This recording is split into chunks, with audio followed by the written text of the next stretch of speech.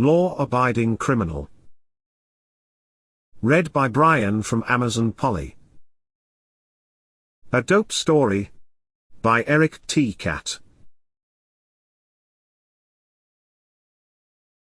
Growing up, I would never have guessed that one day, as an adult, I would become a criminal.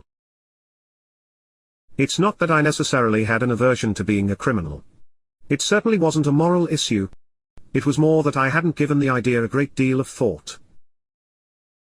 You see, where I came from, parental expectations dictated that their offspring, upon completing school, should go to a decent university, where they would read for a proper degree, which once complete would no doubt lead them towards the occupation of their parents.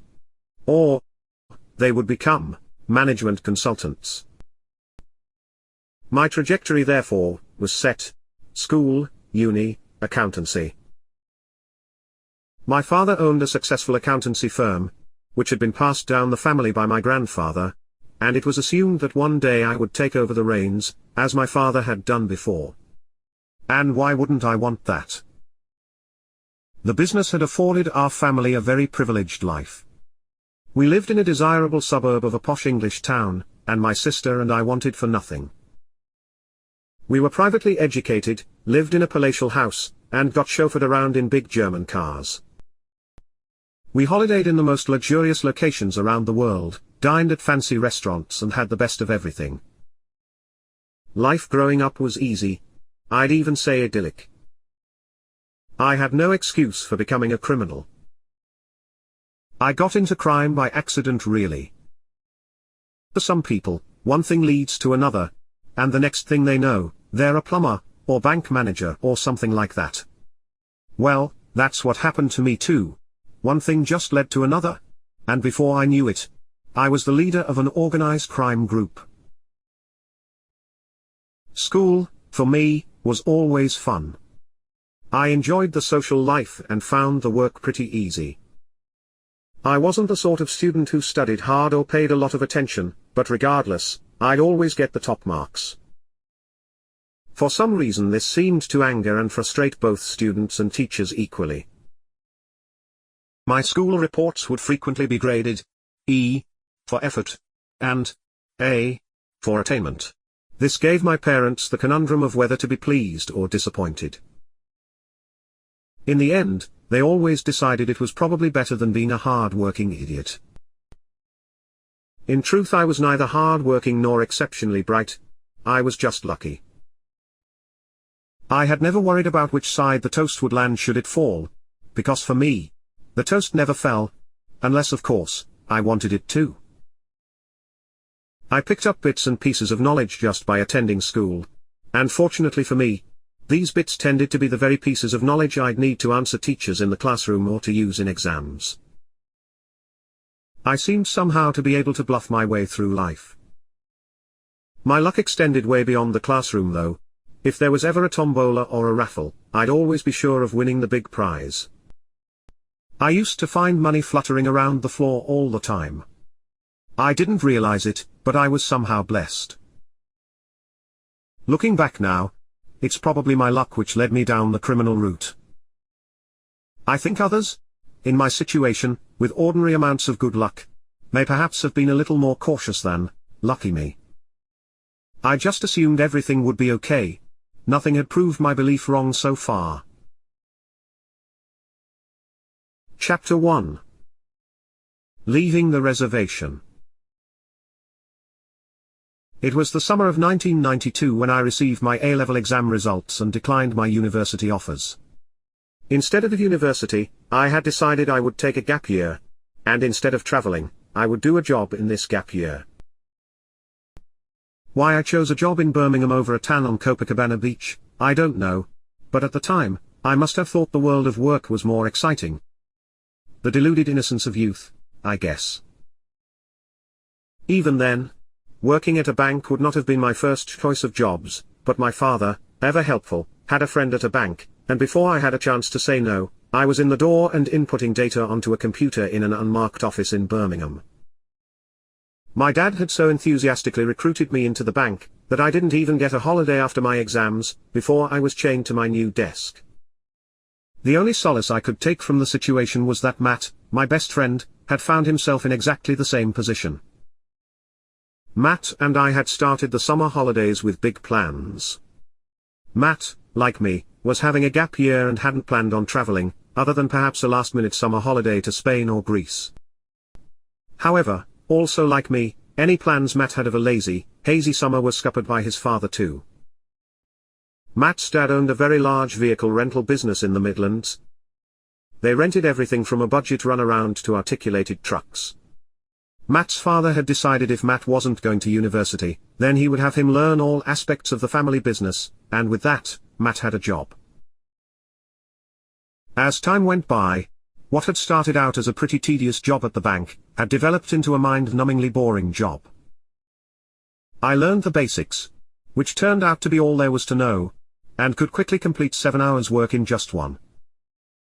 This was strange, because when at work, 1 hour felt like 7. The place was a time machine. To get over the boring days, Matt and I would spend most weeknights sitting in my car at the end of my parents' drive.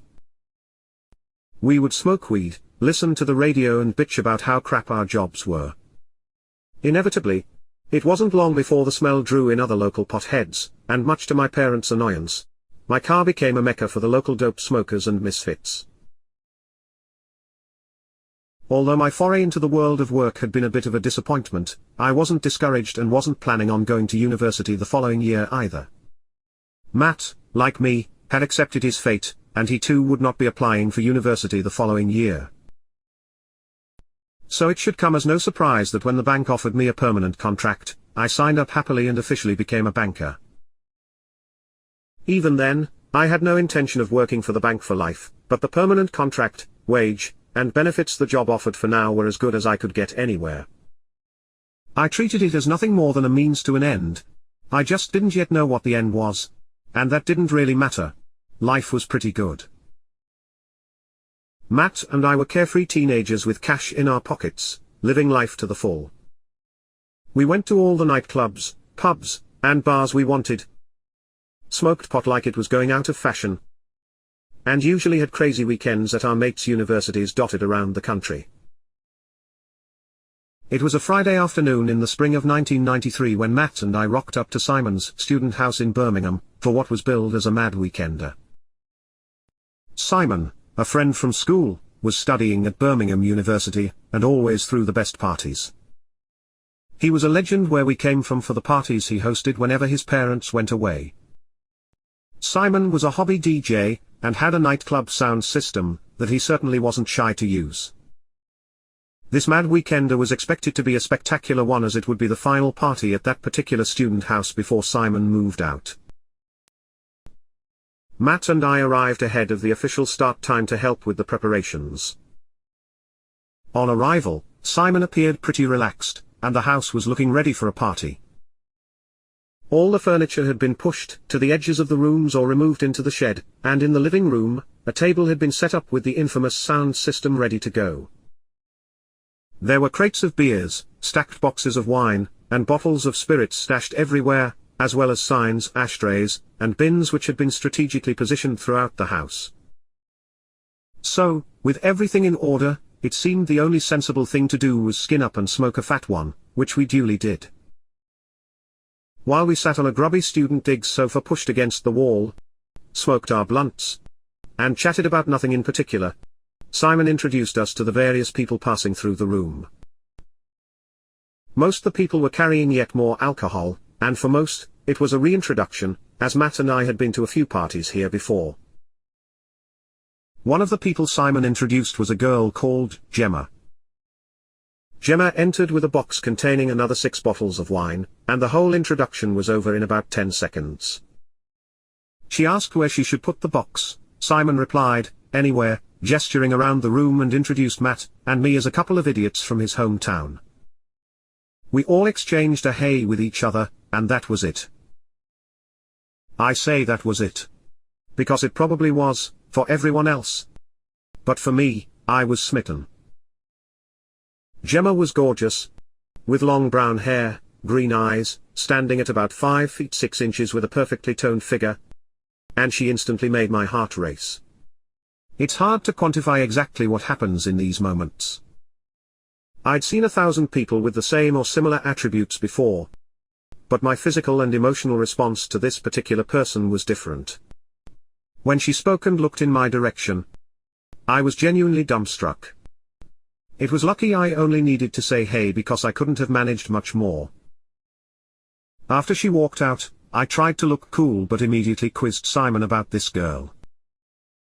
I wanted to know everything he knew, and most importantly, I needed to find out if she was single. Simon, ever a details man, was able to help me out with everything he knew, which was almost nothing. He said he knew for sure that she was single, or she may have a boyfriend at home. She did go home a lot, he said. So I put that down as might be single or might have a serious boyfriend at home. Basically, it was a 50-50. He had lived in the same house as Gemma for a year, so I thought maybe he'd know what she was studying. On that, he said, "Oh yeah, she's on the same course as Mark." But he didn't know what Mark was studying either, so not much help there. Finally, he did remember one important detail about Gemma that could prove to be the vital breadcrumb I would need to start a conversation with her later that evening. She was from up north. Somewhere. It wasn't much, but it was all I had. Meeting Gemma before the party rather ruined the beginning of the night for me. I was all of a sudden anxious about chatting up this girl. I began to overthink what I should say, how I should start the conversation, and maybe more importantly, how I would find her amongst all the people. By 7 o'clock in the evening, the music was already blaring out pretty loud, and the house was already pretty full with end-of-term revelers, and I hadn't seen Gemma mingling. I was keeping a keen eye out while pretending to enjoy myself, but she was all I could think about. By 9 o'clock, I had given up. Perhaps she was carrying the wine for someone else. Perhaps she was actually going home. Simon had mentioned she often returned home for weekends and holidays, and I hadn't asked him specifically whether she would be attending the party in her house. Foolishly, I had just taken it for granted. Therefore, just as I had accepted the disappointment, I took a swig of my beer, and as my head returned to face forward, she was standing right in front of me. At that point, the adrenaline must have taken over, and exactly what was said is somewhat hazy in my memory. However, I'm fairly confident I started with, "I didn't think you were coming, I've been looking out for you." Sounding like a true stalker. And I certainly used the, "so I hear you're from up north" line to devastating effect at some point. Regardless of what I said, it worked, and Gemma and I shouted at each other over the music for a few minutes before going out into the garden to talk. Gemma and I sat, smoked, drank, and chatted like old friends for a couple of hours before leaving the party and heading to a local Indian restaurant, where we chatted until they threw us out. We returned to the house, fought our way through the dangerously crowded ground floor, and finally reached her locked bedroom upstairs. We spent the rest of the night sat on her bed chatting until we both fell asleep. It was the best night of my life. What I had initially seen in Gemma was her outer beauty, which took my breath away. But it was nothing compared to the beautiful person she was on the inside. Gemma had the almost impossible combination of confidence and modesty. She was funny, smart, and kind, and she did have a passionate love back at home. Luckily for me, it was her horses. Gemma was totally out of my league, but as I've said before, I'm a lucky man. And for some reason, she seemed to like me. From that night on, we spoke on the phone daily, and I'd stay at hers over the weekends. During the summer, she would have to go home to Northumberland, which neither of us enjoyed, but soon she was back, and we resumed where we left off. My relationship with Gemma probably spurred me on and sped me up with my plans to get my own house. Up until this point, I had been living carefree at my parents' house, basically using it as a fully serviced hotel. But now I wanted a place of my own to take Gemma at weekends. As 1994 began, I had done my sums, spoken to the bank of Mum and Dad, and along with some of my savings, had been pre-approved for a mortgage. I was now on the hunt for a house of my own. I had grown up in a very affluent area, and with the value of my pre-approved mortgage, I knew there was no way I would be living where I grew up. I'd have to move a few miles down the road. And it wasn't long before I had a house picked. And within a couple of months, I was the proud owner of a 3-bedroomed, semi-detached mortgage in a suburb just outside Birmingham. I was delighted. It was during this time that I met a guy called Dave, and I suppose Dave really changed the trajectory of my life. Dave was what I could only describe as a dodgy geezer. He was the proverbial lovable rogue. He had all the chat and charm and could sell anything to anyone, and that's how we met. Dave had a few garages full of stuff, much of it junk, that he would sell through classified ads and deliver in his van. In my case, he had a whole range of white goods which I selected at his garage, and he delivered later that day to my house. Quick to spot an opportunity, Dave must have smelt the cannabis I had been smoking earlier in the day and mentioned while dropping off the white goods that he also had a sideline in selling cannabis. At the time, every drug dealer would say they were selling super strong Amsterdam grade shit, and Dave was no exception, so I took his business card to be polite. A few weeks went by, and I forgot all about Dave and his super strong Amsterdam grade shit. I had bought my weed from a school friend for a few years and was more than happy with that arrangement. That was until the day of the drought.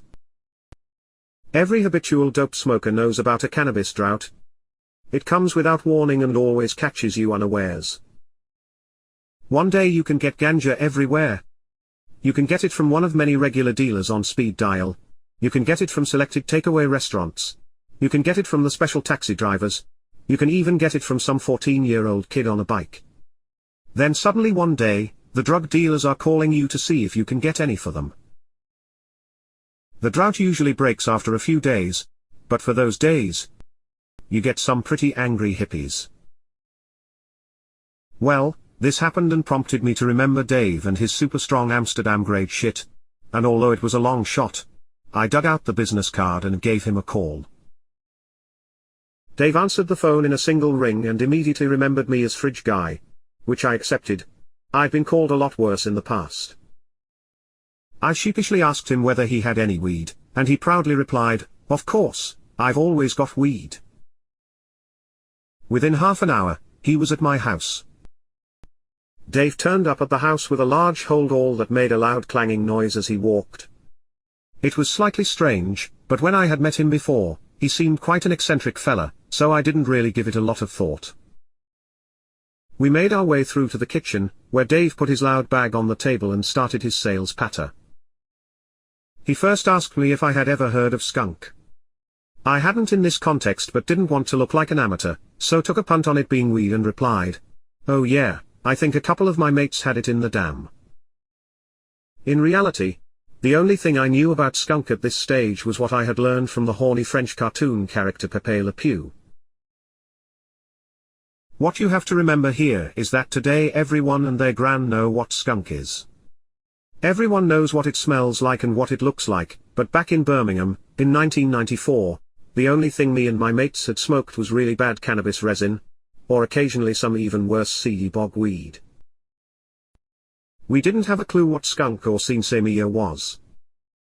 In the UK, the name skunk became the catch-all term for high-potency cannabis buds, and it's kind of stuck right through till today.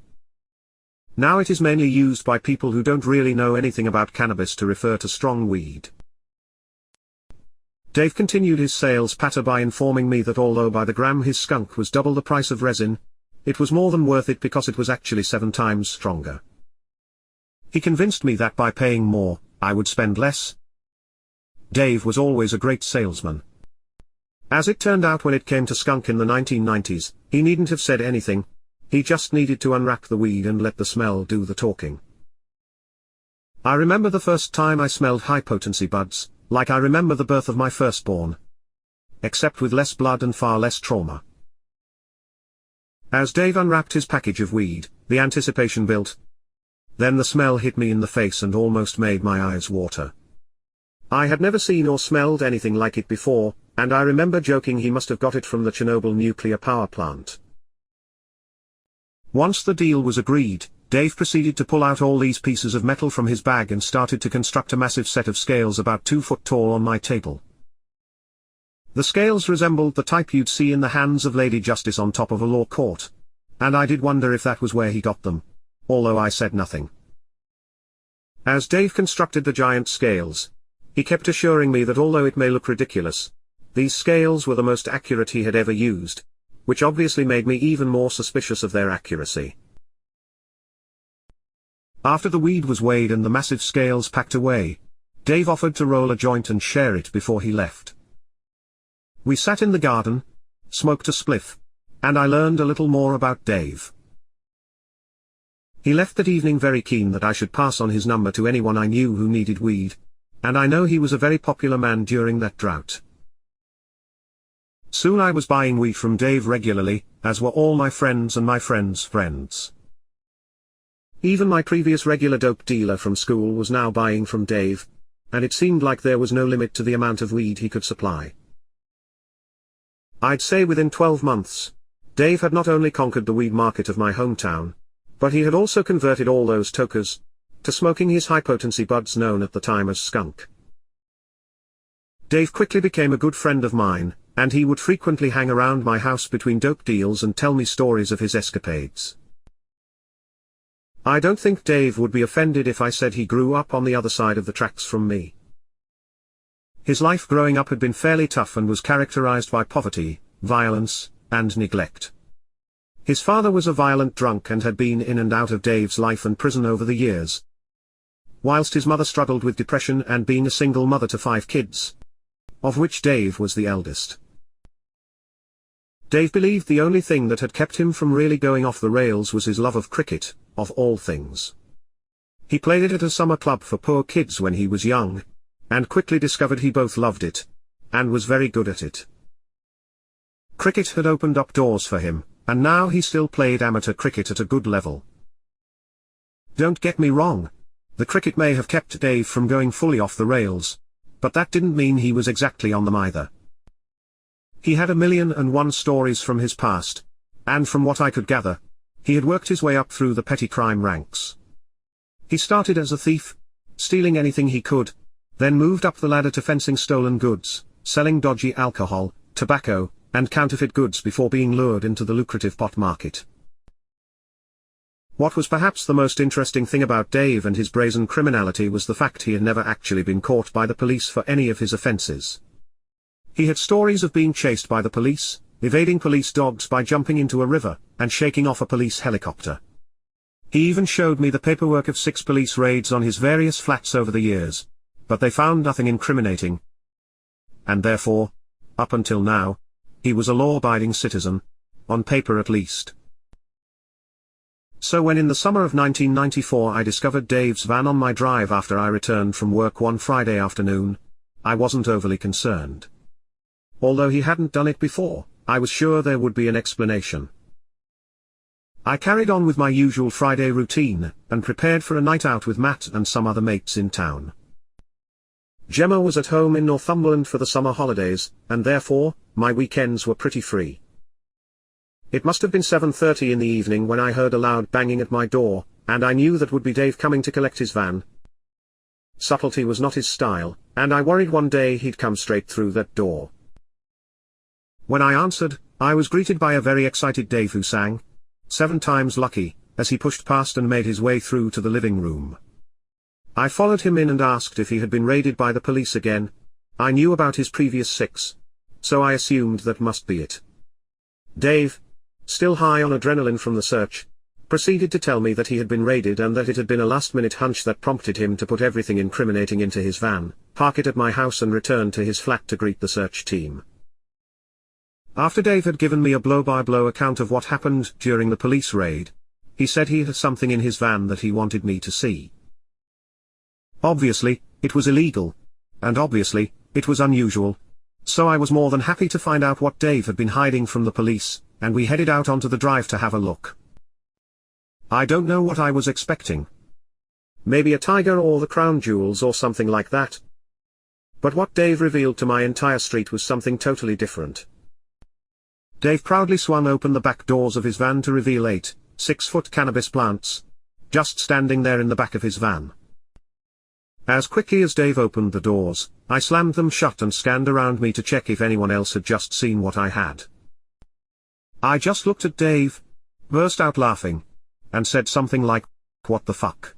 before reopening the doors, just a little, and peered through the gap to confirm what I thought I'd seen. Dave and I returned to the house, and that was when he asked if I might consider looking after these plants, as he wasn't confident he would be able to get them back into his flat. Neither was I. This was probably the moment where my life could have gone one of two ways. I could and probably should have said no and carried on as before. But I chose instead to say yes, and that simple decision changed the path I was traveling on. If Dave had had a tiger or the crown jewels in the back of his van, I would definitely have said no to storing them at my house. But a cannabis plant, for me, that was fine. In fact, that was exciting. A plan was quickly hatched on how to get the plants into the house without any of my neighbors noticing. Matt was diverted from a night out on the town to help with Operation Save Mary Jane, which would be completed under the cover of darkness. While we waited for Matt and prepared one of my spare rooms, Dave told me the story of how he managed to get these massive plants out of his flat. He told me that at about 5 o'clock in the afternoon, he got the overwhelming sensation that the police were coming. It was his sixth sense or whatever. He knew then and there that he needed to clear out the flat, which usually would be a matter of putting anything incriminating in a bag and hiding the bag somewhere safe away from his flat. But today it was going to be a bit harder. What with the 6-foot plants, the gardening paraphernalia, and all that.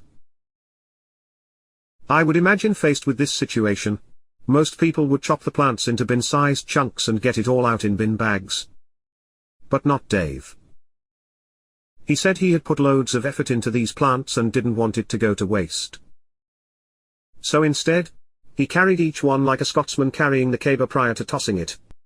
From his flat, down 2 flights of stairs, through the reception area, and across the car park, which is overlooked by at least 20 flats. 8 times. All of the while, people were returning from work on a Friday afternoon. Then he called a taxi, drove at breakneck speed to my house and dumped the van before returning to his flat. He said he got back 2 minutes before the police, who arrived late at about 6:15. And it was all over by about 7. The plant rehoming went without a hitch, and the following day, Dave had agreed to take Matt and me to the cannabis grow shop, which, by a stroke of luck, was fairly close to where we lived. Today, just about everyone and their dog is an armchair expert in cannabis cultivation and hydroponic grow systems. Everyone knows the telltale signs of a clandestine cannabis grow house, and every week the police proudly troll out pictures of a drugs bust in an old bingo hall or cinema being used to grow weed. Back then, even the police didn't really know much about it, and they were certainly not actively on the lookout for it. Saturday morning arrived, and Matt and I met at Dave's flat for our road trip to the cannabis grow shop. Both me and Matt had stopped at the bank on the way and we had pockets of cash ready to spend. I was planning on buying a full system so I could grow my habit in the spare room. While Dave, far from being put off by the ordeal of yet another police raid, was looking to double down and actually increase his growing. His plan was to rent a flat in a fake name and grow a jungle in there. Matt, who still lived with his parents, was buying a system for the future. I guess you never know when a massive light, an irrigation system, and a bag of soil might come in handy. As we pulled into the car park, a white guy with pink dreadlocks walked past our van with a huge bag of Canna-brand soil on his shoulder. Matt enthusiastically shouted, "Yeah man! We're in the right place." The excitement in the van by now was palpable. Matt and I must have looked like two virgins approaching a brothel as we nervously joked and jostled to get in the door first. But when we entered, it wasn't the dope growing experience we expected. It actually looked pretty similar to any other garden center. Except there were no plants. And the customers didn't really look much like gardeners. You had groups of young lads, wannabe gangsters, hippies, and stoners. But not a single person that looked like they nurtured plants as a hobby. After milling around for a short time, we were approached by a stoner who worked at the shop. We started talking about the tomatoes we wanted to grow and asked how would be best to grow them when he stopped us in our tracks and said something like, "Boys, I don't grow tomatoes myself, but if you want to grow weed, I can tell you how to do that." With that, we all relaxed, relieved that we weren't going to get thrown out for saying it out loud. We must have spent an hour with this guy who gave us catalogs, grow guides, feed charts, and everything we needed. He told us where to get seeds and where to get additional resources in the local area. Not only did this guy sell us all complete grow kits, but he also educated us on what to do with them. All three of us ended up sat on the stacks of soil, making notes and drawing pictures of what we had been taught. It was a masterclass in weed cultivation, a 60-minute degree, and I owe a lot to this unknown shop assistant. The following few weeks were the practical side of our education in growing weed. Dave and I had agreed that his 8 plants would be split 2 ways, with both of us getting 4 each. After that, Dave would move his equipment to his newly rented flat, while I would set up my own personal space in my house. Matt would keep his kit in his cupboard unopened. Over the next few months, growing weed became an obsession. It was my primary focus. I'd go to work during the day and tend to my garden at night. I'd travel far and wide for literature about weed and created my own repository of all things ganja related.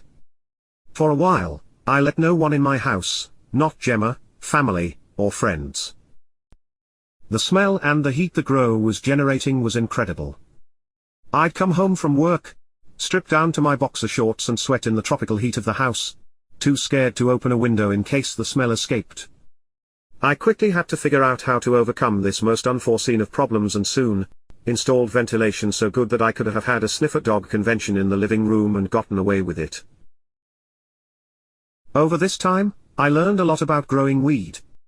And I definitely killed more plants than I smoked. I happily ticked off every growing mistake on the list as I went, until finally one day, the scrupulous note-taking and obsessive detail charting paid off, and the formula for success just kind of clicked. Probably the most important lessons I learned during this time were not growing weed related, but rather growing weed and not getting caught related.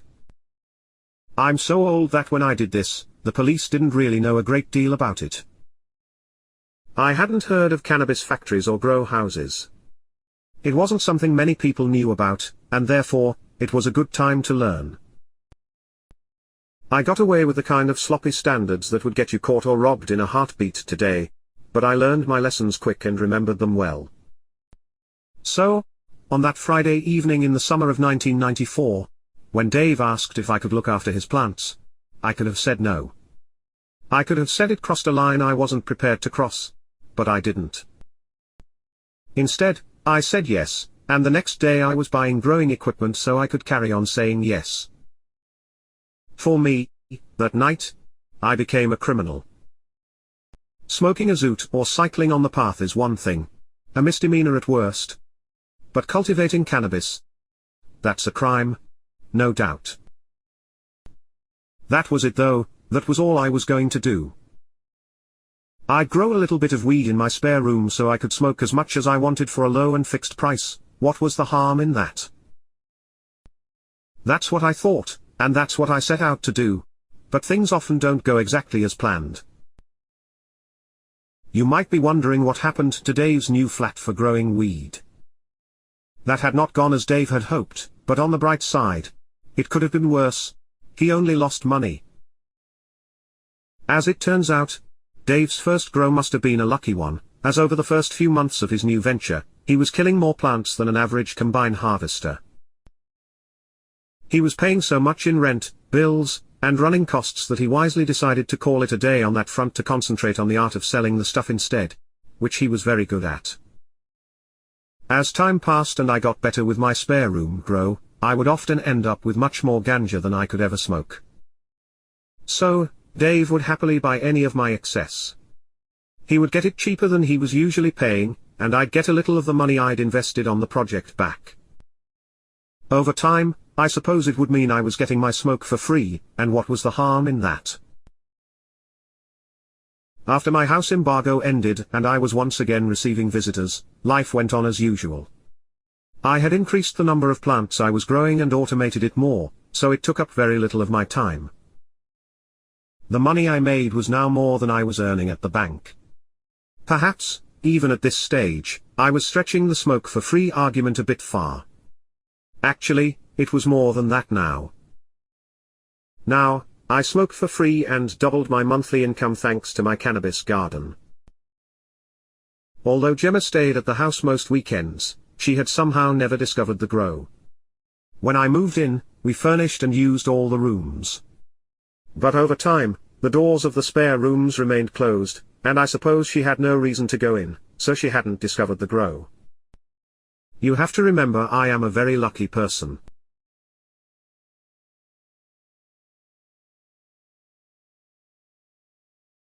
Chapter 2. Doubling down.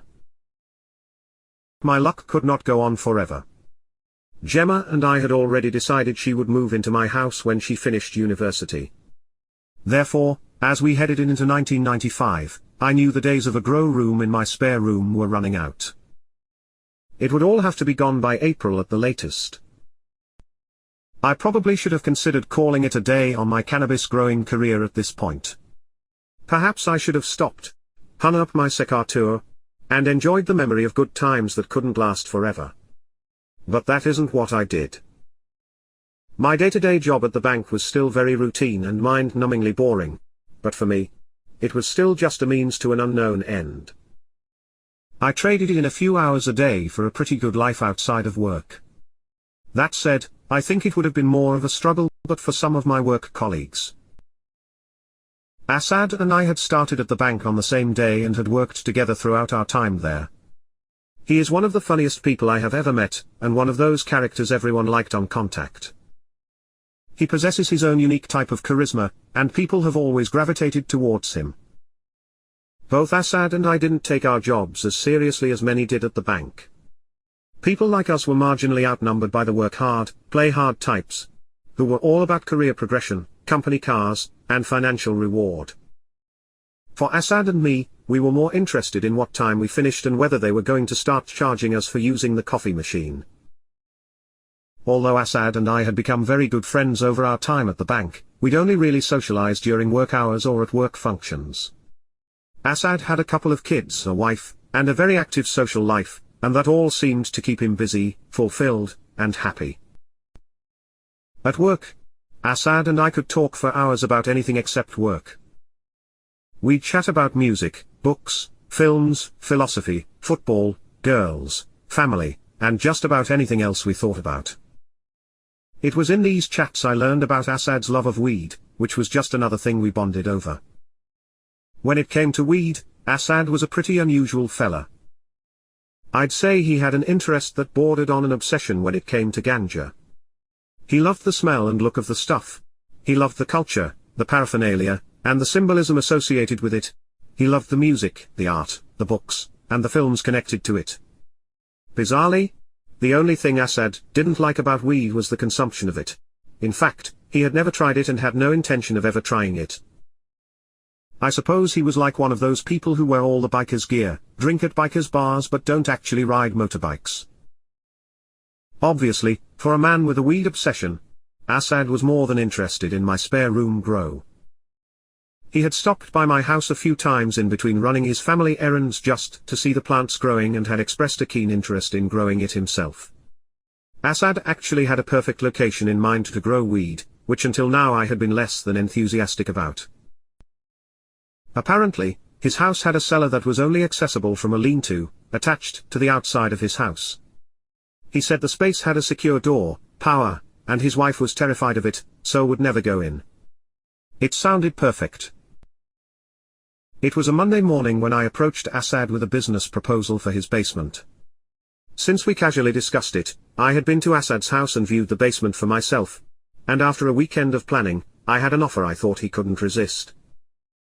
I proposed that we utilized almost all the space in his basement for the operation, and that it be automated to require the least amount of maintenance on a day-to-day basis. I'd equip the entire room with the best equipment to make it silent and smell-free and would then visit in the dark a few times a week to look after it. When a crop was complete, I would harvest, trim, and remove the finished product, and Dave would buy it from me. I would pay for the extra electricity, and Asad and I would go 50-50 on the revenue. He jumped at the idea, as going on holiday in a couple of weeks with the family, which seemed like the perfect opportunity to set it up and get started. Dave and Matt were drafted in, and off we went to the hydroponic shop in high spirits and ready for a weekend of building the perfect invisible grow room. The new setup went up and on without a hitch. As planned, it was totally invisible unless you were actually inside it. Using the formula, I was able to start producing a lot of weed to sell quite quickly. The additional automation and improvements to the system meant I was actually spending less time looking after these plants than when I was growing at home. Everything seemed to be going well. I knew at this point that this was no longer just growing a bit of pot on the side so I could smoke for free and earn a little extra pocket money. But by this stage, I don't think I really cared about that anymore. Now I wanted to make money from it. Asad loved the new arrangement. He was making a larger share of the profit than me. After the initial novelty of having a jungle of cannabis plants under his house wore off, he hadn't been down to see them for months. But each month, he would receive a bundle of cash, far larger than the money he received for working at the bank. And like anyone, he quickly got used to the extra money. By the time Gemma moved into the house, the old grow room had changed into a home office for Gemma, who had landed a graduate job at an energy company in Solihull. Life felt like it was going better than I ever could have planned. Cohabiting was bliss, and in no time at all, we had slipped into the routine of our new life.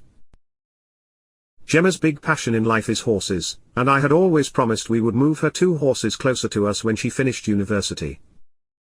Her family had many animals on a small holding, and what she hated most about university was being away from them. A few months into me and Asad's venture, Asad mentioned that both his brother and his parents not only lived on the same road as him, but also had the same basement situation going on as his. He said he was pretty sure both would jump at the opportunity to earn a little extra money from their unused space, and stupidly, I didn't even stop to think about it. I just said yes, and quickly plans were made, agreements reached, and Matt and Dave were called into action again to help build some more grow rooms. It had been less than a year since I worried about having to close down my own grow room and start buying weed again, but now, instead of buying it, I was managing 3 large grow rooms under a street somewhere in Birmingham. It wasn't long before more opportunities presented themselves, and I enthusiastically took and ran with each one, disregarding any potential dangers. I'd have friends of Asad's brother and parents wanting in on the action. Matt, Dave, and other friends who knew what I was doing had prospective cannabis farmers all across the Midlands. And even friends of friends were offering their farms, factories, and warehouses. It's staggering looking back not only at how many people wanted to do it but also how many people knew what I was doing. I started spending more time at work thinking and planning how I could practically start more grow rooms. My approach up until now was pretty hands-on, but I knew in order to scale up, I couldn't do all the day-to-day maintenance of each grow site myself. In fact, I realized a lot would have to change if the venture was going to work on a larger scale. Asad and I would spend hundreds of bank hours working on the plan, while Dave, Matt, and I spent even more personal hours figuring out the system for expansion and how it would work. We created spreadsheets, wall charts, and instruction manuals. We wrote down pay structures, job descriptions, and Venn diagrams, and soon we had enough documents to be charged with a pretty serious conspiracy. Even as we did this, we were aware that proper criminals didn't write things down. But we were not really proper criminals, so we did it our own way, agreeing that once the plan was in action, we would destroy the documents. I never did destroy those documents. Once the planning had been done, I started the ball rolling, and new local grow rooms were selected and quickly fitted out. The new growers, who we now called hosts, were tutored in their responsibilities and how to actually grow weed. I gave them books, charts, and everything a budding cannabis farmer could need to get started. In no time at all, 3 grow rooms turned into 6, and then 6 quickly became 12. Although I was no longer tending any of the plants, I was constantly running out of time. There were simply not enough hours in the day to manage and expand the grow rooms, work full-time, and not look like I was having an affair. so I started taking paid holiday from work to create time. With the help of an old school friend, Andy, who was a permanent first-year student at Bristol University, I managed to quickly assemble a crack squad of grow room fitters, who were actually just a group of university students. The students would come during holidays and at weekends, and I would ferry them from new site to new site. I'd put them up in a decent hotel and pay them far more than they could earn elsewhere, and they'd always return to Bristol with enough weed to keep them going until I needed them again. It would be hard to deny that by the middle of 1996, I was up to my neck in crime, but to my family and Gemma, I was just a normal banker. Up until this point, I had successfully managed without too much difficulty to keep the two sides of my life relatively separate, and I was pretty confident that neither Gemma, my parents, nor my boss would have any idea what I was up to in my spare time. Behind the facade though, I was struggling to clandestinely manage 12 sites while working a full-time job. Worse still, Gemma and I had a long-planned holiday approaching fast, and I had run out of holiday allowance for the rest of the year from work. Something was going to have to give, and with regret, the mind-numbingly boring job was the casualty. Once decided, my resignation was rapidly delivered, in time for me to work my notice and then jet away on our holiday. Of course, I couldn't tell Gemma about the resignation because she'd want to know why, and I had no reasonable answer for that very reasonable question. Instead, I was going to be one of those people who pretend to go to work each day. At least until I could figure out a better long-term plan. Up until this point, the cannabis business had seemed unstoppable. From the first bit of excess to the big kilo bags, Dave had always managed to offload it without it seeming like a problem.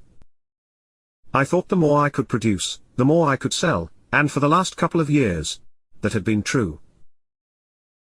While I expanded my cannabis-growing empire, Dave had been expanding his cannabis-selling empire and now sold massive amounts across South Birmingham. It would be usual in drug dealing to start at street-level selling grams, then move up to ounces and 9 bars and forget about the grams, before moving on to kilos and forgetting about the ounces and 9 bars. But that's not what Dave had done.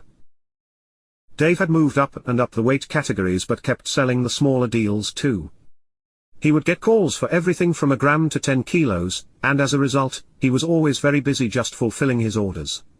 Dave's sideline had become his full-time job, and now he only really sold weed. He still had the police on his back but always seemed to be just ahead of them. Dave pretty much worked 24/7. He survived on little sleep and pure adrenaline. The only time you would find Dave not working was if he was playing cricket, which he still loved. As my grow rooms increased, more and more weed started to appear, and Dave reached the point I had once feared and more recently forgotten about. He couldn't sell it all. He was genuinely embarrassed and ashamed about it and said there were not enough hours in the day. He told me he couldn't even give up cricket to free up any more time and proceeded to tell me why. Dave's sixth sense, as it turned out, was actually a contact at cricket. He had played for a team for a few years as an amateur, and within his team was a police officer who really liked Dave. In the different surroundings of cricket, the police officer saw a different side to Dave and a few years ago simply walked up to him and said, "Your flat will be raided at 6 o'clock next Friday," and walked away.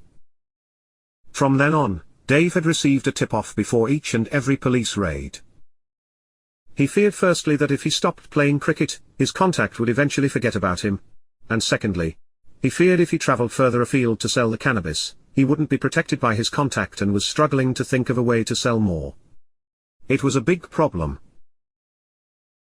In life, I don't tend to get too stressed in any situation. That's the privilege of a lucky person.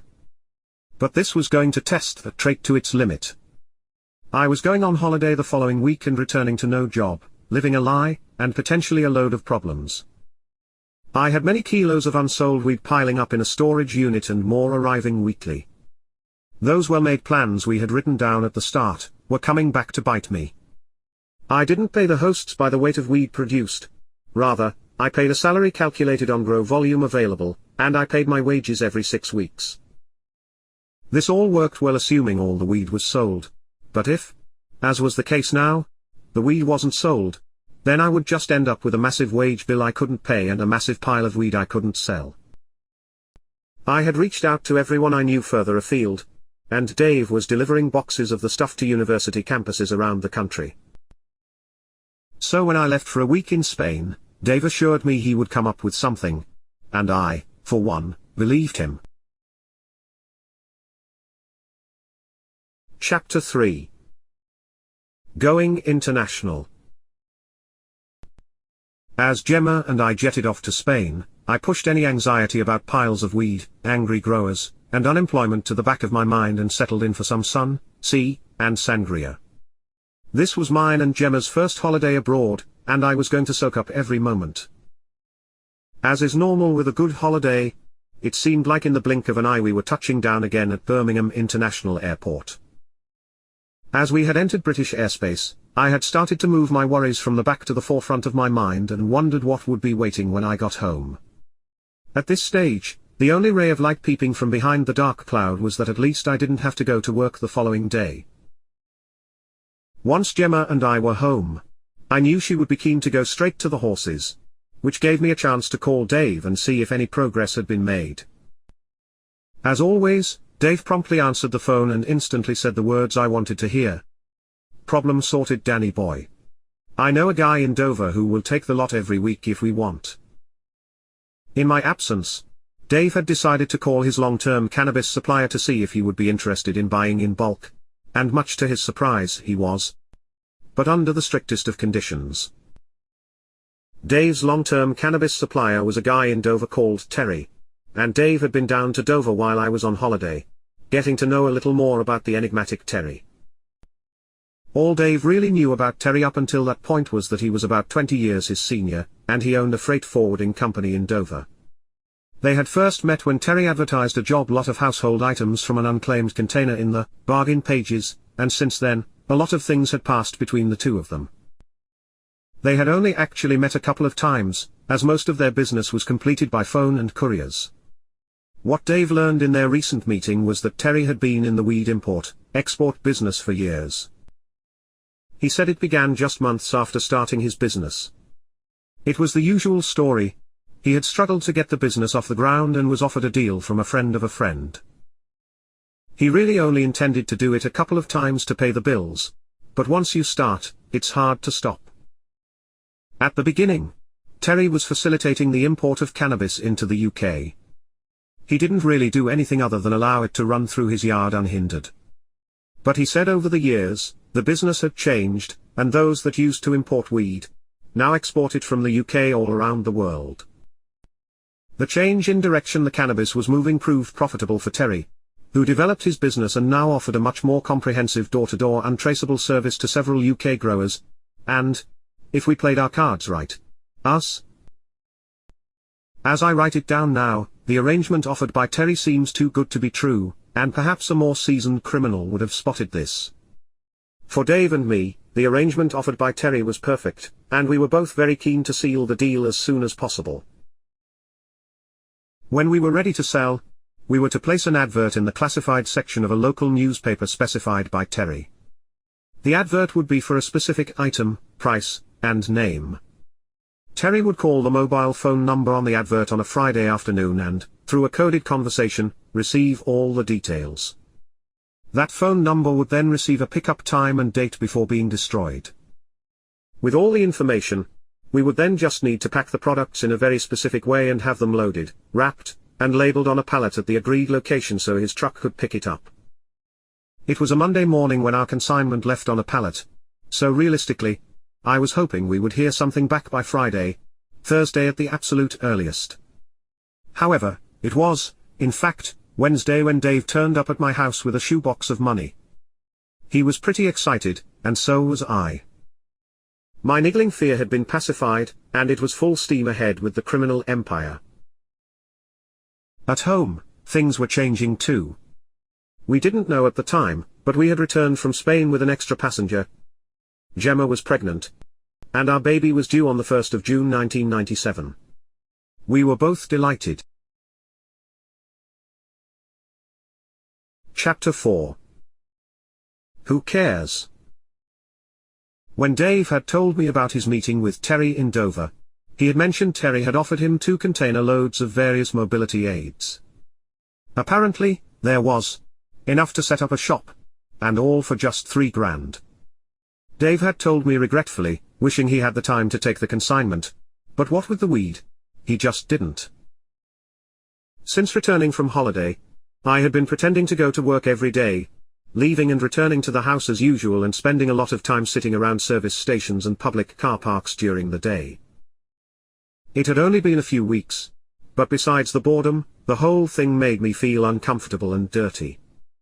I felt like I was cheating on Gemma, which I wasn't, but I was lying pretty badly nevertheless. As I sat and killed time, that conversation Dave and I had about having enough mobility aids to set up a shop kept replaying in my head. And then it hit me. Why don't I set up a shop? It would give me a place to go every day. I wouldn't have to lie about going to work, and best of all, I could launder my money through the tills. I immediately called Dave and asked him to see if the mobility aids were still available, and within 30 minutes, I had purchased the contents of a couple of 40-foot shipping containers full of mobility aids.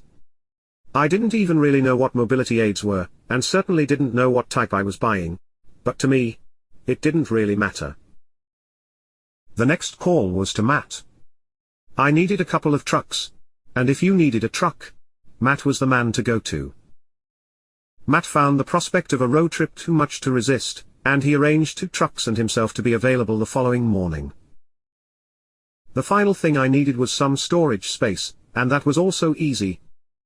I used the same place as I stored my weed, except now I needed a much larger unit.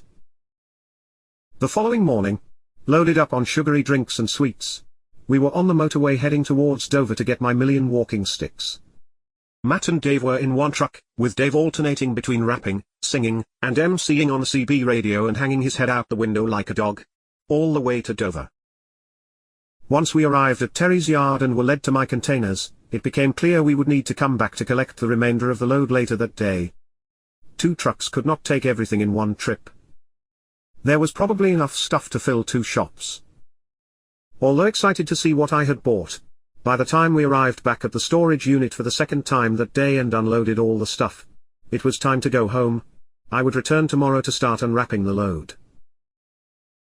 I had decided not to tell Gemma about any idea of leaving the bank or opening a shop until I had seen what I actually bought. And I would really need some sort of plan of what I was to do next before I broke the news.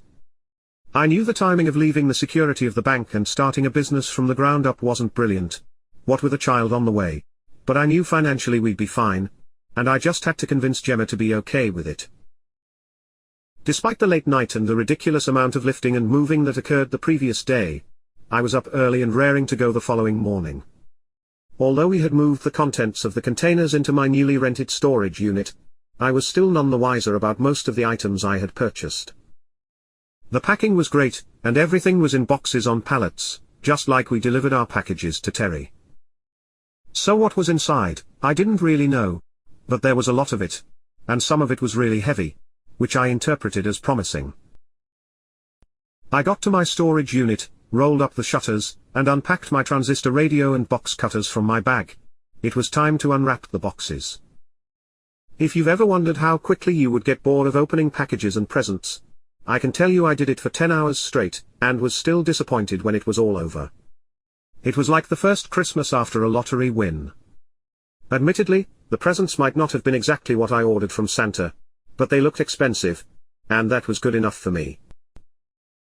Over the day, I had concocted a story in my head of how I was going to tell Gemma that I was leaving the bank and setting up my own business. I knew it might come as a shock to her, as I hadn't previously mentioned a burning desire to become an entrepreneur. But she did know I hated working at the bank. My plan was simple. I would tell her I bought these 2 containers for £3,000, and I was going to open a shop. I wasn't lying. That much was definitely true.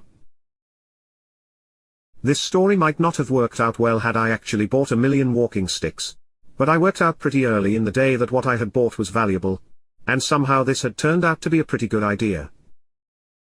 I, therefore, decided where better to announce my plan to Gemma than among all this stock. So, after she returned from work, I drove her straight to the storage unit. I was expecting tears, shock, and maybe even a bit of anger about my announcement, but by the time Gemma had done a few laps of the storage facility on a mobility scooter, she was receptive to my new business idea. Actually, she was more than receptive, she loved it and was immediately encouraging of it. The following day, I went on the lookout for commercial premises. I was concerned that being unemployed and having no obvious source of income would be an issue, but it proved to be no problem at all. I had cash. Within a month, I had the keys to a massive shop on my local high street, and had more than enough stock to fill it twice over. I hired a professional shop, fitting team and graphic designer, and when the shop opened, it looked amazing. We stocked so many items I didn't even know what most of them were for. The business had been set up as a cover story and as a result of a lost shipment of mobility aids, and was anything but well planned. Had the lost shipment been sweets, I would have opened a sweet shop, and as a result, I hadn't done the research or given due care and attention to creating a successful business. With this in mind, I wasn't anticipating a rush of customers on the day we opened, and I wasn't particularly worried about sales, as I would put the necessary money through the business from my ever-increasing pile of illicit cash. The shop had been so badly planned that even the name itself was an afterthought, and came from a conversation with Dave. After I had explained my grand idea of opening a shop, he asked the obvious first question: "What are you going to call it?" My reply was a flippant, "Who cares?" And he replied, "It's not bad. With or without a question mark." And like that, the shop had a name. Who cares? With a question mark? Who cares? Opened its doors late in 1996, and from the get-go, it was busy. I had employed 3 sales assistants to cover the opening hours, and I would act as the store manager. I was anticipating a trickle of customers and had been planning on spending the free time I would have, in the office at the back of the shop doing other things. What actually happened was a torrent of customers rushing through the doors, stripping the shelves as they went. I was rushed off my feet, and far from being a laid-back manager kicking back in my office, I became a pretty incompetent sales assistant. Luckily, within the original consignment of stock, I was able to locate where the products had come from and quickly managed to discover there was a large warehouse and showroom in Frankfurt, Germany. Needless to say, within a week, I was off on a trip to Germany. My plan had been to try and buy as much stock as possible in cash, and therefore I traveled with a briefcase full of Deutschmarks like some sort of international drug smuggler. For a person who had never thought about mobility aids until a few weeks ago, I had suddenly become a great enthusiast of personal independence aids. Suddenly going to the European distributor for mobility aids was like taking a kid to a theme park for me. Matt had come for the trip, and we spent the whole day in the showroom testing and messing around with everything they had to offer. It wasn't all fun though. I was there on serious business, and this place must have been where the UK wholesalers were buying from. I could get the items for the price I wanted, but I would need to buy 10 times more than I had planned. I did the only thing I could. I paid all the cash I had as a deposit, and ordered 10 times more stock than I needed on credit. On arrival home from Germany, I immediately needed to find a smallish warehouse to store all the stock that I had purchased, and I needed it quickly. Matt mentioned a warehouse and yard his father's company had recently finished using, and as quick as that, I had a new warehouse for my business on a 5-year lease.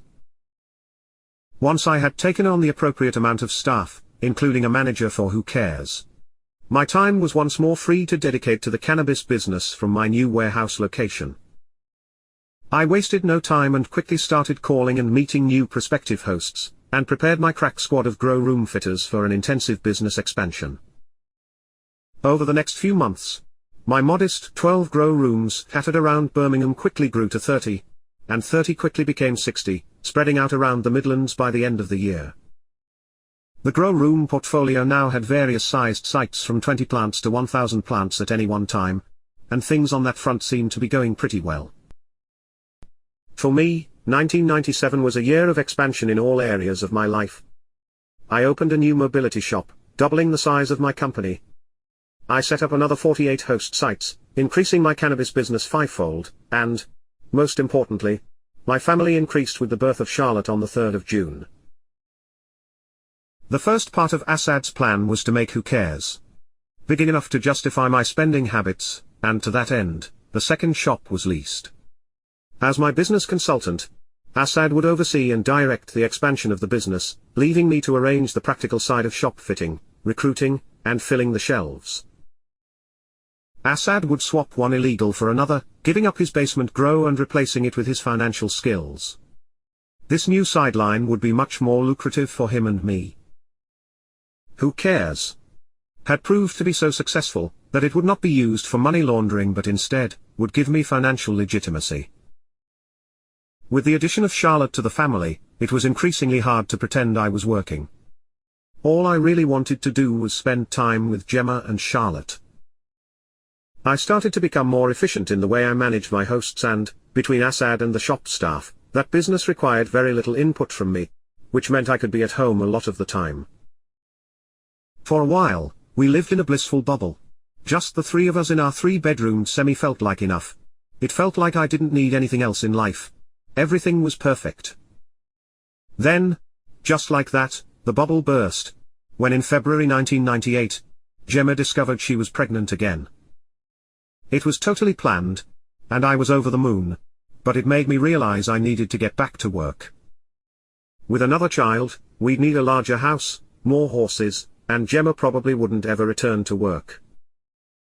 The real responsibility of being a father seemed to hit home more at the prospect of a second child than the first.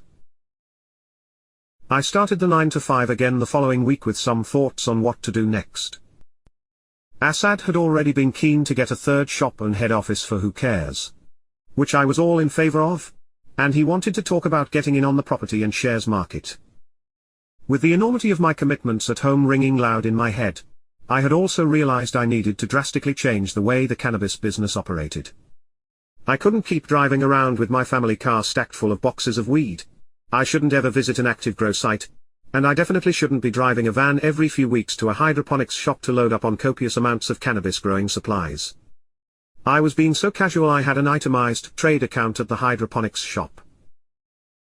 Before anything else though, I really needed to speak to Dave about his drug dealing habit and the fact it would always be a weak link in our chain. Since Terry had started buying the majority of the weed I produced, Dave was not only receiving his cut, but he was then supplementing the boxes of money with his old drug dealing business.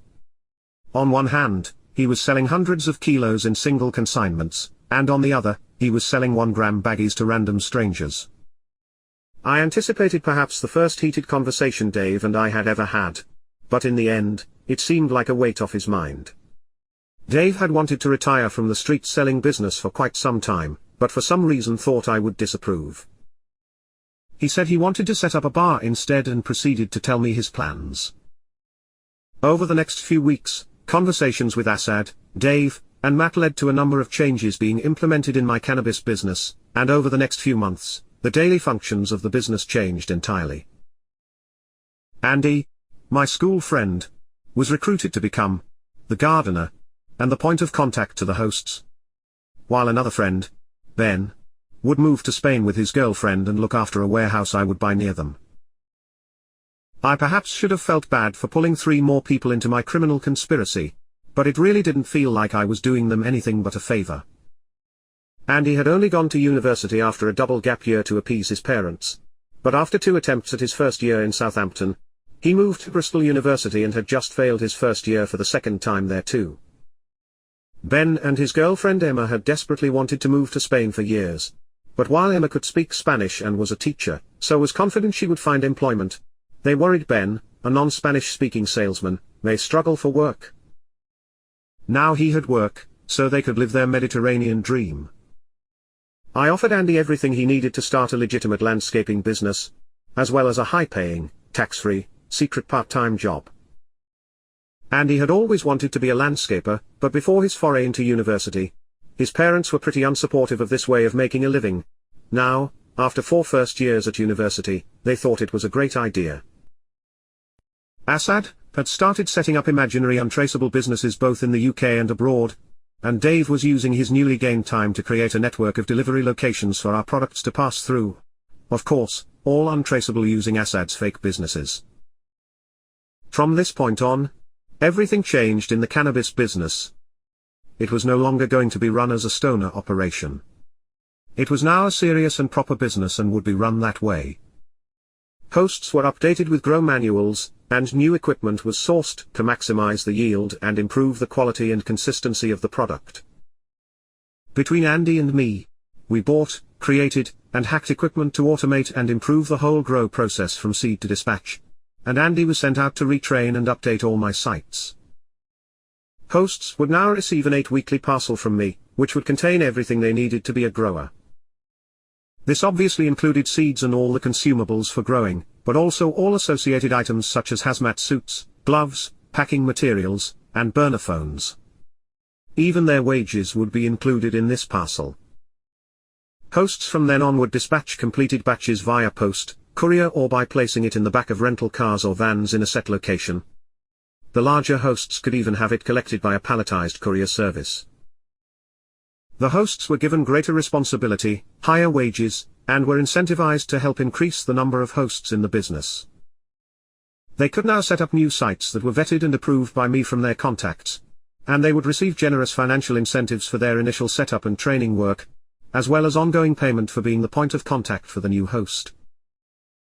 Everything needed for the hosts was now sourced around Europe and shipped to Ben's warehouse in Spain. Ben would simply ship everything that came to his warehouse to another company for repacking. They would collate the items into parcels as instructed and forward the parcels onto an order fulfillment company in the UK. From there, the order fulfillment company dispatched specific boxes to specific hosts by courier. The instructions were sent weekly by me via fax from a bogus company Assad had set up, and payments were made from the fake company. Structurally, the business now worked where I was ultimately responsible for everything up until the point I could deliver the finished weed to Dave. Dave would then combine all the individual hosts' products, pack them to the correct standard, and arrange their delivery to Terry. We had worked together to try and stay physically away from the product as much as possible, but there were still times we would be unavoidably exposed. I also knew there was one thing I had totally neglected in the past, and I was only really still in business and not incarcerated because of luck rather than due diligence. I had in the past taken on all my hosts on the trust of the recommendation and by instinct, and while it seemed to have worked so far, I wasn't going to ride my luck any longer. I now had 1.5 kids to consider. Chapter 5. Helen Hunter, P.I. I wanted to get a private investigator that could evaluate any new host candidates, plus I wanted to keep an eye on my existing ones. I was looking for the type of investigator you see on TV. The type who doesn't let little things like ethics or laws get in the way of their investigation. Let me tell you, finding that sort of investigator is hard. I didn't really know where to start, so I started where you would in the 1990s. I looked in the yellow pages and called the companies with the biggest adverts. Big mistake. After many failed attempts, many thousands of pounds spent, and many credit reports and electoral roll records from a variety of investigators, I had almost given up on the idea, when I was contacted by the investigator of my dreams. Her name was Helen Hunter, and she was exactly what I had been looking for. Before I go any further, I will address the name thing. It was obviously the first question I asked, and she was absolutely adamant that that was actually her real name. She even showed me her army card to prove it. So I, for one, believe her. You can make up your own mind. Helen had served with the intelligence corps of the British Army for 15 years before becoming a private investigator, and she had made a name for herself among people in the know as the investigator of choice for, shall we say, non-standard investigations. Just the fact she contacted me was testament to her investigative abilities. She told me straight out she had a contact in one of the corporate investigation companies I had used, and he had given her my details because he thought I was after the Helen Hunter type of PI. Helen can get you anything you want, no questions asked. She lives for the hunt. She's meticulous, tenacious, creative, and very well connected, and in the years I worked with Helen, there was never anything I asked of her that she couldn't do. Helen can get you information from anywhere, be it the police, prison, courts, banks, the tax office, medical records, work HR files or even your kid's school file. If a record exists, she can get it. Helen used to joke she was happy delving through archives but was at her happiest when delving through a Target's bins. She is awesome and terrifying in equal measure, and from our first meeting, I knew I must have her on my side. The slight delay in being able to properly assess the suitability of prospective new hosts had actually worked out well. The extra time allowed me to properly plan and create a new blueprint for the cannabis business, that I would continue to use throughout my reign of terror as a drug kingpin. With Helen and her team on board, I was now able to vet 3 candidates a week, and although I hadn't told her for what purpose, my respect for her is so great I expect she knew from the beginning. Now everything was in place for the cannabis business to flourish. It became much less time-consuming for me on a day-to-day basis, even with the expansion.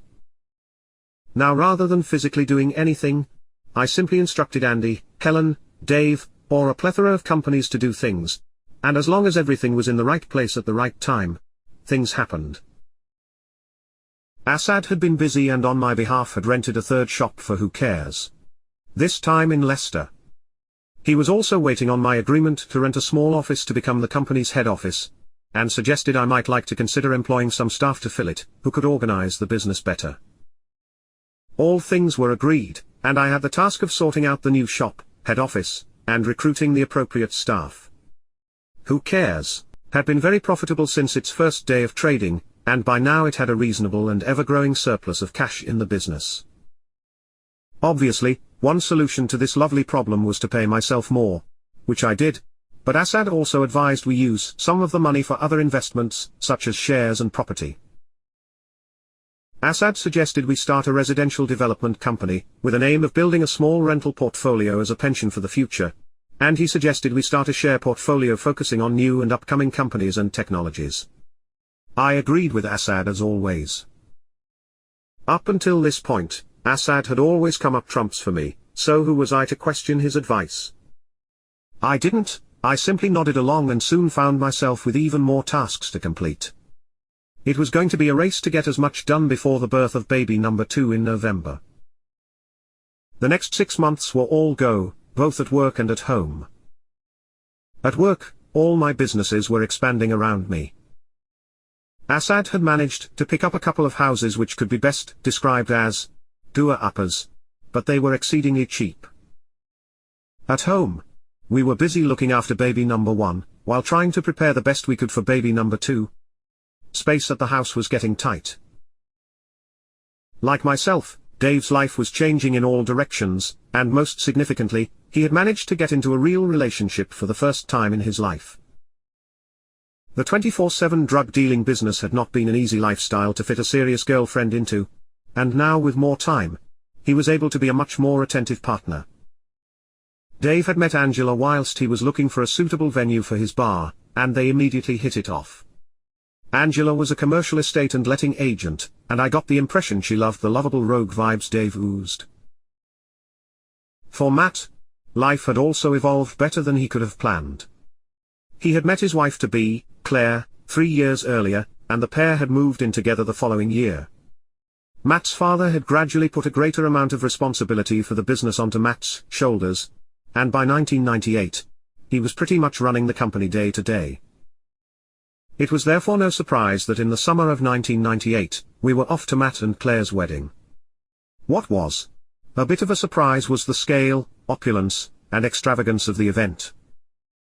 Matt had for the last few months been receiving a fairly substantial amount of cash for the specialist unofficial rental cars he was able to bring to my cannabis business, and looking around at the wedding, I could see exactly where the money had gone.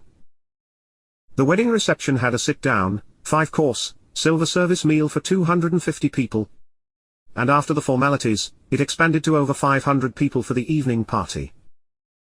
There was a free bar and a never-ending buffet. There were live bands and dance acts. There were even fairground attractions and little stalls with candy floss and popcorn, and it was all housed in a circus-sized marquee, in the grounds of a stately home. As I sipped on my free Dom Perignon and Gemma rubbed her expectant belly, we watched the heaving dance floor and the groups of people enjoying the evening, and Gemma just looked at me and said, "How the hell can he afford this? We wouldn't even know this many people to invite. Do you think he rented people to come?" I just laughed and said I was thinking the same thing. Regardless of how it was paid for, it was an amazing day and night, and we left in high spirits. By the time little Connor crash-landed on planet Earth, on the 12th of November 1998, everything was in full swing and going well. The third shop in Leicester was open and busy. My head office was open, overstaffed, and quite expensive. But to make it worth it, there were plans to quadruple the number of shops over the next couple of years. The two doer upper houses purchased earlier in the year were now back on the market, done up and marked up, and I had my eyes on a few more. The cannabis business had started to expand at a rate of 3 sites a week, and my involvement was even less than I had anticipated. So I was again able to spend the rest of the year almost all on paternity leave. The following year everything in my life seemed so perfect. Onlookers, family, and those friends not involved in the cannabis business saw me, Gemma, and the kids as a young, wholesome, successful family, living the Tory dream. I seriously doubt anyone who wasn't supposed to know about the drug empire had any idea of its existence. Over the last few years, I couldn't complain about my finances. Both legitimate and illegitimate work had been kind to me, and there had never been a point I would describe my situation as being short of money. That said, there had been points where I had been throwing money around left, right, and center, and had it continued, I could easily have got there. But now, the rapidly increasing amount hosts were starting to pay back the investment, and cash money was flowing in, much quicker than I could spend it. Just before my paternity leave began, I got lucky and managed to find a project manager to run the newly forming building company. He assembled a team of builders, roofers, and tradesmen to work on my housing development company, and in 6 months, they turned 15 derelict buildings into homes ready to be lived in. In the development company, I had, for the first time in my journey through the criminal world, found a really effective way to launder cash. The warehouse I had used for Who Cares was now defunct. It had a few boxes of cash and some excess things from home on the shelves and nothing else in there. My laundering process was simple and involved driving around local building, plumbing, electrical, and wood merchants, bathroom shops, tile warehouses, decorating shops, and so on, a couple of times a month. I'd go in, buy huge quantities of everything needed for my building sites, and pay in cash. Then the materials would be delivered to my warehouse, and the project manager would distribute the items from there, where he also had his office. Additionally, a lot of labor was paid in cash and not officially recorded, so, on paper, we must have looked like the thriftiest builders in the business. The final part of the process was to sell the house, and once sold, I was able to swap that cash spent on labor and supplies into legitimate profit from the house sale. It was going so well that Assad had purchased a street of 52 houses in Middlesbrough on my behalf. Which sounds crazy. But what was really crazy was the fact it cost just £52. There was a caveat that they had to be habitable within 2 years, but that wouldn't be a problem. In 1999, I may have suddenly been acquiring loads of houses, but the house I really needed to change was the one Gemma, Charlotte, Connor, the dog, 2 cats, and I were living in. The 3-bedroom semi had served us well, but it was a bit cozy, and we had different needs and desires now. We wanted a house in a good area, on the edge of the countryside, where the horses could live on the same land as us. We wanted a detached house, we wanted at least 5 bedrooms, and we wanted room for improvement and expansion. We searched for the right place for months and wondered if we would ever find what we were looking for, until one day, an estate agent said she thought she had it. End House Farm was a pretty dilapidated Victorian farmhouse, with outbuildings and a few acres of land attached.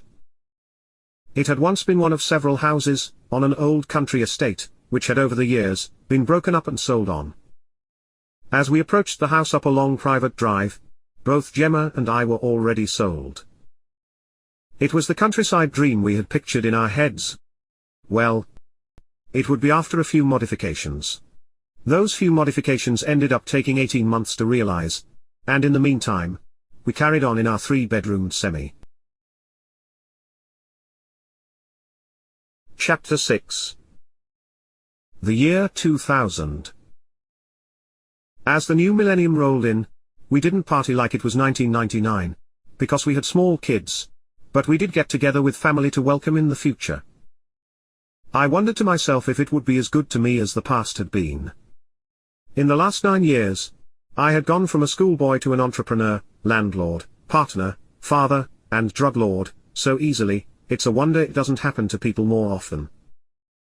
I now had 5 mobility shops opening and running, and another 4 were rented and being fitted out, stocked up, and staff ready for the new year. The head office team had even managed to secure a couple of local authority contracts to supply equipment, which was like having extra shops without all the expense. On the property front, the 52 houses in Middlesbrough were well on their way to completion. I was planning on keeping 42 for my rental portfolio and selling 10 to free up some legitimate cash, so I could buy more. I now had 2 teams of builders with separate project managers, one in the northeast and another in Birmingham. Assad wanted to replicate the model in the southeast and London as soon as we could. The cannabis business was by now much larger than I could ever have imagined. I had over 400 host sites all over the country, and was shipping out tons of cannabis a month. By now, it seemed like no matter how much I could spend in cash, I just couldn't stop the boxes of cash accumulating. Our countryside dream house was having literally no expense spared on its redevelopment, and I was still able to pay most of the bills in cash. The house was being extended in all directions and would eventually be a very generously proportioned 6-bedroomed country pad. It would be fitted out with the best money could buy fixtures and fittings, kitchen and bathrooms, and we would be furnishing it with the finest and most exclusive furnishings available. Outside, we were laying a drive, building a surrounding wall and gates, and landscaping a formal garden around the house. Even the horses would be getting the Hollywood treatment. They would have the finest stables and paddocks. We would find the best facilities a horse could wish for and bring it to their new home. When the year 2000 arrived, there was no lull in any of the businesses. Money was coming in through the tills, through the bank accounts, and in big boxes through the mail. I was still desperately trying to pay for as much as I could in cash, and this applied to everything we spent money on, from nappies for the babies, to renting scaffolding for the building sites. But it was no use. The money kept piling up. Gemma and I would visit our new house every few weeks to see the progress and instruct the builders on what we wanted. It was on one of these visits we approached and saw some of the land beyond our boundary was for sale. Instantly we both agreed that we should find out more details, and briefly enjoyed the idea of owning all we could see from the house. On further investigation, what was for sale was far more than we realized. The lot consisted of some farm buildings and a farmhouse, a couple of 100 acres of land and a pub, currently leased, and the whole lot wasn't cheap. Obviously once I saw what was for sale and the fact it might be out of reach, I was more determined than before that I really wanted this land, and set Assad the task of working out how he could make it happen. This was the first time I had been frustrated by having enough cash to buy the land multiple times over but not being able to use it. Nevertheless, I tend to get what I want, and Assad indeed found a way to make my demand become a reality. On paper, I would be drowning in personal debt, but in reality, it didn't worry me. I also had a warehouse slowly filling up with cash. I believed it would all work out in the end. When the offer was accepted, I broke the news to Gemma, and thankfully, she was as ecstatic as me. I was lucky that Gemma trusted me, and although she knew how much the house and now the land surrounding it cost, she trusted that I knew what I was doing and that we could afford it.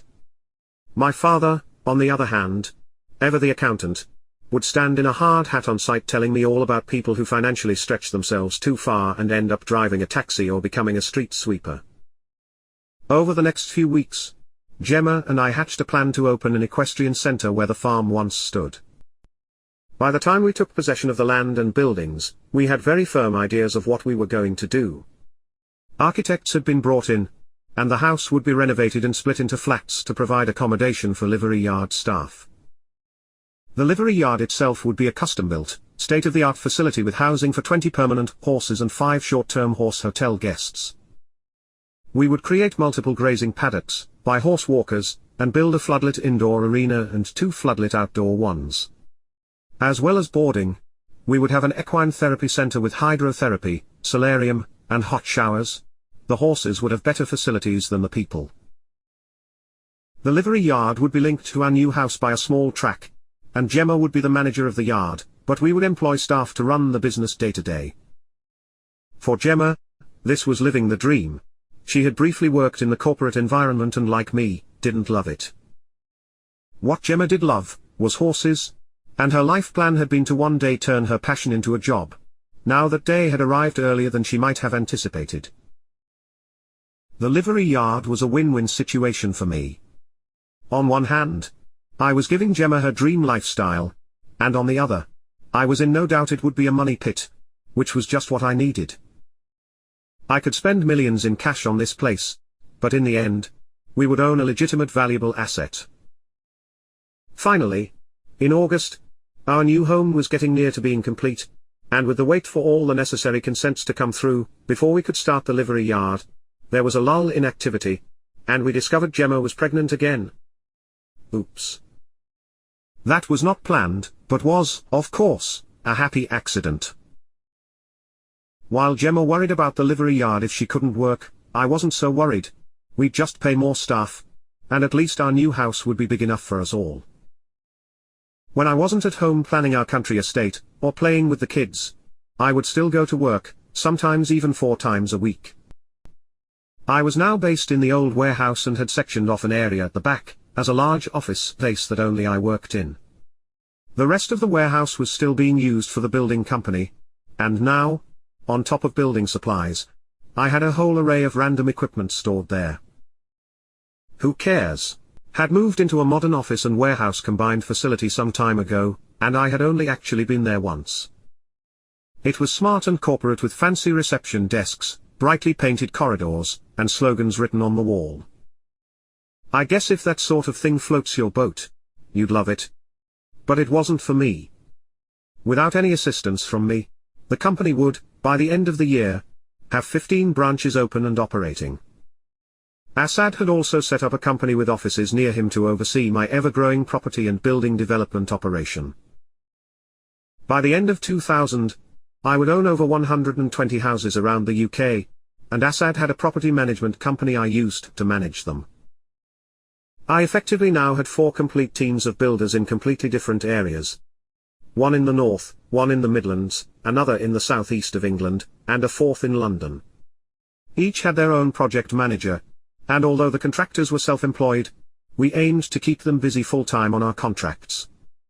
Each region now had a local depot for the project manager and to store materials, and we had a buyer who travelled the length and breadth of the country buying building supplies, with the aim of buying at least half of what we needed in cash. To keep the buyer busier, Assad also scoured the classifieds for bankrupt stock and other bargains he could be sent to buy, which Assad believed would complement the other businesses and reduce costs.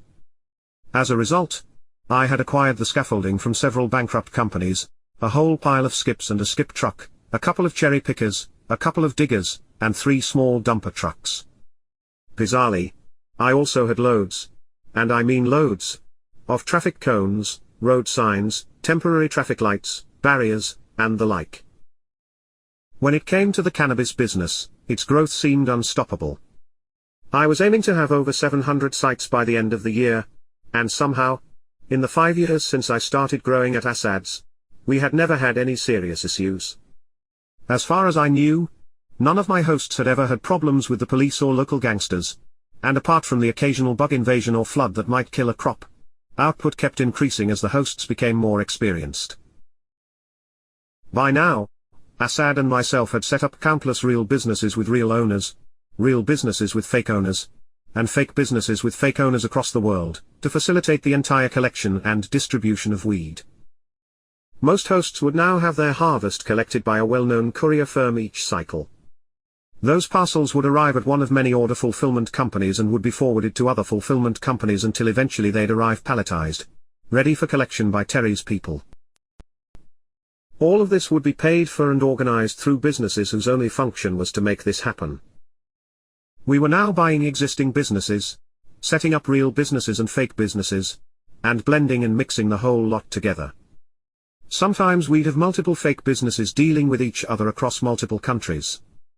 It was all very confusing, and I'm lucky to have Assad to do all that kind of thing for me, because most of the time, I didn't have a clue what was going on. Among this web of companies, I now had legitimate cash handling companies who could process all the cash I was receiving and had received over the last few years. Now the actual cash I received from the cannabis business could be delivered through a very convoluted route to the cash handling companies. Some of this could then be banked into fake businesses, turning the banknotes in England into a number on a spreadsheet in another jurisdiction, while the rest could be delivered again through a very convoluted route to me. Up until this point, I had been receiving my money from Terry predominantly in pounds sterling, but not exclusively. I also, by now, had millions in local European currencies and US, Canadian, and even Australian dollars. The banknotes themselves were always used and sorted into denominations. So I had boxes full of $1, £5 and 5 Deutschmark notes, which took up loads of room and had a relatively small value compared to a box of $100 bills. Notes also go out of date, and the more used they are, the bigger and fluffier they get. So now I was able to swap all that for fresh, new, crisp, cellophane-packed banknotes of a large but not too large denomination. This service alone reduced the cash pile in the warehouses by 3/4. Although as a criminal, you can never be totally safe from the law, I had by now done my best to create layers separating me from the crime, and I felt reasonably insulated from the potential risks of the cannabis business. My actual work for the cannabis business meant every week I had to contact fewer than 100 hosts to arrange collection of their crop, if ready. This was completed by text between 2 burner phones. If there were any issues, Andy, my troubleshooter, would be alerted. Everything was logged onto my spreadsheet, and from that, I arranged the courier collections for the week. Then each week I also had to instruct the order fulfillment company to dispatch growing supplies boxes to the appropriate host, and the repacking company in Spain on what to pack in the different grow supplies boxes. This was all done by fax.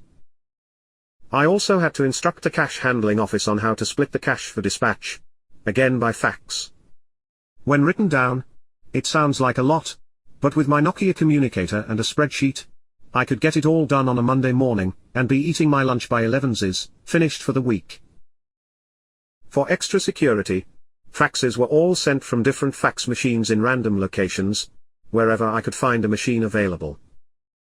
I only turned my Nokia communicator on, used it, and then off again from a location a long way away from where I was officially, and where my actual day-to-day phone was. The money that was received from Terry was even incubated for 6 months to reduce the chance of being caught out by a tracker. The boxes would be sent from warehouse to warehouse, sitting for about a month at a time in each location until I hoped any trackers would either have been chased up by the owner or the battery would have run out. Dave, by now, had virtually nothing to do with the operation of the business. Shipments came and went, and he wasn't really needed to do anything except be the go-between for Terry and me, but he still received the same commission as ever. His bar was up and running, and he was talking about marriage and children, but it looked like he and Angela were enjoying life right now far too much to change anything in a hurry.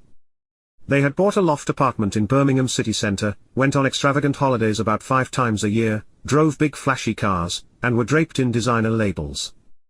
Like me, Dave had been looked after by Assad, who had over the years invested Dave's money wisely and legitimately. He now not only had a vast cash mountain that not even Angela knew about, but he also had a sizable and legitimate income from the investments and of course, the bar. Andy was probably the biggest surprise of everyone involved in my criminal conspiracy. He had stepped up and worked like a trooper for the cannabis business, but not only that, he took the same energy into his landscaping business and now had lots of people working for him. His business did domestic gardening and lawn mowing, landscape gardening, tree surgery, and lots of contract work for local authorities and private developments. Since his workload had reduced from a flood to a trickle in the cannabis business, his pay had more than kept up with inflation, and so like Dave and myself, he did have a slight cash problem. He had a little too much actual physical cash lying around. Chapter 7. The New Crib. In October, the day finally arrived. The family was moving into our new house, and it was not a moment too soon. The move itself proved to be pretty stress-free. The new house had already been decorated, carpeted, curtained, and furnished, so we just really needed to pack the clothes, the kids, and the pets. Although we had been driving up and down the drive to our home for 18 months now, this time it felt different. We had resisted moving in until it was absolutely ready, and as we pressed the button in the car and the gates slowly opened, it felt like we were really coming home. Within an hour of being there, it was like we had been there forever. We had moved the bits and pieces we brought to their new places, and released the cats who had scampered off in 2 different directions. We were now sitting in front of a freshly lit fire with a cup of tea, watching the dog run around her new space like a lunatic, closely followed by an equally excited Connor. Up the lane, at the livery yard development, the demolition of the old farm buildings and laying of new foundations were complete, and it wouldn't be long before the new stable blocks and indoor arena would be erected. I had used builders from my Midlands housing development operation to redevelop the old farmhouse and the pub which we had acquired while buying the land. The tenants in the previously leased pub had, after a few months of us owning it, asked if we would consider freeing them from the lease. I, of course, accepted and quickly decided I would reopen it as an upmarket pub and restaurant. Who wouldn't want their own pub and restaurant? I thought the problem previous landlords at the pub had was the fact it was a grotty, dirty, dark pub in a pretty posh area. The locals would use their Jaguars and Range Rovers to drive to a better pub rather than go there, and I thought a fancy restaurant and bar would be far more attractive to the local audience, and me. I had already considered going into business in the past with a good friend from school called Tom. Tom was a talented chef and after finishing school went to catering college, before working his way through the kitchens, and up the ranks in the restaurant world. He had been head chef for a couple of years in a very swanky restaurant in the city centre of Birmingham, and Gemma and I were big fans of his food.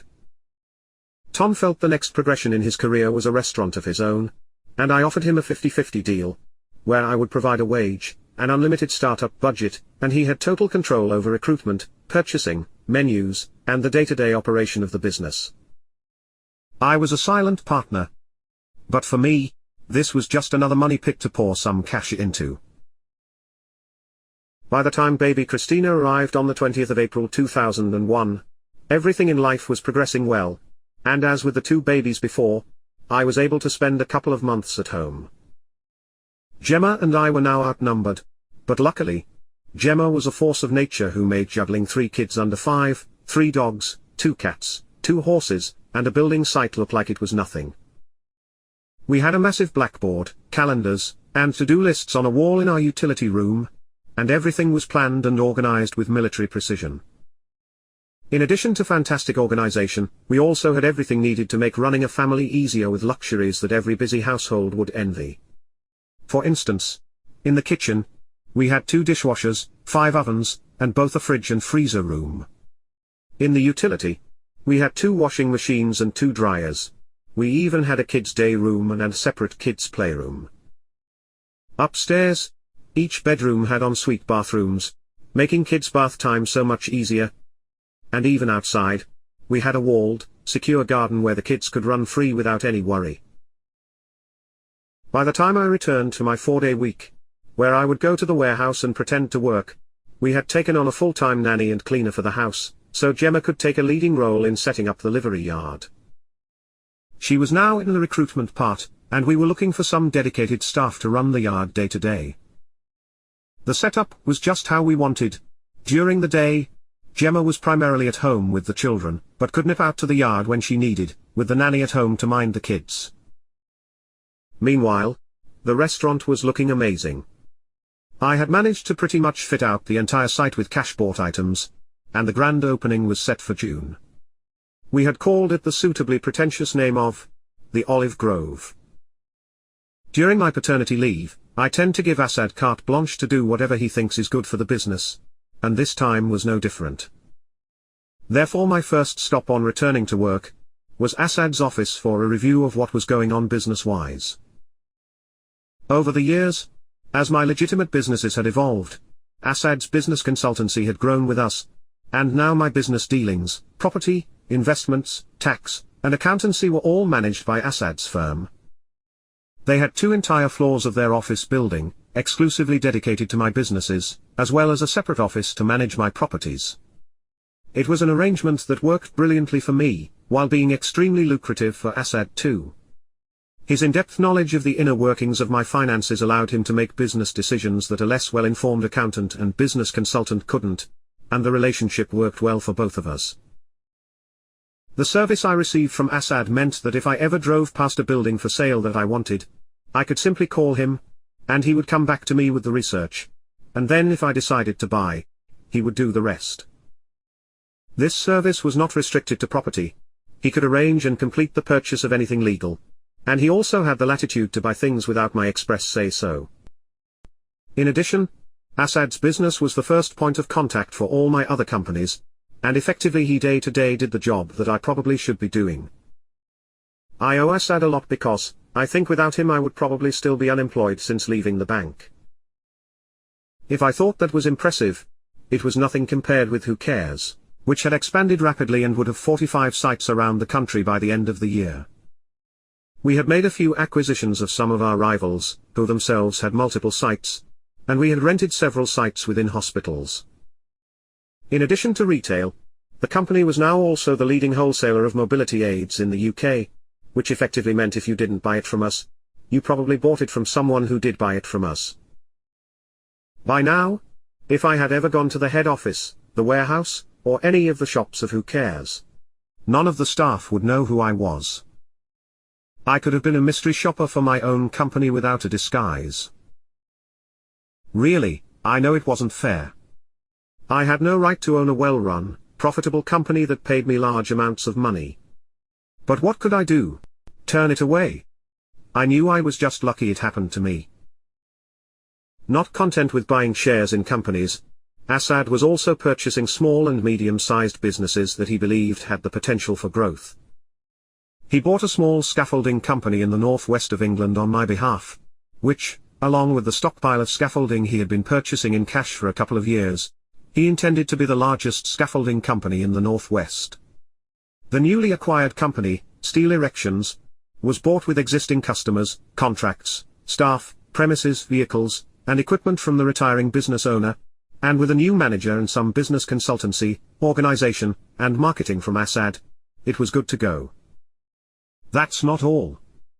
Assad had also bought a company that rented out traffic signs, crash barriers, cones, and the like, to building sites and roadworks. Like with Instant Erections, he had again combined the stock purchased with cash over the last couple of years, with the stock of the purchased company, lights, cones and safety zones, which he believed would allow them to compete for the largest contracts in the southeast of England. I left Assad's office feeling pretty upbeat, and headed back to the warehouse to review the business that Assad didn't look after, the cannabis business. I didn't operate my cannabis business exactly as the films would have you believe I should. I absolutely did write things down and ran the business from a series of spreadsheets. As the business expanded, I'd simply add my new hosts to my spreadsheets, and these automatically generated a series of to-do lists for me. On top of that, I would meet Andy weekly for news from the coalface. I would have to organize Helen Hunter's next investigations, prepare the shopping lists for my European buyers, and all this information was logged on yet more spreadsheets. The only real precaution I'd take with this highly incriminating set of spreadsheets was I'd save it on disk rather than the computer. Initially, I used 3.5-inch floppy disks, and carried them around, but quickly I moved on to CDs. Matt, for some reason, had a CD printer at his rental car company, and so we printed a few replicas of an Oasis, definitely maybe CD, and I'd save my data to that and keep it in the disk changer in my car. I discovered from my spreadsheets that the cannabis business was now up to 850 hosts, and I had another 150 vetted and coming online by the end of the year, meaning I would soon be operating about 1,000 grow rooms around Britain. The remainder of the year was business as usual. I'd leave for work about 9 in the morning and would return at about 4 in the afternoon, Monday to Thursday, while Gemma split her time between the kids and the newly opened livery yard. In September, Charlotte started school for the first time, and although she initially wasn't thrilled by the idea, once she went, she absolutely loved it. She quickly made friends with other kids from the area, and before long, was inviting anyone and everyone to see her pet horses. We loved having our own restaurant, and would entertain guests there instead of cooking at home. Mine and Gemma's parents both came to see the new livery yard and finished the tour at the restaurant, where they were all overcome at what we had achieved. Even if I say so myself, it did look impressive. 2001 had also been a significant year for both Dave and Matt. Matt and Claire became proud parents to baby Oliver in November, while Dave and Angela tied the knot in a beautiful and surprisingly understated Christmas wedding, with their reception at where else than the Olive Grove.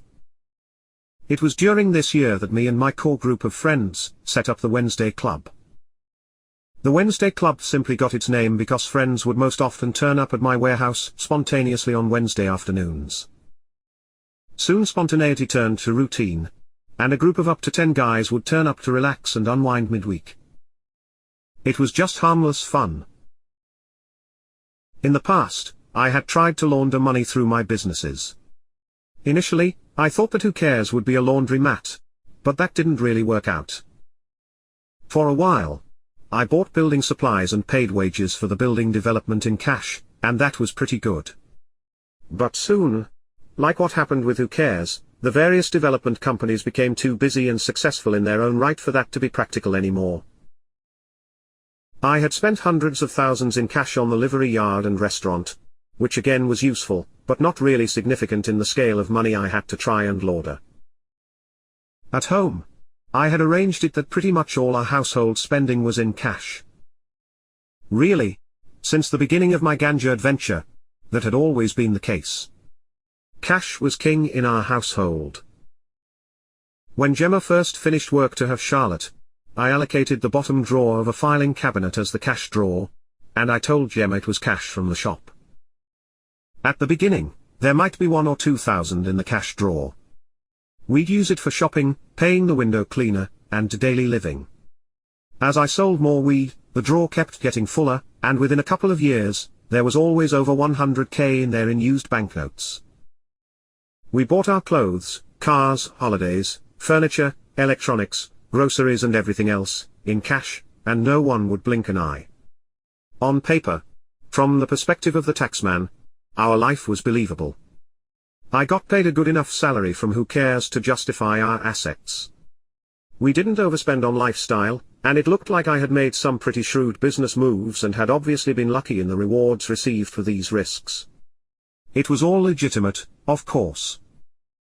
A lot of our lifestyle luxuries were perhaps less visible than others may choose to show. For example, Gemma and I always bought nearly new cars, and although they were good cars, they were fairly inconspicuous. I generally drove something like a 3 Series BMW, which everyone in the area we lived in owned, usually for the nanny. Gemma would have a Range Rover or similar, again common in the area and even more common among the horsey people she socialized with. In terms of holidays, we would only stand out from the crowd of similar earners by the fact we didn't take many, and when we did, they weren't the holidays of the rich and famous. We would generally join the herd on a 7-day package holiday in Spain or Greece, and that was usually enough for both Gemma and me. She missed the horses, while I didn't like leaving the cannabis business unattended for long. Our main extravagances came in the form of the best food and drink, socializing, the finest attire, and spoiling the kids, family, friends, and pets rotten. There was almost nothing we wanted that we couldn't have, and when we bought anything, we were never restricted by the price. Life really was as good as you could imagine. The real difference the extra cash made was that it enabled us to be kinder people. Our cleaners, gardeners, nannies, and stable staff would receive at least double the wage they could earn elsewhere, and that was just what they paid tax on. On top of their wage, we offered great perks like cash bonuses, extra money in the holidays, and we gave the best birthday and Christmas presents, such as cars and family getaways. The extra money allowed us to tip waiters and waitresses more than the meal cost, and give a homeless person £1,000 instead of the change in our pocket. We donated money to our favorite charities and anonymously funded good causes and things close to our hearts. We were the lucky people able to swoop in when we heard of an appeal to raise money for a kid who needed specialist treatment in America or similar, and we would pay the parents in cash, much more than they needed. This wasn't altruism or for recognition. We always donated anonymously. We did it because it just felt good. Wouldn't you if you could? Even when it came to my businesses, the extra cash I had allowed me to own businesses that were great employers, both for pay and conditions. I received a wage from Who Cares, which far exceeded what I actually needed, even without the cash mountain in the warehouse. Therefore, profits from all the businesses could be split between the staff and reinvestment in the existing and new businesses. For the next few years, nothing changed much in routine. I'd go to work Monday to Thursday. Gemma would split her time between the livery yards and the kids. All my businesses and projects had their own management structures and teams, who were overseen by Assad, and therefore looked after themselves. And my drugs empire just carried on in the background with minimal interference from me. Part of my routine was a monthly meeting with Assad, where we would discuss all things legitimate, from the property portfolio to the various businesses I owned. In these meetings, Assad would make suggestions and offer advice, and I would instruct him to do things on my behalf. For me, running a business was more like a computer game. I'd simply choose my next move, and then everything would automatically happen. It was too easy, really. In consequence, during this time, I further increased my collection of businesses. The Olive Grove pub and restaurant had done so well that when the opportunity to buy 2 more in the area came up, I couldn't resist. Tom was still a 50-50 partner, but now had 4 restaurants, as I had also bought a small hotel which had been upgraded, reinvigorated, and had a posh restaurant added. Over this time, we had also purchased a second livery yard just up the road, in a lovely place called Henley in Arden, and had then cloned our existing yard in terms of facilities and operations. It sometimes made me feel guilty that Gemma was more involved in the livery yards than I was in my businesses, and often at the end of the day, she would be exhausted, while I had spent the day relaxing. But she really wanted to do it, so who am I to stop her? I now quite randomly also owned 7 self-storage facilities around England, and loads of small car parks all around Britain. Most we didn't even charge people to use. Assad had advised we spread money and investments about, and so had invested some into longer-term speculation. Many of the car parks and storage facilities were good real estate, that in the future, could become more valuable. The property business I had once set up with a couple of derelict shells of houses, was now a bit of a monster, and consisted of a huge jumble of separate companies, ranging from small regional property redevelopment companies, to larger but still regional house builders. I also had various scaffolding operations throughout the country, and a couple of crane companies, a nationwide plant hire business, a tile importing business, a wood wholesale business, and 4 ready-mix concrete sites. Each year the businesses were selling hundreds of properties, and I was retaining many more for what was once a pension pot, but now looked more like a pension silo. By 2004, I owned about 1,000 houses, spread across the length and breadth of Britain. The portfolio covered all regions and budgets, from cheap and cheerful houses right through to expensive executive homes. I had somehow guided my life into being as easy as it could possibly be, and during this time considered the possibility of retiring from the drug kingpin position, to concentrate more on my family life, like a disgraced politician. The money I now earned from the cannabis business only got spent on our lifestyle, and the rest was just packed and stored in the warehouse. If I had decided to stop the criminality now, Gemma and I would never run out of the cash from the enterprise, even if we both lived to over 100, and lived on caviar and champagne. There was absolutely no doubt the risks of being a drug lord far outweighed the benefits, which as far as I could see were unlimited weed and more boxes of cash to store. Of course, while I pondered the advantages of calling a day to the whole drug manufacturing thing, that didn't in any way slow down the constant expansion of the business, and by 2004, I had over 1,600 hosts up and down Britain. Good times. Day to day, my work life was actually pretty boring. Organizing the cannabis business took a few hours a week, and work meetings with Helen, Assad, Andy, and Dave probably amounted to 10 hours a month, if that. Since Charlotte had started school, I must have been the most enthusiastic parent there. An invite to a special assembly, nativity play, or a summer fete was greeted with a groan from Gemma, and a cheer from me. Whatever schemes they could rope parents in for, I was always the first to sign up. In no time at all, I was the leader and biggest contributor to a pretty indifferent PTA. I don't know why, but for me, even when your job is being idle, there is still nothing more satisfying than bunking off. Chapter 8. The Wednesday Club. I had mentioned before, that on a Wednesday afternoon, male members of my social circle would congregate at my warehouse office, for a midweek social that we called, the Wednesday Club. The Wednesday Club was simply an excuse to blow off steam, and it grew organically. Dave and Matt always spent a lot of time at the warehouse anyway, usually ducking some work or other commitment, and it just seemed Wednesday afternoons were the time most people were up for skiving work, and so the club was formed. At first, we just sat around in the vast empty office space of the warehouse and listened to music, played computer games or cards and smoked a lot of weed. But after a while, we started larking around the warehouse more. We built scaffolding towers, raced cherry pickers and mobility scooters, and played football. It was great. It was out in the warehouse that we discovered the remnants of the pub that was now the Olive Grove, and obviously we decided to resurrect the bar in the office space.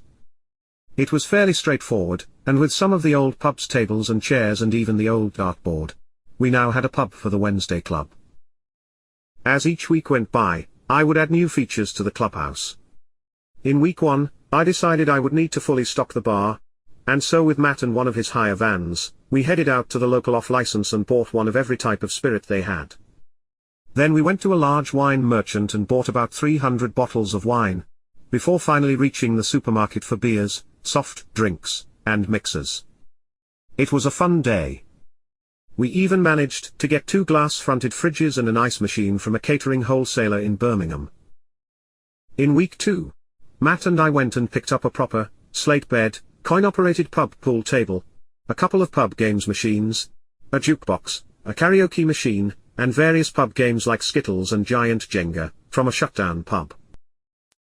52 weeks later, it was crazy what the club den was looking like. It had an 18-hole crazy golf course, and nets to practice driving a golf ball. It had a whole array of table-based games, from an American pool table to a snooker table. We had an air hockey table, and even a table tennis table. I had even collected classic arcade machines like Pac-Man, and Space Invaders, as well as brand new ones. We had pinball machines and the old fairground favorites like whack-a-mole and basketball cages. Further out into the warehouse, I had even had a full-size tennis court installed with additional goals, so we could also play football there. I know all this sounds extravagant, excessive and ridiculous, but that was nothing compared to how it ended up by 2004. By 2004, my office and the facilities at the Wednesday Club headquarters were totally out of hand. I had previously used health and fitness clubs as useful places to waste time while I was supposed to be working.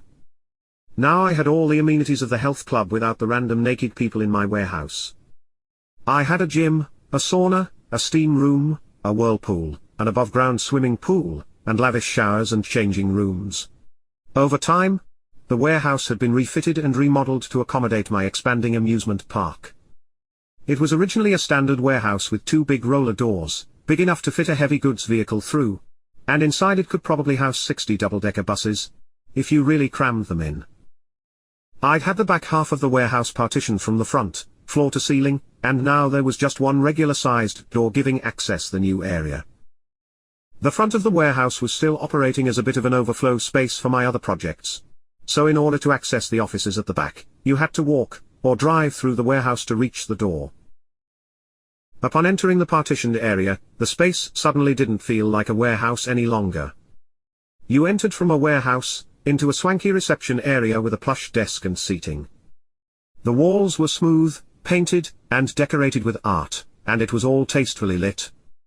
The ceilings were lowered to about 9 foot, and to the left of the reception desk was a corridor with a series of doors leading off it. These doors opened to reveal a couple of spare but well-fitted offices, my office, a kitchen, a toilet and a bathroom. This was the facade, and behind a hinged bookcase in my office was my real place of work. The bookcase led to another world through a 5-meter-long corridor that arrived in the main lobby area. The main lobby area of this new world was like something you would see in a shopping mall or airport. It was a massive circle with marble floors and a dome above letting in the artificial light. The circle had 5 wide aisles leading in different directions and signposted, health and fitness, fun and games, the cinema, the pub and cafe, and the track. Each aisle led to a further reception area, so if you followed the health and fitness aisle, you would find a typical health club reception desk with sofas in front. There were windows to the pool area on the left of the desk, and the gym area on the right. The door to the changing rooms was in between the two, and from reception, there was a brightly lit corridor to the tennis courts and football pitch. From the inside, you would have thought you were in any normal sports club. The cinema aisle led to a plush red carpeted circular reception with popcorn machines, drinks, and ice creams. There was cinema paraphernalia dotted around and a door leading to the main screen.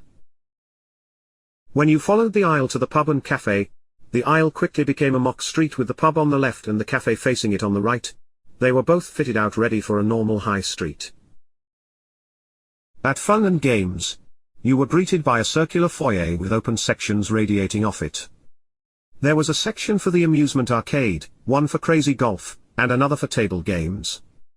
I had also added a couple of bowling alleys which radiated off the circle. In addition to the pub and cafe, the whole facility was scattered with a selection of small bars, drink, and snack areas.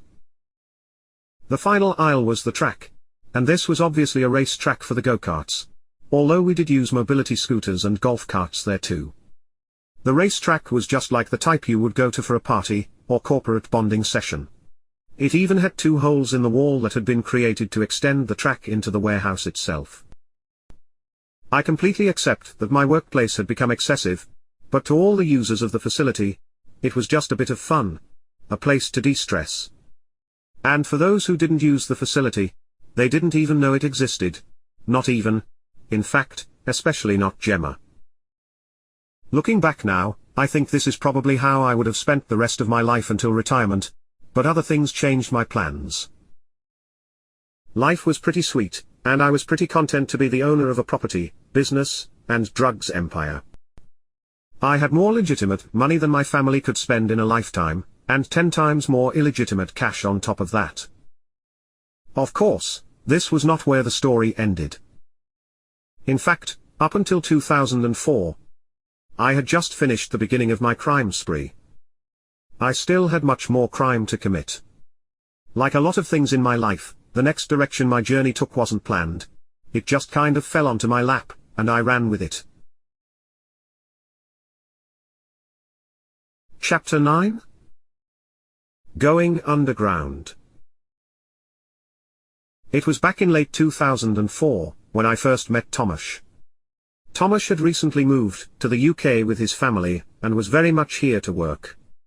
In Poland, Tomasz was a builder by trade, and since his move, had established a small groundwork and building company in Birmingham.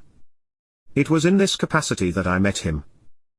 I had called in Tomasz to see if he could dig out and install a proper swimming pool to replace the above-ground one I had at the time. He could, and was quickly hired to start the work. Tomasz was an instantly likable chap, and often, while his lads were excavating the massive hole under my warehouse, he would come and chill with me and whichever miscreant was hanging around avoiding work at my warehouse. Obviously, Tomasz had asked what was going on with the whole adult playground thing in the warehouse, but by now, I had a well-prepared explanation of the purpose of the facility for anyone who might inquire. It went something like this. The theme park was nothing more than a set for filming TV shows and the like. It was a simple explanation, and over the years, it seemed to satisfy any outsiders who had entered the inner sanctum of the warehouse. Tomasz appeared entirely happy with my explanation. To be honest, I don't think he really cared. Over the time the new swimming pool was being built, I got to know Tomasz reasonably well, and while sitting in my cafe, we discussed what he had been doing up until now and what he wanted to do in the future. Initially, in my mind, I thought I would be able to offer him some work with my various building projects in the Midlands, but something he had mentioned about his past had stopped me and got me thinking. Before moving to the UK, Tomasz's building speciality was in basements. He could make a wet basement watertight and habitable, he could strengthen and extend basements, and he could even install a brand new basement under a structure that didn't have one before. Which got me thinking about a stoned idea Andy and I had had a few years prior. The idea was quite simple really.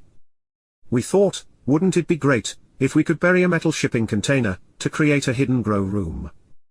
We planned a manhole cover, concrete tube and hole in the top to provide access, and excitedly mused about an invisible grow room, where we could grow weed to our heart's content. Of course, while stoned, this idea seemed simple and we enthusiastically agreed we should definitely try. But as is usual, once sober, we realized the idea might be slightly ambitious, and promptly forgot all about it.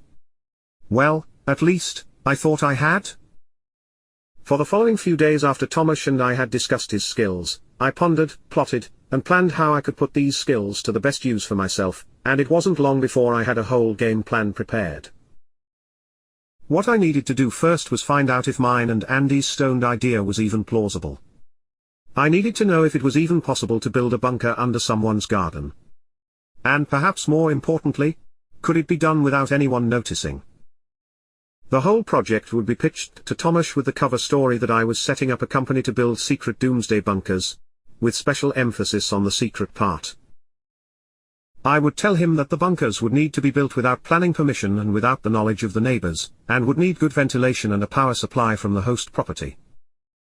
With a fully thought-out plan and a very healthy remuneration package, I approached Thomas with both my questions and, if the answers were correct, my proposal for a future business relationship. The meeting went better than I could have planned. Thomas loved both the proposal and the challenge, and promised to go away, do some research, and get back to me. Over the next few days, Thomas and I had quite a bit of back and forth, and a plan was starting to take shape.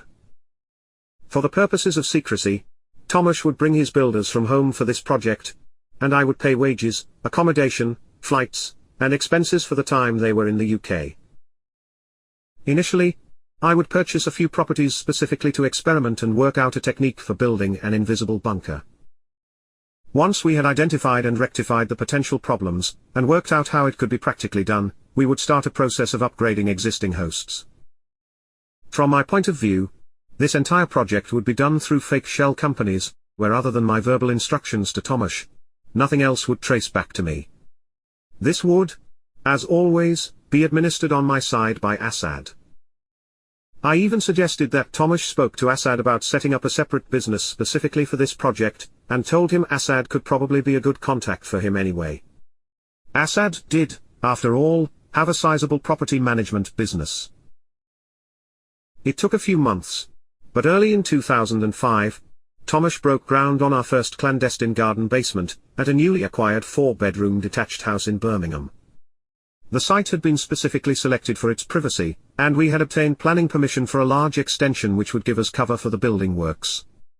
The garden was also large enough that we had planned on actually building 3 separate bunkers, just to refine the technique, and then we would repeat this on at least a couple of similar sites before going live on my hosts. By June 2005, Thomas had the master plan of how to build underground layers, secretly. Meanwhile, Andy had spent the previous few months identifying and recruiting appropriate hosts for the project, so we were ready to go. Each site earmarked for a bunker would also have an extension built onto the house at the same time. This would allow building work and builders on the site without raising any unnecessary suspicion. Andy had initially identified 30 sites to begin the project, and each had planning permission granted or pending. During the trials of the test sites, we had identified many issues that had to be overcome, and surprisingly, digging out and building the basements were not the most pressing problems we uncovered. We quickly discovered that the removal of soil from the site, and bringing in the concrete is where we would be caught out. Therefore, we had vehicles modified for the purpose of disguising what came in and out of the sites. We also purchased land where soil could be moved before it was transferred to its final resting place. Additionally, all the sites were chosen to be within a reasonable distance of one of my concrete mixing businesses. For the rest of 2005, Thomas barely came up for air. He was underground, building basement after basement 7 days a week. The wind, rain, and snow couldn't stop him, and he quickly assembled 2 complete teams that were flown in and out of Poland to complete the work. Thomas was relentless, and could complete a basement quicker than Andy could find appropriate sites. When I started this little project with Thomas, I could see the ambition in his eyes, and I respected his very obvious extraordinary work ethic. However, I didn't factor it into my plan as being a problem. Far from it. I anticipated it being an advantage. In our early discussions about the bunkers, I remember I may have said to him that I would have around 500 sites over the next few years. At the time, we didn't discuss timescales, and in my head, I anticipated it to be maybe a 10-year plan, but clearly in Tomash's head, he must have thought he wanted it done as soon as possible. In fact, it would make sense for him to complete the 500 as quickly as he could, as I was going to pay him on a basement-by-basement basis. Why take 10 years to do something you can do in 2 for the same reward? It made total sense but presented me with a problem. I didn't even know if I had 500 sites, and even if I did, it would take Andy, Asad, and me much longer than 2 years to prepare them all. There were site surveys, architects for the extensions, and planning consents to attain before a shovel could get anywhere near breaking the ground on a plot. The paperwork took more time to complete than it took Tomash to build a basement. I had to find another way to get it all done quickly. To cut a long and frankly quite boring story short, Asad ended up setting up a series of fake companies to run the new operation. Armed with these companies, I then contracted several surveyors to survey and report back on the suitability of the 500 sites Andy had by now identified. From the 500 enthusiastic hosts selected, only about 300 were suitable, and for those sites, we simultaneously arranged everything needed to get them ready for Tomash. Thankfully, this would keep him busy for quite a while, which bought me more time to find new suitable locations. In fact, I got so carried away with the pursuit of new bunker sites, that I offered all enthusiastic hosts with an inappropriate site, the opportunity to move to a new and upgraded house in their area. We would allow hosts to select a new, appropriate house and would then upgrade the property to meet both of our needs, before exchanging their old homes for the new ones. The old properties could then be upgraded and sold, and the money recycled to repeat the process. With this new approach I would over the next 3 or 4 years, develop not far short of 1,000 sites, which I knew would keep the industrious Tomash happy and busy. The whole project was funded by my ever-increasing mountain of cash and some of the fake businesses Asad had set up over the years. In the end, the investment should repay the cost in a 5-fold increase in cannabis production. The prospect of greatly increasing output reminded me of what had happened right at the beginning of my criminal enterprise, when Dave became overwhelmed by the amount I was producing. I therefore asked Dave whether we, and I meant he, should contact Terry to make sure he could handle a 5-fold increase in product. Dave agreed, and a few days later came back with a resounding answer: a 5-fold increase would be no issue at all. Dave said he took all the usual precautions to meet Terry, as they didn't speak about weed on the phone. These days they rarely needed to speak at all, as everything on both sides was largely automated, and the actual legwork was done by others. As usual in this situation, in order to talk, they would arrange a chance encounter at a pre-arranged location, which this time was at a service station near Dover. Dave got to the location early, swung by Burger King for a snack, before bumping into Terry, in the smoking area. After a 5-minute chat, they parted ways, and we needn't have worried about overwhelming Terry. Apparently, we contributed less than 1% of Terry's cannabis exportation business. We were small fry. By the beginning of 2006, everything, as always, seemed to be going well on the business and property front. I had new building developments and old building redevelopments right across Britain. I had an ever-increasing residential and commercial property portfolio, with businesses in scaffolding, signposting, big plant renting, and concrete pouring all over the country. Everything I owned seemed to increase in size and value. Even our livery yard business, the business in our backyard, had increased from 1 to 2 and then to 6 yards around the UK. Who Cares, as always, was delivering the goods in terms of profits. It had 45 shops, a busy mail-order business, health and social care contracts, and a large wholesale business. Even the self-storage and some of the car parks were turning a decent profit. So much so that Asad had reinvested by purchasing even more warehouses at important transport locations. At home, all 3 of the kids were now in full-time education, and despite that, they kept me and their mum busy all the time.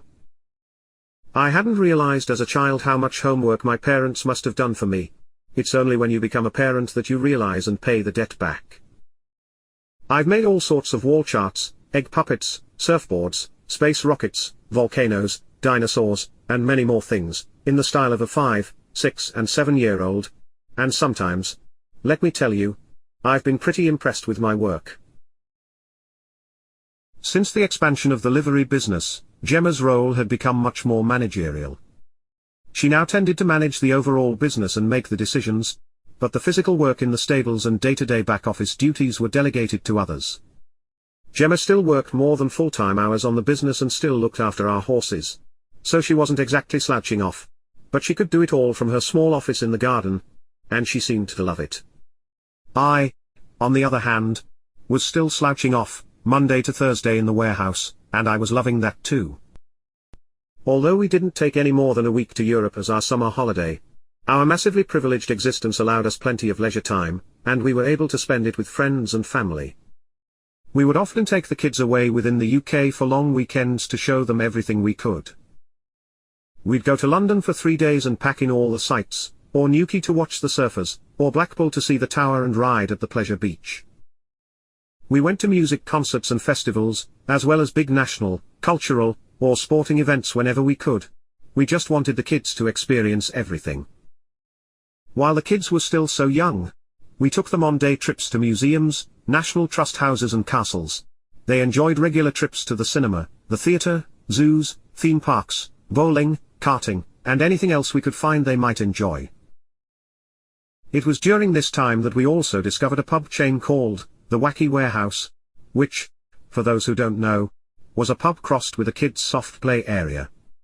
This was simultaneously a brilliant and a terrible idea, but for a while, for my social circle, it became the place to be, and I have no shame in admitting that I wasted many hours there.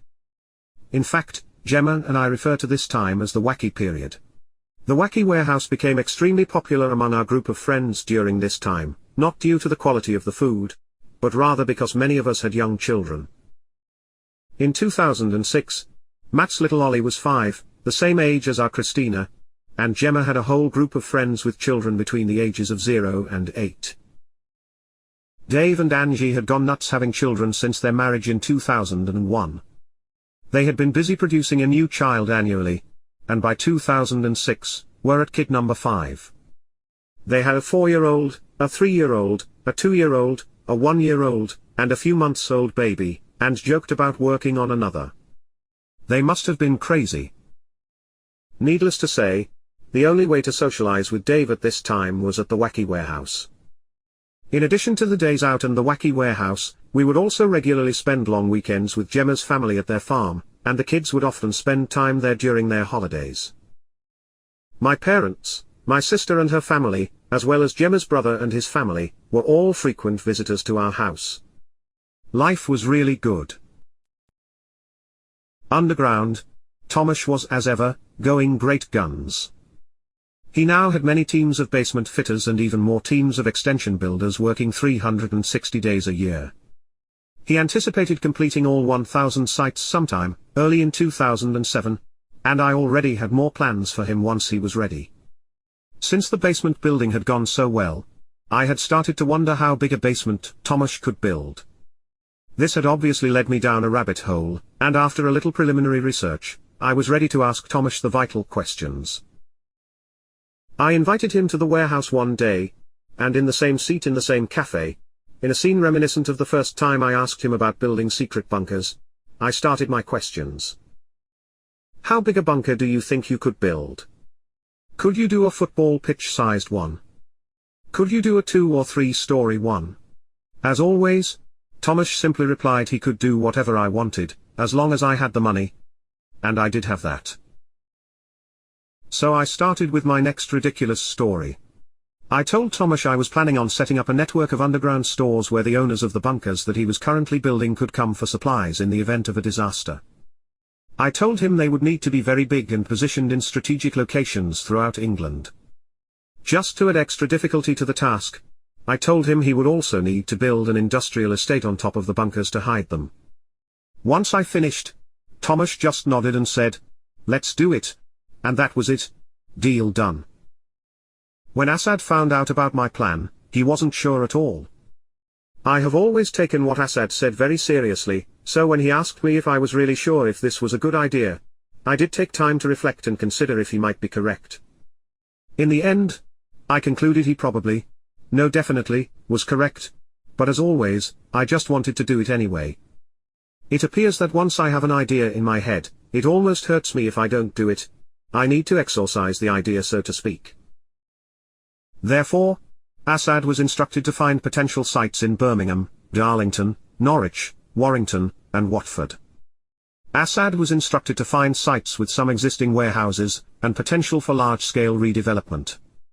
Then, I would need him to create fake businesses, funded by foreign fake companies and owned by fake people, to buy and redevelop the sites. Simple really. The good news for Asad was, that we had more than 6 months before Tomasz would become available to begin. The bad news was that he hadn't even finished the rather large task of buying and selling hundreds of houses anonymously from Tomasz's last job. And now I was throwing another time-sensitive task at his feet. In a normal situation, Asad would simply have been able to delegate this work to others in his company. But when setting up deals between fake people, he has to do it himself. Not as himself, obviously. Anyway, long and short, he was stressed.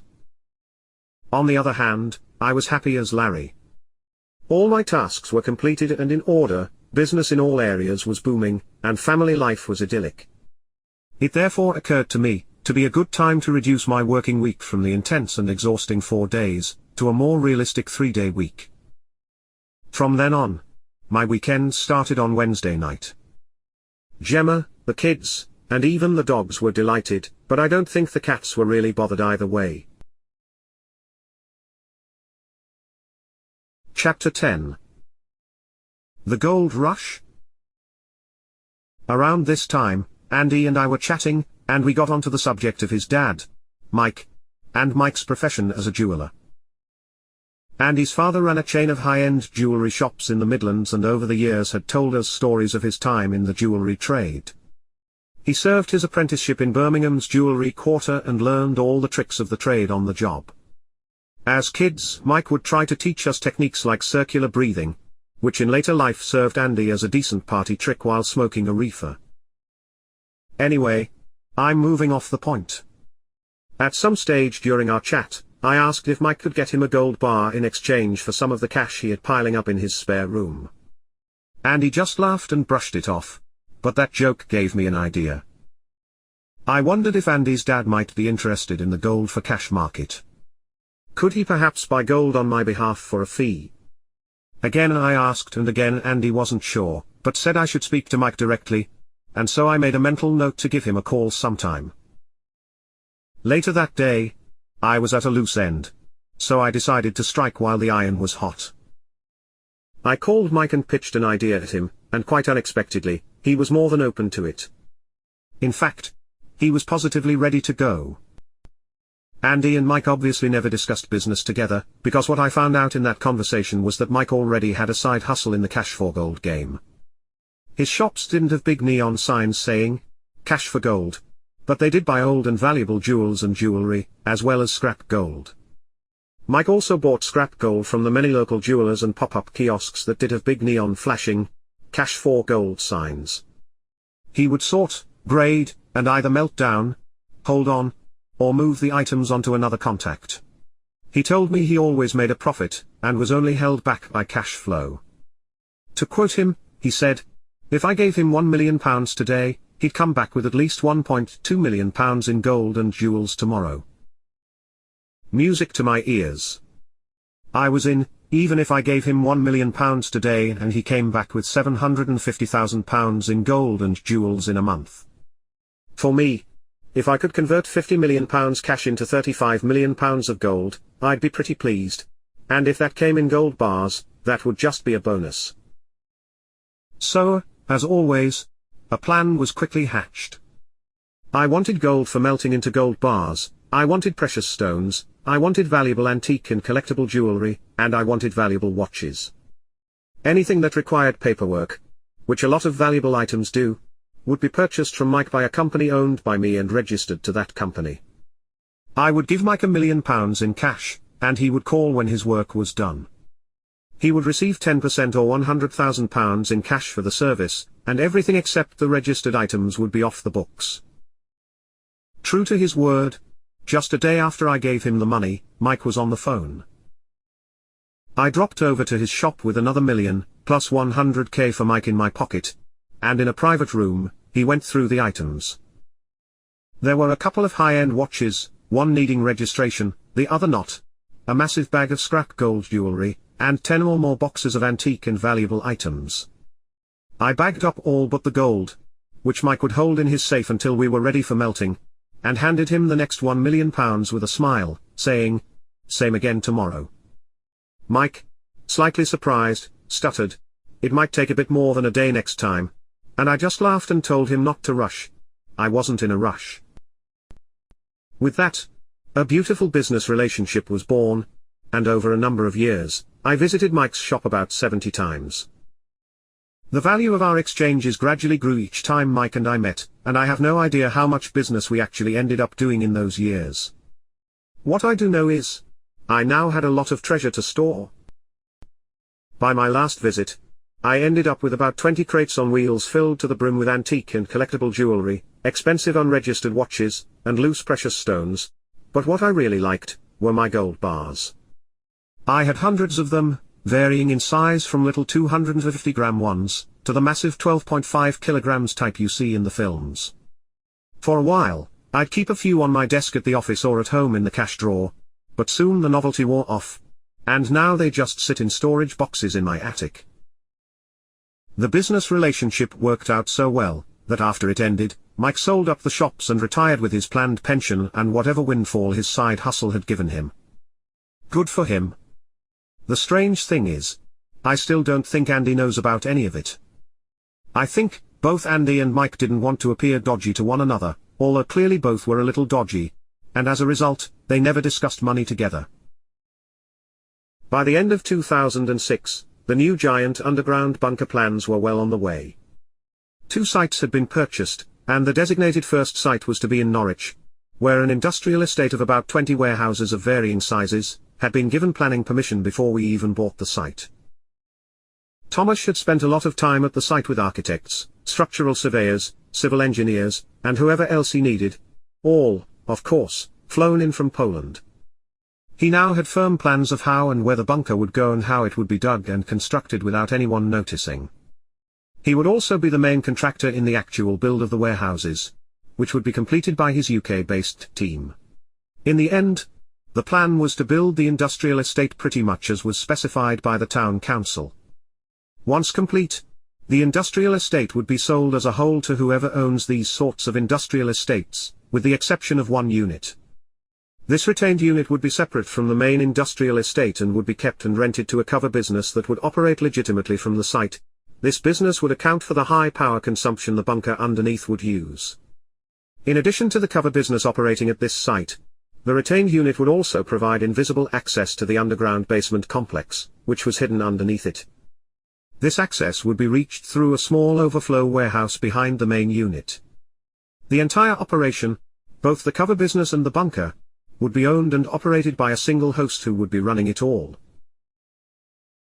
Throughout my time as a commercial grower, soil has often been my nemesis. At the beginning of my journey, I started growing my weed in soil. It was cheap, simple, and I understood the basic concept of seed, soil, water, and light. The problem with soil, that I quickly discovered, was that as a weed grower you tend to use big pots of single-use soil, constantly leaving you with piles of inexplicable soil in your back garden. At first, all your shrubs and hanging baskets are using your cannabis soil, but quickly, you've got more and more of the stuff, until, one day you have to go to the rubbish dump with 20 massive bags of soil. Then as you're tipping it away, you can see the occasional trademark cannabis leaf amongst all the soil you so obviously dumped, and you think I'm going to get caught. For me, it was by the time I was carrying bags of soil in and out of Assad's back garden that I realized I needed to find another way. Thankfully there was another way, and that was hydroponics. I quickly learned all the techniques, bought the equipment, and now started growing bigger plants, faster, and most importantly, without using any soil.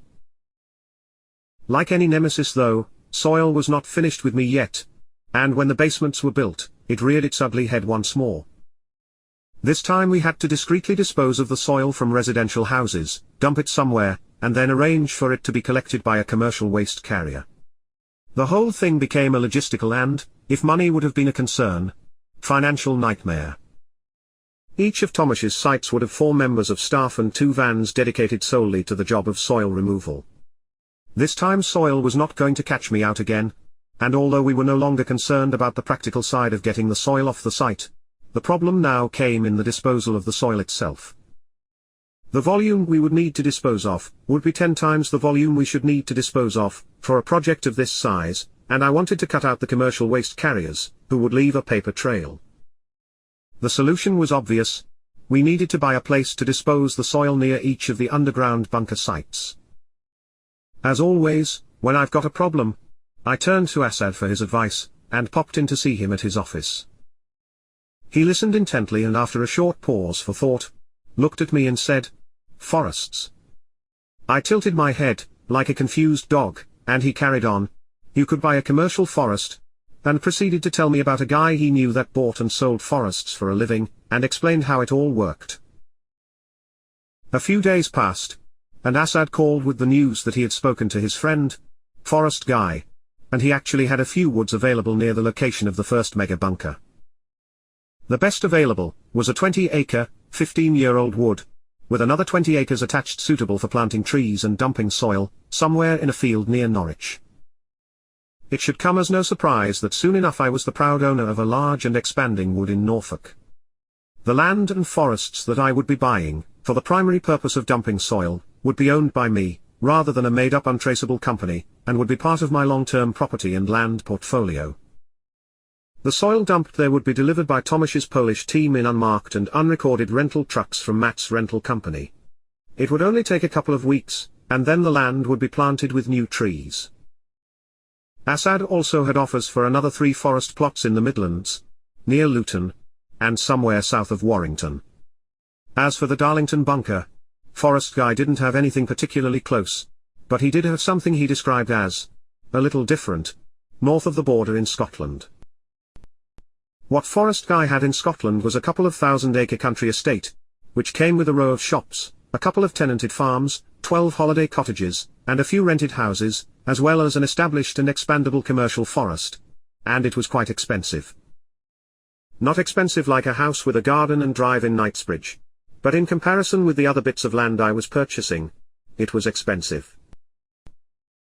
It was still 2006 at this point, and the Darlington bunker site, which would eventually dump its soil into the Scottish estate, wasn't likely to be built for a few years, so buying the land could wait. After all, did I really need a whole country estate just to dump soil? Perhaps it would have made more sense to find a smaller site, nearer the bunker, nearer the time, and perhaps I would have taken a pass on the opportunity, but for Assad's financial advice over the last few months. Over the years of my business and criminality, I had definitely made a lot of money. I had money in businesses, properties, bank accounts, and investments, which was all accounted for, all taxes due were paid in full. I also had hundreds of boxes of banknotes from around the world stacked on the high shelves of my warehouse, just gathering dust and expanding weekly, absolutely not accounted for, or in fact, not counted at all. It had been many years since I had last tried to work out how much money I actually had in cash in the warehouse, and I had given up trying to keep tabs on it coming in years before that. I primarily now used the illegal money for the lion's share of my family's living and personal expenses, and this would happen by simply keeping one box aside every now and again from the weekly consignment of cash boxes that were delivered to the warehouse. The rest were quickly moved to the top shelves and forgotten about. That was fine, and Assad was not concerned about my boxes of cash. It was not something he dealt with. What he did deal with was the legitimate money, and like my boxes in the warehouse, I also had perfectly legitimate money stored up on spreadsheets and computer screens around the world not doing much, despite all my attempts to invest extra money in anything and everything. What Assad was saying was that all my businesses had excess cash just sitting in them, and we needed to do something with it that didn't involve giving it to the government. The reason this had happened was that my businesses were fundamentally different from your normal everyday business. As the owner and boss of the company, I personally received no remunerations from any of the hundreds of businesses I owned other than who cares. My businesses also didn't have shareholders, partners, stakeholders, investors, or creditors that we needed to pay, and by and large, each business was successful and profitable in its own right. Over the years, Assad had invested and reinvested far beyond my knowledge and far beyond the UK. I owned hundreds of businesses that I had never even heard of, and didn't know what they did, all around the globe. Assad was very good at what he did, and so for him, it was not just about spending the excess funds, it was about investing it well. He expected good returns and high growth out of everything he put my money into, and he was almost always successful in his goal. Which was great, but meant all these years on, I now had an ever-growing surplus of cash. Assad had said he could keep going as we were, buying more property, more businesses, more shares and investments, but he also suggested it would be a good idea to start storing some of the money. At first, I thought he must be joking. I'd got millions in storage in my warehouse.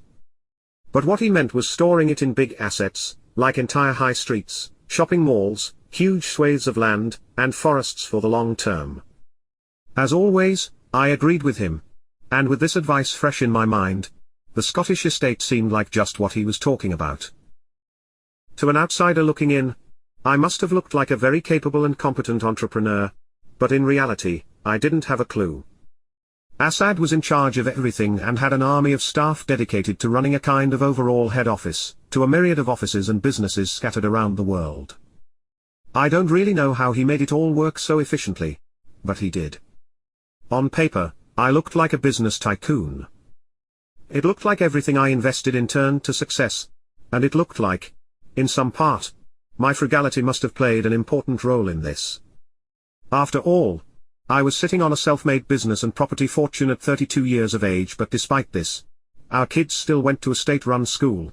We still drove second-hand cars and lived in a pretty modest farmhouse by a millionaire's standards. Even our holidays were very ordinary. That was of course, only the paper version, and in real life, we as a family, were anything but frugal. Pretty much since Gemma and I first moved in together, back in 1995, we have lived a life without financial constraints or consideration.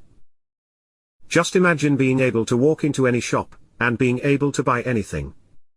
That would feel pretty good, right? Now imagine that, every day, and in every shop, every restaurant, every travel agent, in fact, every place you see a till. If you don't live like this, I'm afraid I can't lie to you, it feels amazing. I'm so sorry, you probably didn't want to hear that. Usually my business investments are dealt with by Assad, and more often than not, I don't have a clue what he's doing, but the Scottish estate was different. I had taken some interest in the project, and after seeing the pictures and reading the sales particulars, I was not only financially, but was also emotionally invested in it. I had always secretly had a fantasy about being the lord of the manor, and Gemma and I had often talked about escaping to a remote hideaway when we retired, so this seemed right up our street, although there was no manor house. I waited until my offer for the estate had been accepted, before I told Gemma and the kids about our new holiday homes in Scotland, and as I expected, everyone was very excited. The sale would take some time to complete, but I promised everyone a holiday to our new place as soon as I had the keys. Chapter 11. The Scottish Estate. It was early in 2007 that Thomas broke ground on my new super bunker and attached industrial estate, and as always, he started the project early. A lot of work had gone into the project up until this point, and from here on in, I would have nothing more to do with the site until it was complete. Every aspect of the project had been meticulously planned down to the last nail, and it was estimated it would take a very speedy 12 months to finish. I would now just have to wait and see if the dream of a massive underground grow room would come true, or whether it would end up being a nightmare, possibly even my downfall. I had plenty to keep me busy in the meantime, and as quickly as I handed over one site to Thomas, I received a whole bunch of keys to another, the Scottish estate. Shortly after, the whole family packed up for a road trip to see what we had purchased. Having bought the property without ever visiting it, I wondered what would await us when we arrived. I had a massive bunch of keys for all the houses in the estate, but we had booked a hotel, instead of risking one of our 12 holiday cottages, which hadn't been used for quite some time. Following a lovely night's sleep at a local hotel, we headed off to survey our land, with maps and plans in hand. The kids and dogs were excited to get going, so I suggested we drive to the center of the land, run the dogs and look at all that was around us. In no time at all, the dogs were run, orientation was complete, and we had made a plan of action. First, we'd see a few of the holiday cottages, before heading to the row of shops which we knew definitely had a paper shop and cafe where we could stop for lunch. After that, we would visit a few more of the holiday cottages, and a couple of the vacant rental houses, before returning to our hotel. The day was amazing. We wandered through houses that time had forgotten, and imagined what they would have been like in their heyday. We chatted to the cafe owners, who now rented their shop from me, and the lady at the paper shop who filled us in on the local area, the previous owners, and the days of old, before the estate was broken up and sold to incomers like us. We returned to our hotel with a list of places to go, people to see, and things to do around the estate. After a night of warm hospitality and high spirits at the hotel, Gemma and I headed out the following morning into the wild with a hangover, 3 kids, and 3 dogs all eager to go. It may sound like a cliché, but the breathtaking scenery and pure unpolluted air quickly cured the hangovers, and soon Gemma and I were running through the trees chasing the kids and dogs and enjoying a pure unadulterated moment of life. On that day, we roamed through forests, up hills and down tracks, destination unknown. We scrambled up a muddy hillside and sat and watched rabbits and deer run and play in the distance. As we sat together laughing, enjoying each other's company, and eating our simple packed lunch, drinking cartons of fruit juice and tea from a flask, I did have that realization that this really was all that mattered. I even thought out loud that perhaps we should sell everything and just move here and do this all day. But then the sentiment was abruptly ruined by a sudden and ferocious rainstorm, which had us all dashing for shelter. The following morning we set off back to the built-up and dreary Midlands, and the whole journey Gemma and I talked about what we could do with the country estate. We were pretty sure that we would like to upgrade and rent all of the holiday cottages, as well as the houses for living in, and by the end of the journey, we decided to set up a small holiday business. Within weeks of our return from Scotland, Gemma had taken over the idea of the holiday business as a new project, and was focused with laser precision on setting up a much larger business than just the properties we had recently purchased. She had identified more land, as if we needed it, adjoining our own land in Scotland that she was eager to acquire. This would then link the estate to a static caravan park which she also wanted to buy. Overall, by the middle of the year, things were going pretty well all round. The businesses were increasing as ever, both in terms of income and quantity. Assad had started a new round of investments, and was now buying more warehouses and land of all types from agricultural, industrial, and commercial all the way down to car parks and wasteland. The only things he wouldn't consider buying were the industrial estates Tomash was building to hide my massive underground bunkers, for Assad, that was sailing a little close to the wind. The cannabis business was also going from strength to strength. The last few years had been probably the most stressful since I started it in my spare room. We had bought, sold, extended, and bunkered up hundreds of houses, and although there hadn't been any major disasters, it had been a very considerable effort. Like a lot of things I have done in my life, the basement expansion had gone from a simple thought to a full-blown project in the blink of an eye, and sometimes, like in this case, I wasn't even sure if it was ultimately worth it. On one hand, my cannabis output was now much higher, and therefore, so was my income, and as a bonus, each site was now also much more secure. But, on the other hand, I didn't need the cash. It would just be stored away, and the risks of the project were obvious and considerable.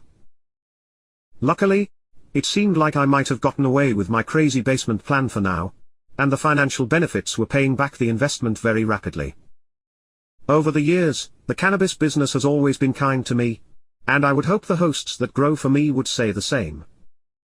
From early on, when I first accepted I was going to do the whole drug lord thing, it was set up as a business more than a criminal enterprise. I offered training, continual advice and on-site troubleshooting, literature, and tutorial videos, and I provided the best of everything to make the venture a success. As my cannabis business and the industry as a whole evolved over the years, I always kept at the cutting edge, regularly upgrading every part of the process. I offered my hosts a more civilized way to do crime. Essentially, what I offered them was an opportunity to operate a franchise for me with absolutely no financial outlay on their side, other than the space. I was honest with them from the start. They knew it wasn't money for free. They would have to work for it. And I was uncompromising in my expectation. But in return, I paid them a guaranteed income, often many times more than they earned in their day jobs.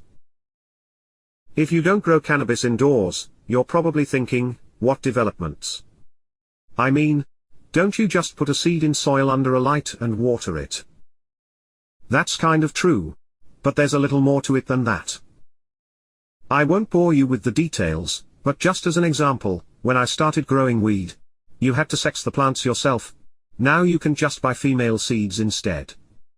This, for small commercial and hobby growers alike, is a godsend. And if you don't know why it's important, it's because only female plants produce buds. Other than keeping up with the latest developments in the plants themselves, genetically, to remain at the top of your game in the growing world, there are constant developments and improvements in the core equipment, such as lights, reflection, ventilation, irrigation, and drainage, not to mention additives, nutrients and techniques. All these improvements will give marginal returns, but when you multiply those marginal returns by hundreds of thousands of plants, they really add up. What was less easy to automate and keep at a consistent standard, was the harvesting, drying, and curing process. Not many people, even dope smokers, realize the importance of this process. Get it right, and you can turn average weed into good weed. Get it wrong, and you can turn great weed into terrible weed. My mission was to turn amazing weed into an unbelievable, flavor-rich, smooth as silk experience with a knee-tremblingly strong effect. Initially, without any automation, this process was actually the hardest part to train the hosts. I was very picky about how the plant was cropped, fussy about how it was dried, and very finicky about how it was cured. And I felt most hosts did an okay, but not a great job. For me, okay wasn't really okay. I needed perfect. I became so obsessed and uncompromising about how my buds should look, crumble, smell, and smoke that in the end, I decided I needed to automate the process much more. At the time, I scoured the world for equipment to automate the process, and tried lots of available gadgets, which were always significantly worse than even my worst cropper host. Therefore, I set about the task of finding someone who could make me an auto-cropper, an auto-dryer, and an auto-curer, and if it could be in one unit, that would be even better. In my head, I imagined the hosts ripping off branches from a plant and feeding it through a machine at one end, then walking to the other end and picking up perfectly cured buds. But that's not what I got. You might remember Andy's mates, the lads from Bristol University that used to help me fit new grow rooms in the early days. Well, as luck would have it, two of them had studied engineering and were now actually fully qualified engineers. Andy was still great friends with them all and had on my behalf offered the engineers the opportunity to create my all-in-one bud harvester, in exchange for a load of cash and a few bricks of bud. True to form, they were more than willing to have a go. Within weeks, they had come up with a cropper, which was not a million miles away from what I was hoping for. In one end, you dropped rough buds, and out another spout, it produced almost perfectly manicured buds ready for drying. For this most important of jobs, almost perfect was not quite good enough. I needed perfect. So, over a matter of weeks, they refined it to be the best automated bud cropper I had ever seen, and I had searched the world. Next was the drying machine, which in reality was a ventilated cupboard, with a regulated temperature and humidity, and an arm that gently moved the freshly cropped buds very slowly around until they were naturally air-dried, which usually took 4 to 5 days. The dried buds would then be moved into the final part, which was the curing chamber. The curing chamber was essentially a big cigar humidor cabinet with the same bud-moving mechanism as the drying chamber. The buds would cure in there for 3 weeks at a relative humidity of 55% before being vacuum-packed and dispatched. Once the rudimentary machines were built, refined, and finessed, we ended up with several models, ranging from the baby model, which was a small cropping machine about the size of a narrow undercounter fridge, all the way up to the daddy model, which would be the size of a small car, with a massive drying and curing capacity. These units were to be fitted into every host site, primarily to improve quality and consistency, but they also saved the host an enormous amount of time and effort. Initially, I ordered a few machines to test them in the field. Then I ordered about 50 machines, so the lads started making them as their side job, but before long, I decided I needed hundreds of them, and it became their full-time business. Now, all these years on, they have made thousands of the units and many other things I have needed, and they became very rich from the work. These machines were the final piece of the jigsaw, and since then, the hosts became entirely detached from me. I arranged their supplies and collections and heard nothing from them year after year.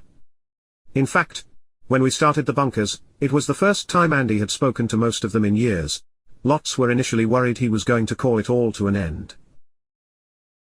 For me, 2007 was turning out to be a pretty relaxing year. I was pretending to work Monday to Wednesday, and the legal and illegal businesses were back to running themselves with very little interference from me. Since buying the static caravan park in Scotland, Gemma had identified how lucrative this business was, and had plans to purchase more around the country. Unlike me, she had delved in and done a considerable amount of research and work before consulting Assad about the business, and now between them, they had made plans to buy existing sites, as well as speculative land purchases for prospective future sites. It was looking like it would be a busy 12 months for Gemma. It seemed therefore, to be a good time to take a long holiday before she got any deeper into the business of holidays, and so I suggested something. In the past, Gemma and I had always resisted going on long, luxurious, far-flung holidays. It wasn't really our thing. Nevertheless, we were aware that at some point, we wanted our children to have more experiences than day trips in the UK and package holidays to Spain could offer. Year in, year out, the other kids from their exceptionally privileged catchment area would return from summer holidays with tales of adventure and luxury from around the world. Each year Charlotte would ask, "Can we ever go somewhere like Disney World?" And every year we'd say, "Maybe next year." 2007 turned out to be the proverbial next year. After more effort and completing more paperwork than I was used to, I had managed to book what appeared in the brochures to be the holiday of a lifetime for the family. It would be a 6-week odyssey of the eastern side of the USA.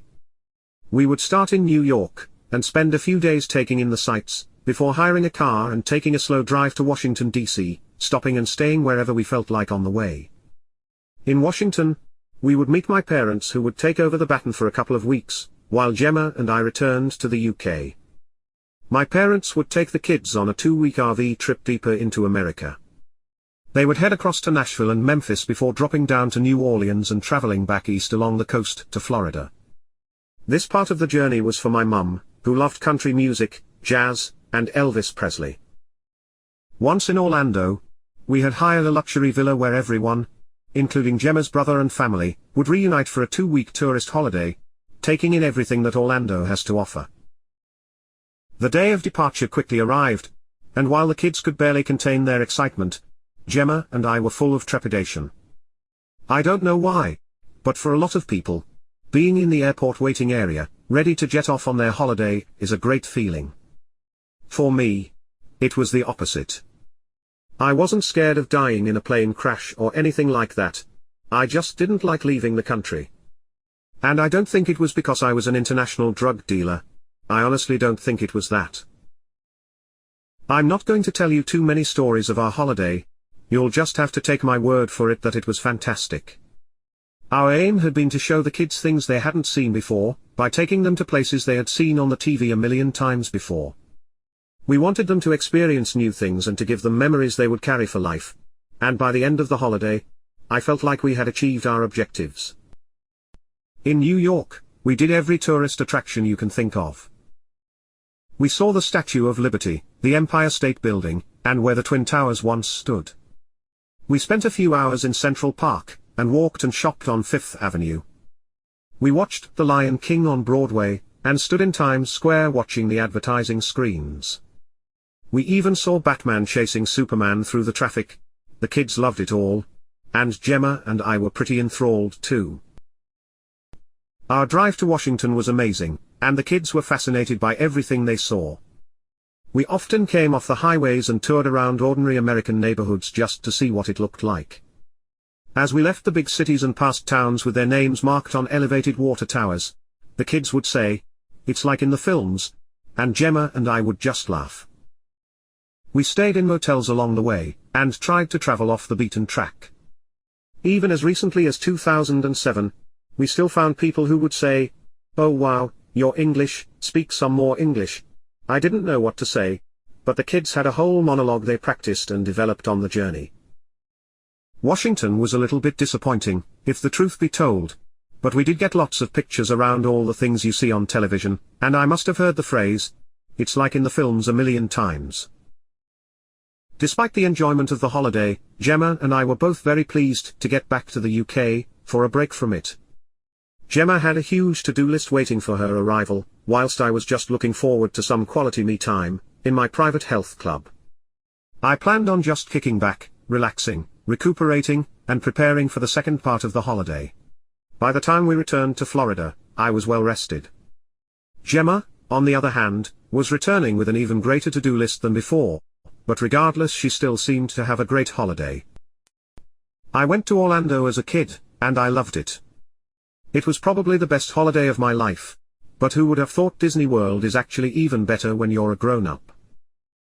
It was Gemma's first experience of the Magic Kingdom, and I witnessed with my own eyes her revert to a little girl when she saw the castle. I saw Gemma imagine herself a Disney princess, and the kids believe that it was all real. It was genuinely a beautiful moment. Florida was awesome. We did everything we could possibly cram into our time there. We visited Busch Gardens, SeaWorld, and Universal Studios, as well as Disney World. We went to Kennedy Space Center, swam with dolphins, and flew in a helicopter around Orlando. We ate the best food in the biggest volume for the lowest price I've ever paid, and I own my own restaurants in the UK. In America, they have more of everything, the shops are bigger, the variety is larger, and the volumes are more plentiful. We traveled there with almost no baggage and came back paying excess luggage for every single member of our party, all 17 of us, but it was definitely worth it. As 2007 reached the final quarter, things did start to pick up. Thomas had completed the first of the mega bunkers, and would complete the warehouses on top of it by the end of the year. His bunker team were now ready to move to the next site, and I would soon be getting the keys to my new grow room. Gemma was working full days and late into the night. She now owned about 8 static caravan parks, as well as the same again in speculative land. To add to the 12 holiday homes in Scotland, she had now also purchased old derelict houses in the Yorkshire Dales and Pennines, the Lake District, and Northumberland, as well as ready-to-let ones in Devon and Cornwall. Assad was also going to move the holiday lets among our wider property portfolio into Gemma's company, so for Gemma, it was all go. Chapter 12. The Mega Bunker. The day finally arrived, and I was off to Norfolk to see the bunker that Thomas had built. I was traveling with Dave, while Andy and Matt were following behind. We were all traveling in hire cars, and the mood between us was very excitable. We had all speculated so much about what this new giant bunker would be like, and so, it was exciting to finally end the speculation. When we arrived, we were greeted by Thomas, who opened the doors of the warehouse for us to drive into. Once inside, the warehouse doors closed, and we all got out of our cars and greeted Thomas enthusiastically. As was normal for Thomas, he was less enthusiastic and just wanted to get on with the business in hand. He said, "Are you ready to see the underground warehouse?" And we all nodded in unison. The bunker was only accessible from within a small overflow warehouse, behind and detached from a larger unit, which was also controlled by me. This overflow warehouse is where we had driven into, and was about 15 meters wide and 50 meters deep, with a big metal roller door at the front big enough to fit a lorry in. Inside the warehouse, it was a large expanse of space, very much as you would expect a warehouse to be.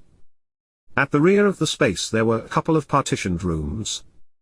One had a desk and the furniture of an office, while the other was just an empty square room. Thomas ushered us through to the office, which was on the right-hand side, and instructed we stand near the door. Then he pressed a button on the wall, which raised the floor, revealing a set of stairs similar to those in an average house. By now everyone in the room was enthralled. It was like opening the secret door to a superhero's lair. Obviously, I was the first down, which just led to a concrete room, with another stairwell behind the ones I had just descended. The second staircase was wider than the first, and had the feel of a multi-story car park. It spiraled down 2 full rotations, before landing in yet another concrete room. This time in front of me was some sort of scissor lift platform, and 2 doors on the left-hand wall. The doors were simply labeled, in and out, and so I entered the door marked, in, followed by everyone else. Inside the door, we were greeted by a fairly small room, perhaps 6 meters square. The room was painted white with white tiles and bright lights above. It felt quite clinical. For a moment, I thought, is this it? And my heart sank, before I realized there were more doors and, of course, the outdoor I had seen on the way in. Thomas spoke up for the first time and said, "This is the reception area before you get to the warehouse." He pointed at the door opposite the one we had entered through, and said, "Through there are the living quarters." And then he pointed at the door on the left-hand wall and said, "Through there is the mini warehouse, before the large warehouse." By now all of us, except Thomas, were overcome with excitement. Who wouldn't be? We were discovering a hidden underground world. First, we explored the living quarters, which had a living space, kitchen, dining area, and space for a pool table. The living area led to a long corridor, with 3 doors off each side which contained 6 compact ensuite bedrooms. Then we explored the mini warehouse, which would actually be the vegetation room. Here the plants would be propagated, trained, and grown until they were ready to enter the big warehouse, or the flowering room, as I'd call it. The vegetation room alone was pretty big, probably 25 meters squared, with a corner cut out. The ceilings were high, much higher than I expected, probably 3.5 meters high. And like the reception area, it had white tiles, white walls, and white ceilings.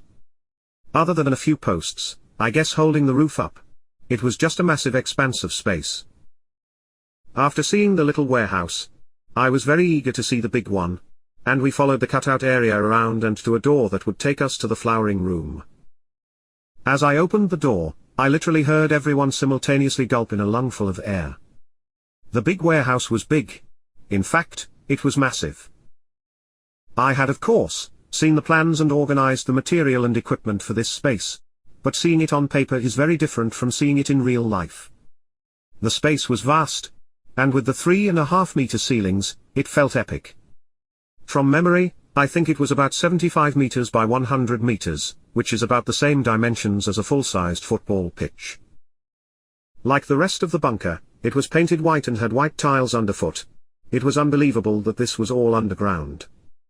For a while, we ran around the space like lunatics before Thomas, watching us like a tired parent, asked if we might like to see the final part. The door through to the final area was on the same wall as we had entered, just a short walk away on the left.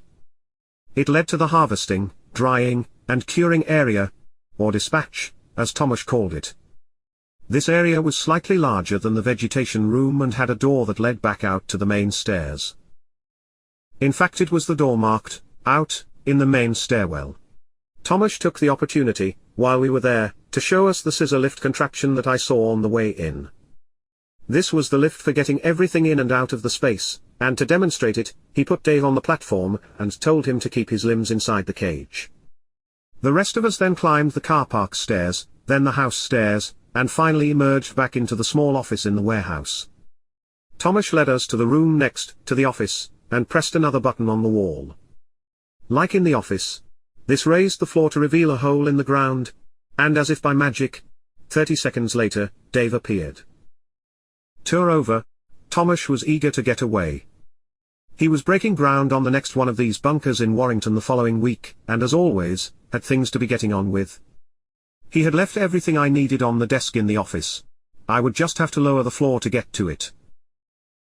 The rest of us completed our tour of this and the larger warehouse in front, and then headed back to the Midlands in high spirits.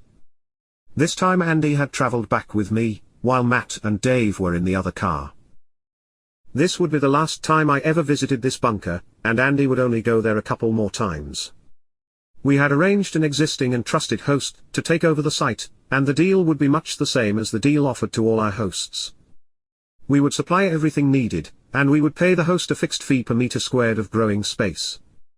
This project was of course, not exactly the same as the previous setups I had arranged.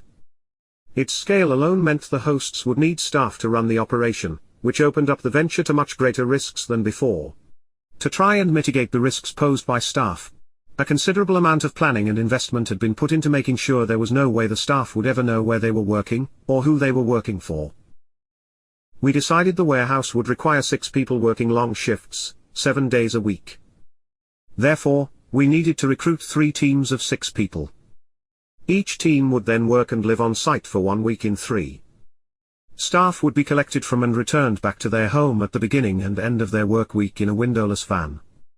From the point of collection to point of return, they would be totally incommunicado with everyone, even their family. They would be moved around to several unknown locations before arriving at the bunker.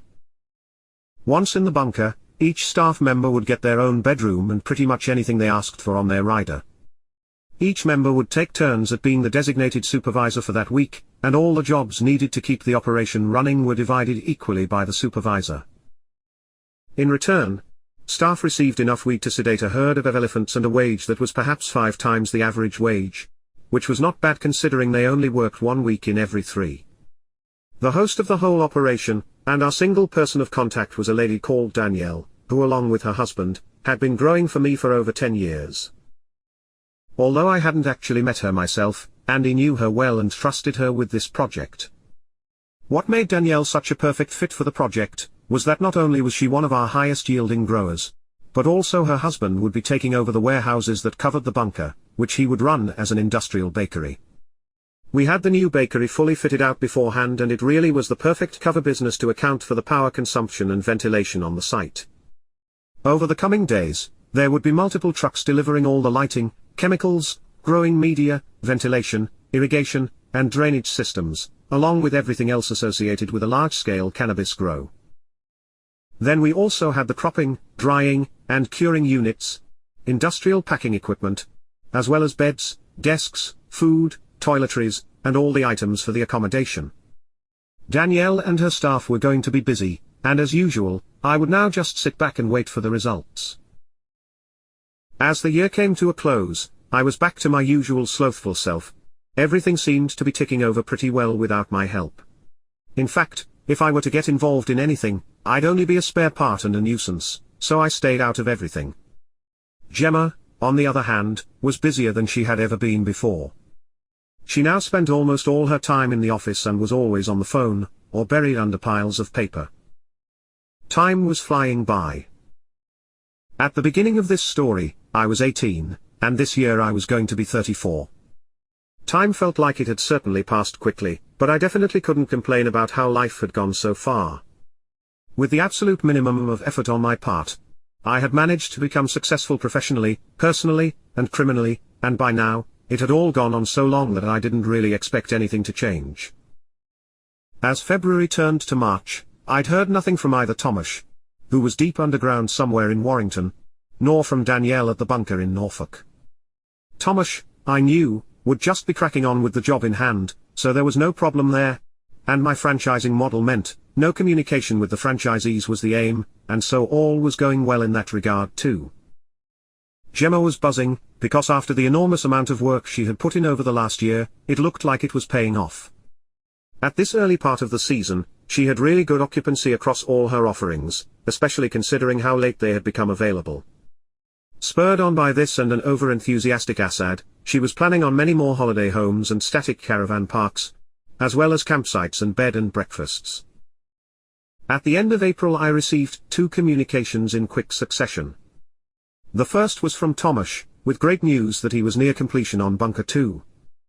The second was from Danielle instructing me a collection would be required imminently, and we were going to need a very big truck.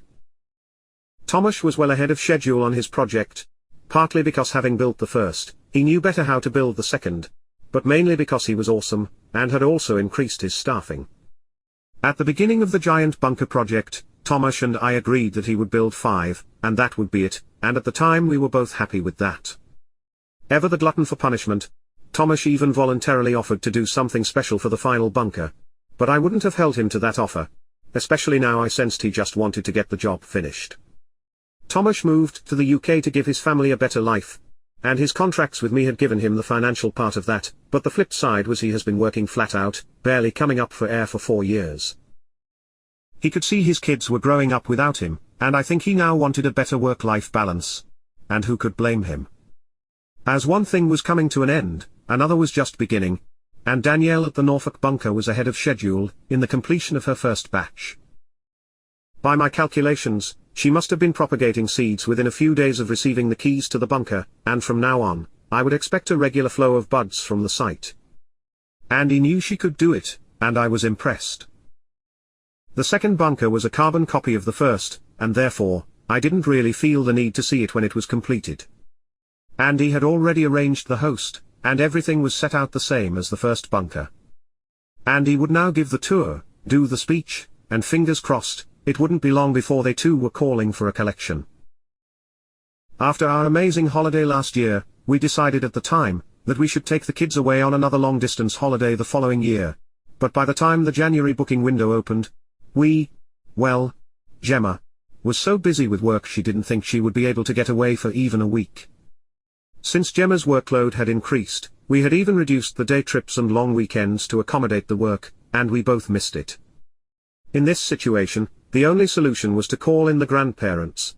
And luckily, my parents were only too happy to help. We left the final destination to them and the kids, and waited to see where they would end up this summer.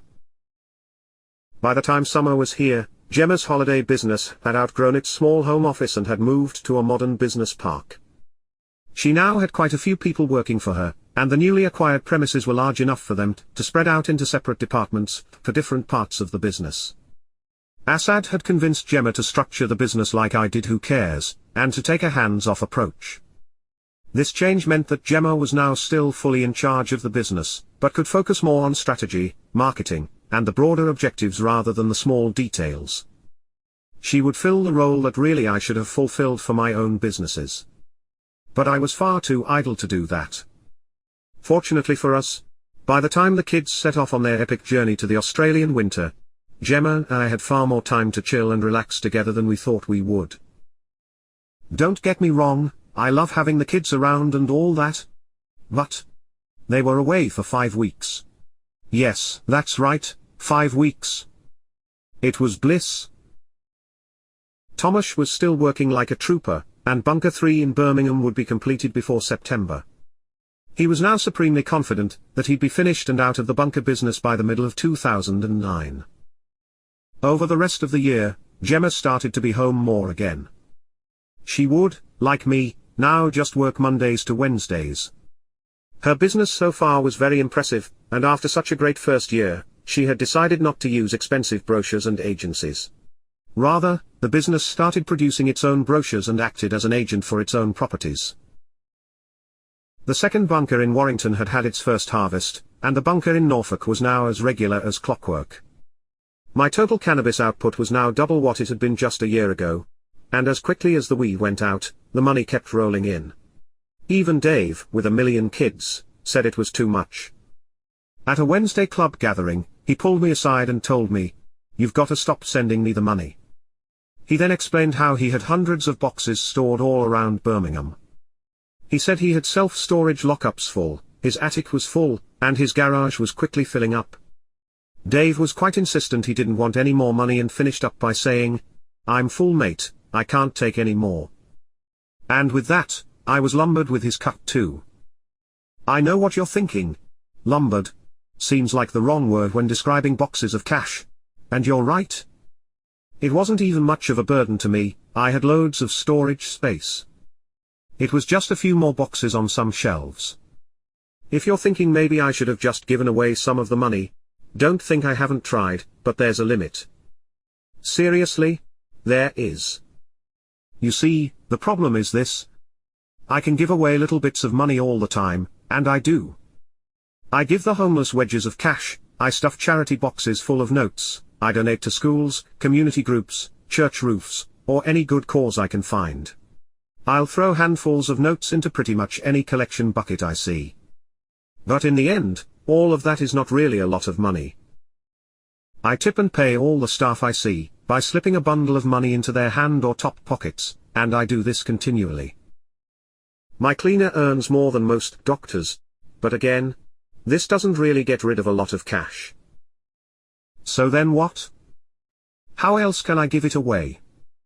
I give family and friends as much cash as they want. I buy them cars, holidays, and amazing presents. I pay their day-to-day expenditures, their luxuries, their dentistry, but in the end, even that doesn't add up to much. I can't just walk into a charity with boxes and boxes of cash, because it wouldn't take long before people started asking questions. Soon the money would be followed, and I would be arrested for my kind act. Likewise, I can't just go around handing it out to the poor and needy, because how long before I get attacked or people start asking those damn questions? I can't even just leave it out for people to find.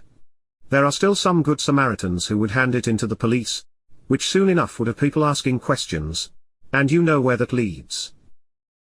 In the end, the easiest and safest thing to do with the money was to just store it on the shelves of my warehouse, along with the bars of gold and chests of valuables.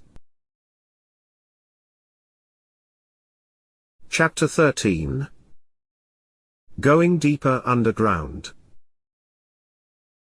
It was the end of January 2009, when Tomasz completed bunker number 4 in Watford, and he was now on the home run.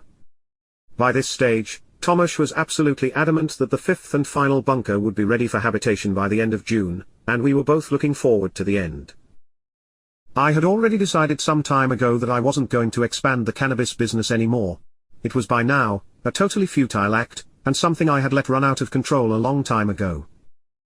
Gemma's holiday business was pretty much fully booked for the whole of 2009, before the January booking season even started.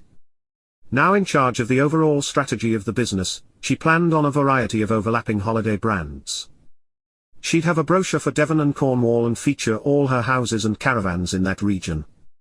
Then she'd have another brochure for Yorkshire and the Pennines, the Lake District, the New Forest, and so on. Additionally, there would be a seaside brochure featuring all offerings in the UK by the seaside, the same for adventure, city breaks, and so on. Gemma was a genuine entrepreneur, and she was good at it. In terms of acquisitions, Gemma's business would look to double its assets annually, all the while keeping its occupancy rates high. And she had a plan to do her little part in redeveloping and reviving entire villages with her enterprise.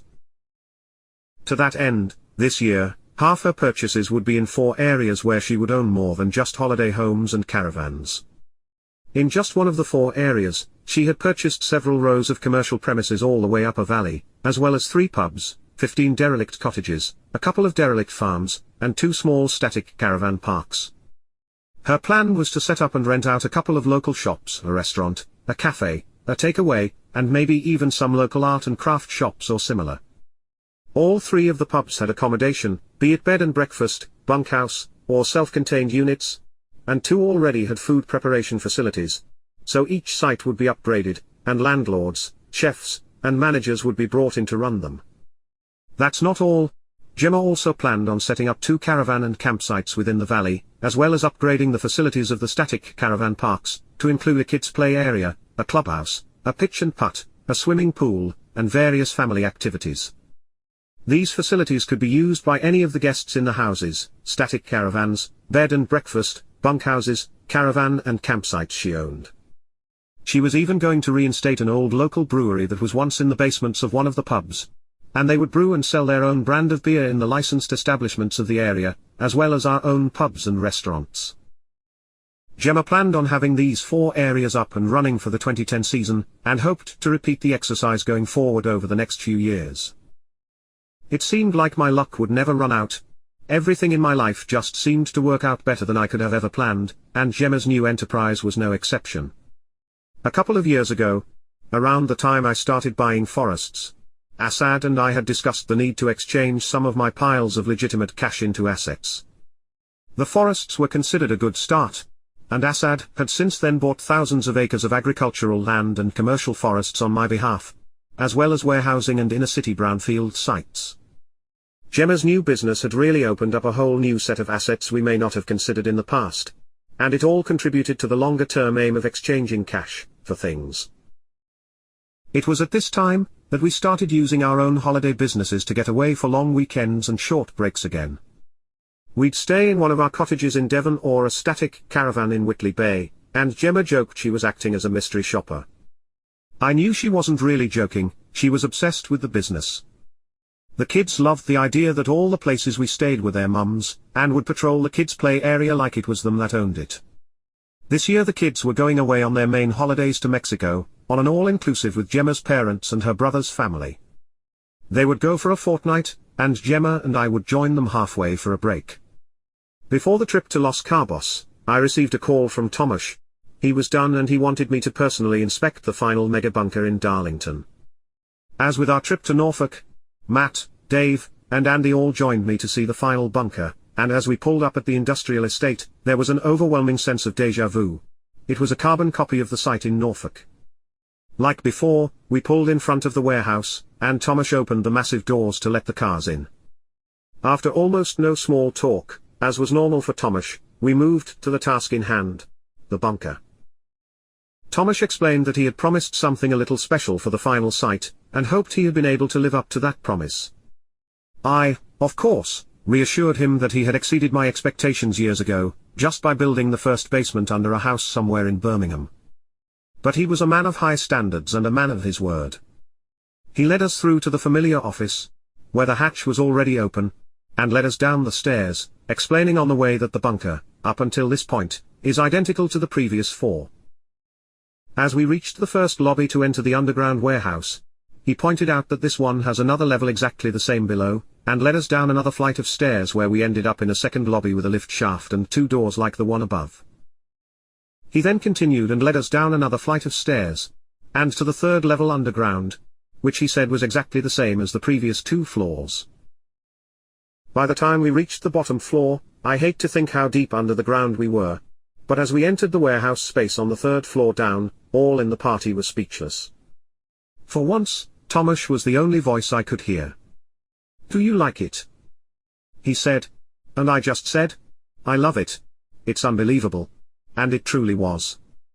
Can you imagine 3 football pitch-sized warehouses deep under the ground? It really was unbelievable. And he caught my eye and just said, "We're going to need a lot more staff."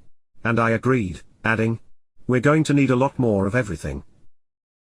After an hour or so exploring the space, we all headed to the surface, and for me, it felt like the end of an era. Tomasz and I had been up to no good for 5 years, and over that time, we had spent a considerable amount of time together, and now it was coming to an end. In only the way men can, we said a few kind words to one another, awkwardly hugged, and with that, he was gone and out of my life. I said we must stay in touch and that he should pop into the Wednesday club sometime, but we both knew that wouldn't happen, and I'd probably not see him again, and that did make me sad. The rest of the year was much of the same. Gemma was focused on the peak holiday season in 2011, my legitimate businesses were going strong and expanding, and the final mega bunker was up and running after a slightly slower start. The volume of weed my enterprise was now producing was staggering. So much so that I had to increase the staff at the cash counting offices just to keep on top of what was coming in, and this was just the start.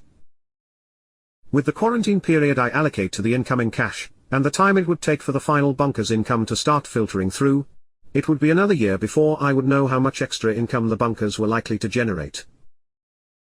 I was by now measuring the amount coming in by the box rather than by the actual amount of cash.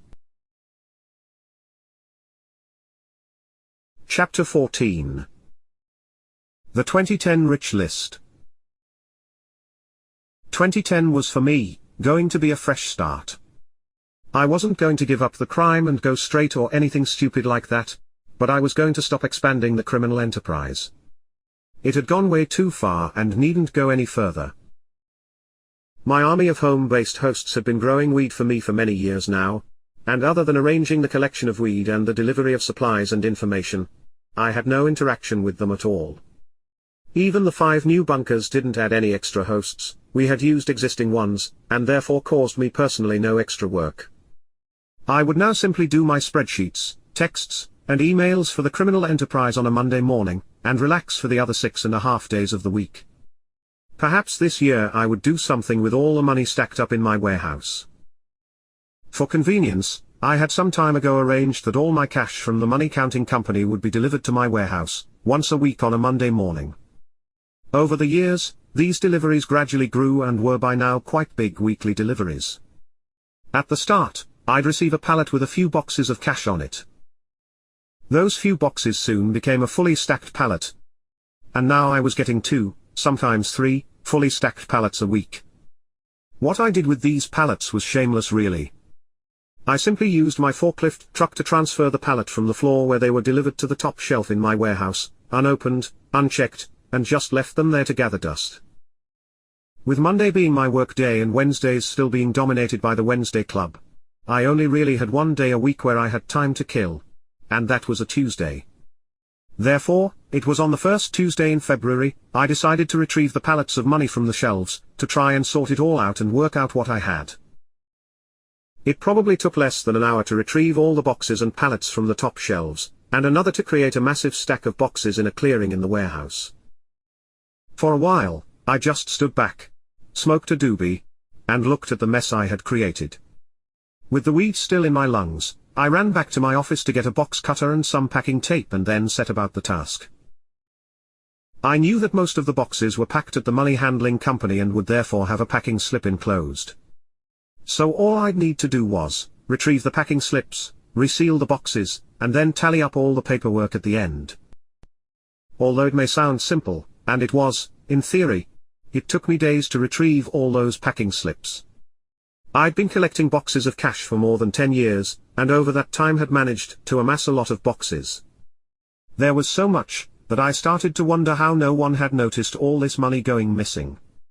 Surely the government would know they print all this money every year, and then it vanishes. I briefly wondered, is anyone looking for it? And then forgot all about it. Over 5 Tuesdays, I managed to retrieve all the packing slips, and after returning all the boxes to their homes on the high shelves of the warehouse, I could now tally up the numbers. First, I sorted the packing slips into the different currencies, and then added each currency up individually starting with the smallest. In just a few minutes, I knew exactly what I had in cash in my warehouse, and I'm pleased to report I was doing okay. I'm a big believer that sometimes knowledge can be a bad thing, and that was certainly true in this case. Before I counted the cash in my warehouse, I was content to just let it sit there and literally gather dust. But now I knew how much was there. I felt compelled to do something with it and to protect it. I started to get anxious about things like fire, theft, flooding, hurricanes, police raids, and even alien invasions, and I worried about what would happen to the money in these situations. I quickly decided something would have to be done to protect the cash. I don't know why it worried me. I didn't actually need any of it, which was exactly why it was just sitting there. But there's always something in the back of your mind that tells you, it's better to have it than not. I decided I would definitely do what all crazy people would do in this situation. I'd bury it, and the gold. I realized I actually owned enough land that I could get rid of lots of it there, without having to worry about losing it, metal detectors, or future development. I also thought I could store lots in storage lockers around the country. Like with the land, I own self-storage centers, so setting up a fake customer would be easy. Before I disposed of all the cash underground and into self-storage facilities, I thought I should first ask Assad if he had any better ideas. To illustrate my problem, there was no better way than to show him it. So, on a Tuesday in March, I, for the first time, publicly unveiled my money collection. And although Assad knew I had a lot of cash, even he was taken aback by what he saw in front of him. Assad was himself a pretty wealthy guy, and he dealt, day in, day out, with other wealthy and wealthier clients, but this amount of cash, stacked up in an unsecured warehouse in Birmingham, is not something you see every day. After regaining his composure, he asked the obvious first question anyone in this situation would ask: how much is there? I gave him the figures and then offered him a box or two. First, I forced him to take a box of £20 notes. Then I remembered he was going to America soon, and thrust a box of $100 bills at his feet. I'd love to have heard the conversation between Asad and his wife when he came home with these 2 boxes. I asked Asad, other than burying and self-storage, had he any better suggestions of what to do with the cash. Put on the spot there and then he hadn't, but he said now that he appreciated the problem, he would go away, think and get back to me. I can't ask for more than that. Our enormous wealth had also started to attract the attention of Connor, who at 12 years old was starting to figure out we weren't the average family he had thought we were. As the kids grew up and moved to secondary school, we felt it was better to send them private for this part of their education. Charlotte and Connor were now attending high-achieving, pretentious, elite schools, which I didn't love, but they really did. Charlotte was extremely academic, and her school had the resources to really help her achieve her goals. They had the High Achievers Club, Oxbridge coaching, and industry and university links. At this school, she could have as much extra one-on-one tuition as she wanted. She could access fully stocked libraries and cutting-edge laboratories, and she could make use of the best equipment and technology available anywhere. The school was so posh that it had actually banned the reading of the Sun and Mirror newspapers on school premises, but extraordinarily not the Mail. Regardless, you've got to wonder what type of self-respecting kid would be bringing a newspaper into school anyway. This was the kind of thing I was up against. Connor went to a different school because for him, school wasn't about books, experiments, and essays. School for Connor was about music, and we managed to find a school that emphasized the creative arts. Again, like for Charlotte, Connor now had access to private tuition, amazing facilities, and loads of kids just like him, and he was flourishing. What I didn't like about these types of schools was the arrogance and sense of entitlement most of the students had. Most were privileged by birth but gave the impression that somehow they had earned that advantage. The precocious little shits really made me feel uncomfortable, and I was privileged by birth myself. Unfortunately, in the environment of expensive schools and privileged kids, Connor had become much more conscious of money. The kids he now mixed with were pretty mercenary, and seemed to derive much of their status from their family's wealth. For Connor, I don't think up until this point, he had given the matter a great deal of thought, but now he was forced to by his peers. Connor knew we owned some businesses and houses. He knew we had a fully loaded cash drawer in the house, but he didn't know if we were rich, or richer than the other kids' parents. Why would he? He was 12 years old. I didn't know, and I was in my 30s and apparently in control of it. This newfound interest in money led to a Sunday morning in April when Connor inexplicably woke early, and enthusiastically fetched the newspapers delivered to the front gate. This was most unusual for Con, who usually slept in late, and definitely hadn't shown an interest in the newspapers before. I just watched him sifting his way through the broadsheets until he got to the Sunday Times and said, "Can I take this one?" Stunned and confused, I said yes, and he turned on his heels and headed back to his bedroom. I thought I'd investigate that a little further when I woke up properly. Maybe I was dreaming. Within an hour, the mystery was solved. Connor came down the stairs with the rich list in his hand and some questions in his head, which I badly did my best to answer. He sat down at the kitchen table where I was preparing breakfast and said, "Dad, why aren't you on the rich list?" The question caught me by surprise, and after a chuckle and a second thought, I gave him the answer I thought was correct. "I don't think we're that rich," and gave him a patronizing smile. Anticipating my answer, he was ahead of me and replied, "Yeah, we are," pointing at the poorest person on the rich list. The kid had a point. Even a 12-year-old knew we had more money than that. I couldn't answer him, and told him I'd ask Asad, and get back to him. He then asked an even harder question. "Well, how much money do you have?" Again, I looked at him blankly and said, "If you've got more questions like this, you'll have to ask Asad," and I meant it. Connor was smart enough to realize I knew nothing. He knew I wasn't holding out on him. He could tell I didn't know anything, and left it at that. But I now wanted to know why I wasn't on the rich list. It wasn't long until I was in Asad's office, asking him, "Why am I not on the rich list?" Asad almost looked disappointed that I even asked the question, and answered with the question, "Do you want to be on the rich list?" I quickly replied, "No." And he said, That's why you're not on the rich list." That made sense. I didn't really know why I asked. He then explained that all our company's properties, shares, land, and so on were owned by private companies, which, in turn, were owned by other private companies often many times over and across international lines. Ultimately, we owned all the companies, but figuring out the whole web would be a pretty tricky task for anyone other than Assad.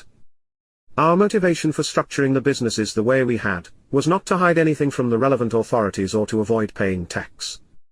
The motivation was privacy from the outside world, and it had been so effective that even I didn't know what I had. Chapter 15. Welcome to the Manor. When we moved into our home back in 2000, there were a lot of reasons we chose the location. I had grown up in the area, and my family and friends were close. For Gemma, she had a couple of close friends from university who also lived locally, and at the time, I was still pretending more convincingly that I needed to be in the area for work. Now, most of our friends had left the area. They had families and partners from around the world, and as they do, things changed. Even my parents had by now moved away to pastures new, and it seemed it was just Matt's family and ours left. Gemma had often talked about returning to the Northeast one day. She dreamt of being closer to her family and craved the air, the wilderness, the coast, and the people of the Northeast more than she could have imagined. Sometimes I felt cruel keeping her here. For me, I was born and raised in Solihull, and although I can't particularly fault the town, it's all right. I didn't have an emotional connection with it, and there was nothing that particularly tied me to stay there. We settled in Solihull by default, and for a while, it was a convenient place to be, but now it felt like perhaps it was time to reevaluate. Since our trip to Scotland, Gemma and I had discussed the possibility of moving back to her patch, but then life and Gemma's work distracted us for a while.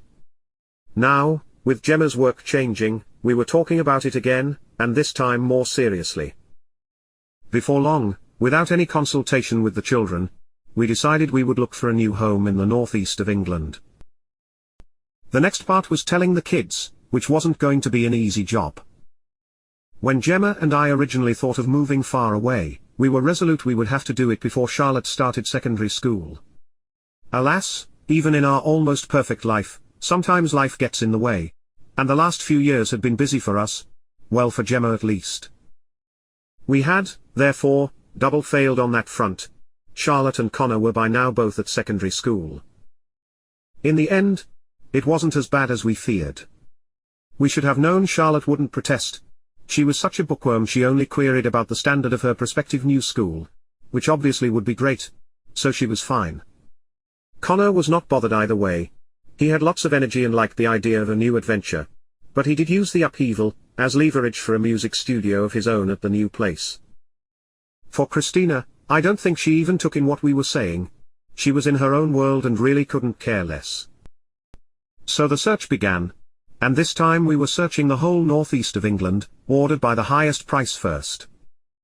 Despite buying, selling, and owning thousands of properties, and theoretically being the landlord of all of them, this was the first time I had used an internet site to search for property, and it was a revelation. Of course Gemma used it daily for her job, but for me, I was a newbie, and I loved it. We spent hours each day searching, without moving from the couch, and for a while, it became like porn to us, and we were addicts. Eventually, we booked about 20 viewings and one of Gemma's holiday homes for a few days. During the kids' half-term holiday, we headed north to find our new castle. The kids would stay with Gemma's parents, while we viewed the eclectic mix of properties we had selected. Although we had 20 viewings over 3 days, we fell for our new home during the second viewing on the first day. From that point on, we just compared each new and disappointing building to the one we had already fallen for. In the end, we were so sure we had found our new home that before we left back for Solihull, an offer had been made for the new house. The new house was magnificent. It was situated about 15 miles northwest of Newcastle upon Tyne, and was accessed by a long deserted country road that seemed like it was going nowhere. The entrance to the driveway was protected by gates and walls, which, once inside, led you up a long winding road to the 3-story, stone-built, country mansion, complete with a fountain, turning circle, and peacocks out front. The house itself was an imposing 18th-century manor house that had been upgraded over the years to become a modern, high-tech, high-spec house that any oligarch would feel very comfortable in. It had 18 ensuite bedrooms, 2-bedroom suites, and multiple living, dining, and entertaining areas. There was a traditional wood-paneled library, and a swimming pool, gym, and health spa much better than the one in my warehouse. Importantly, it also had a whole array of outbuildings, stabling, and paddocks for the horses. I think we could cope with living there. The big house move was much more than just a change in location for me. I was going to give up pretending to work altogether and now would just do my Monday morning cannabis spreadsheets. According to Assad, I had acquired a small industrial estate on the outskirts of Newcastle years before, which would serve as a base to complete my spreadsheets and receive the dreaded boxes of cash. Any real business work could be done via phone and email with Assad as and when required, which, let's be honest, was almost never. Gemma would have an office in one of the outhouses, where she would employ a couple of staff to keep it running. From the outhouse, she was intending to spend 3 days a week running the holiday business, as well as being in overall charge of the livery yards around the country. Although, gone would be the days of the Wednesday Club and my own private leisure complex, I wasn't worried about the loss. I would now have a superior swimming and leisure facility right there at home. And this one I wouldn't have to keep hidden from the family. And on the entertainment front, all my favorite games from the old place would be moved up and transferred into yet another outhouse, which was to be our family's leisure and entertainment complex. I was basically moving the Wednesday Club's facilities in-house, literally. Gemma asked me if I thought I'd get bored being retired at 36, and I just laughed and said I thought I could probably cope. She didn't know that I had actually retired at about 22 and had over the years become a master of wasting time. During the time most people thought I was working, I was actually playing pool, tennis, or arcade games. If I wasn't doing any of those things, then I might have been 10-pin bowling, crazy golfing, or go-karting. Otherwise, I'd likely be in the cafe or pub in the warehouse reading or socializing with friends. Or maybe even watching the latest film or television series in my private cinema. I did a lot of things during my days, but not much work. Don't for a minute think that my time was entirely wasted. I spent a considerable amount of it, trying to improve myself and use my brain. For example, I tried and failed to learn more than one language, and more than one musical instrument. Another time, I was sure I could be the next big thing in computer programming. I even had hours of private tuition before realizing it just wasn't happening. Once I even bought an accountancy book, which admittedly, just ended up being a useful prop for some smaller books on my bookshelf. But the intention was good. Hearing those examples, I'm sure you'll agree that my time hasn't been entirely wasted. I actually found being able to openly tell everyone that I was giving up work to become a lazy sod was pretty liberating. It meant that for the first time since Gemma and I moved in together, I would no longer have to make up stories about work. In the short term though, I was not going to be able to maintain my very laid-back lifestyle. Now there were many things to do before we packed up the old house and headed to the new one. For one, I was going to have to do something with all these boxes of money in my warehouse. The next couple of months were busy. When I wasn't burying money in remote locations or piling boxes into storage lockers, I was organizing the logistics for the move or arranging the administration involved. We had to get the kids into new schools for the next school year and start to transition Gemma's current office to her new one. There seemed to be an endless list of jobs to do, people to call, and things to arrange, all of which reminded me why I disliked work so much. The new house came with a whole array of different staff members already in place. They managed, maintained, and cleaned the building and grounds, and it was all run by a formidable estate manager. Once arrived, we would only need to employ a couple of drivers and some staff for the stables, and we would be up and running. I know how terrible all this sounds. Does anyone really need staff to run their house? After all, just over 10 years ago we were living in a 3-bedroom semi with 2 kids, no staff, and managed fine. That is all true, but in reality, we had obviously changed with the money. Who wouldn't? Wouldn't everyone opt for some extra help in their life if they could? Regardless, the property we had bought was more than just a house. It was a small country estate. It had a couple of 100 acres of land, split into a small wooded area, an orchard, a formal garden, paddocks, some shrubland, and some agricultural land on the edges. Within the estate were a variety of properties from old staff cottages to stone barns and agricultural buildings, most of which were dilapidated. The house itself was pretty big. You could say for a family of 5 it was outrageously massive. The downstairs rooms were enormous, most could host a fairly good 5-a-side football match within the space. Upstairs the bedrooms were not quite as big, but they were probably still larger than an average 1-bedroom flat in London, so definitely not small. To the rear of the main house was a courtyard with a whole array of outbuildings that had been converted into living spaces, and beyond that, down an asphalt track, was the stables and equestrian facilities. Hopefully, now I've explained a little more about what we had bought, the ridiculous staff numbers make a little more sense. If Gemma and I tried to go it alone in a place like this, we would spend all our time dusting, scrubbing, vacuuming, window cleaning, weeding, mowing lawns, fixing fences, and on, and by the end of the year, the house would be half derelict, and the land overgrown. We needed help. By the time moving day came, we were more than ready. We would have professional movers, pack, transport, and deliver everything from the old house to the new one. Gemma would take the kids and pets in her car, and I would follow behind in a van rented from Matt. I had told Gemma the van was full of work stuff, most of which would go to my new workplace in Newcastle, but I warned I might store some old paperwork at the house too. My van was stacked from top to bottom, back to front, with boxes of cash and chests of gold, and was almost all of the illegitimate money I still had easily accessible. The rest had been buried and stored in self-storage lockers. Believe it or not, the burying and storing of the money was quite an enjoyable few weeks, and what had initially seemed like a chore, ended up being quite a lot of fun, and perhaps the final group activity of the original members of the Wednesday Club.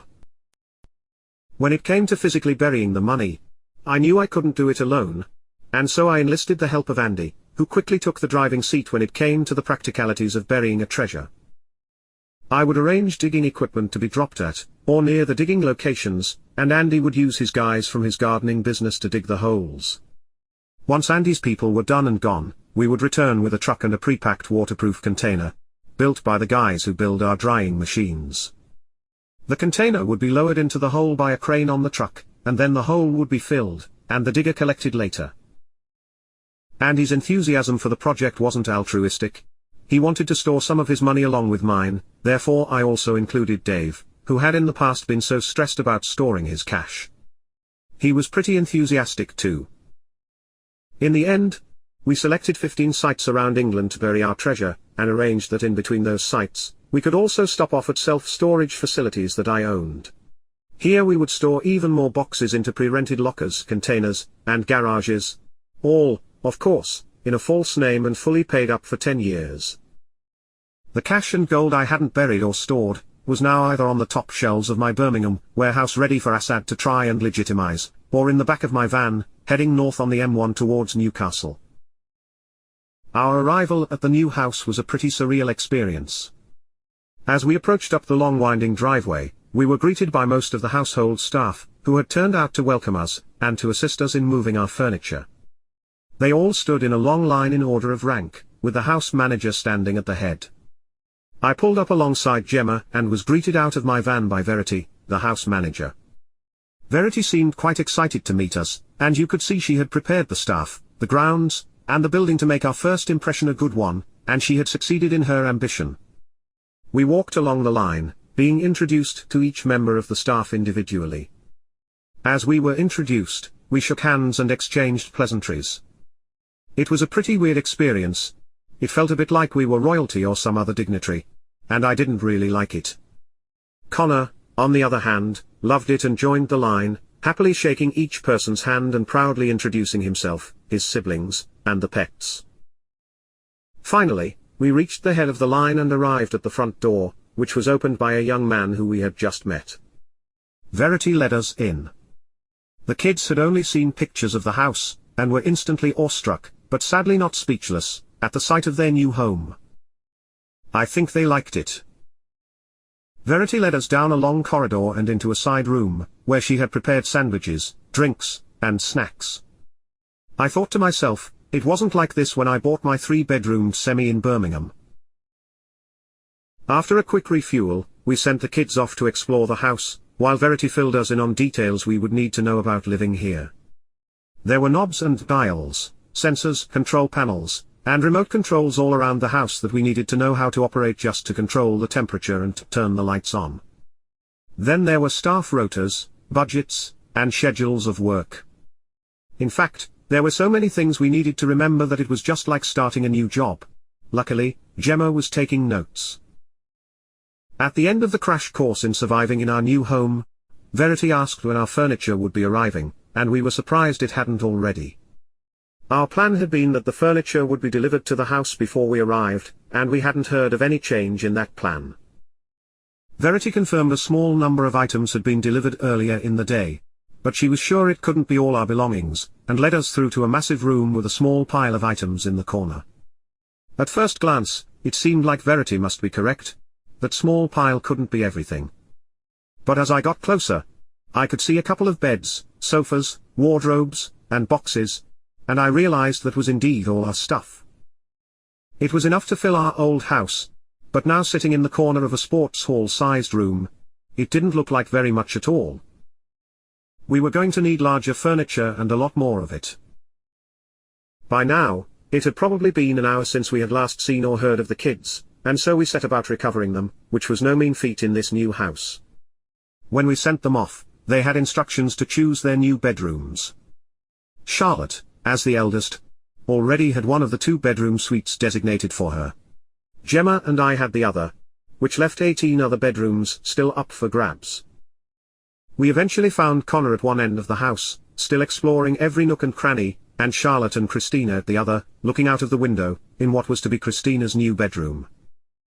We led the kids down to the room with all our furniture, and they were instructed to retrieve their stuff and make a pile ready to be taken to their new bedrooms.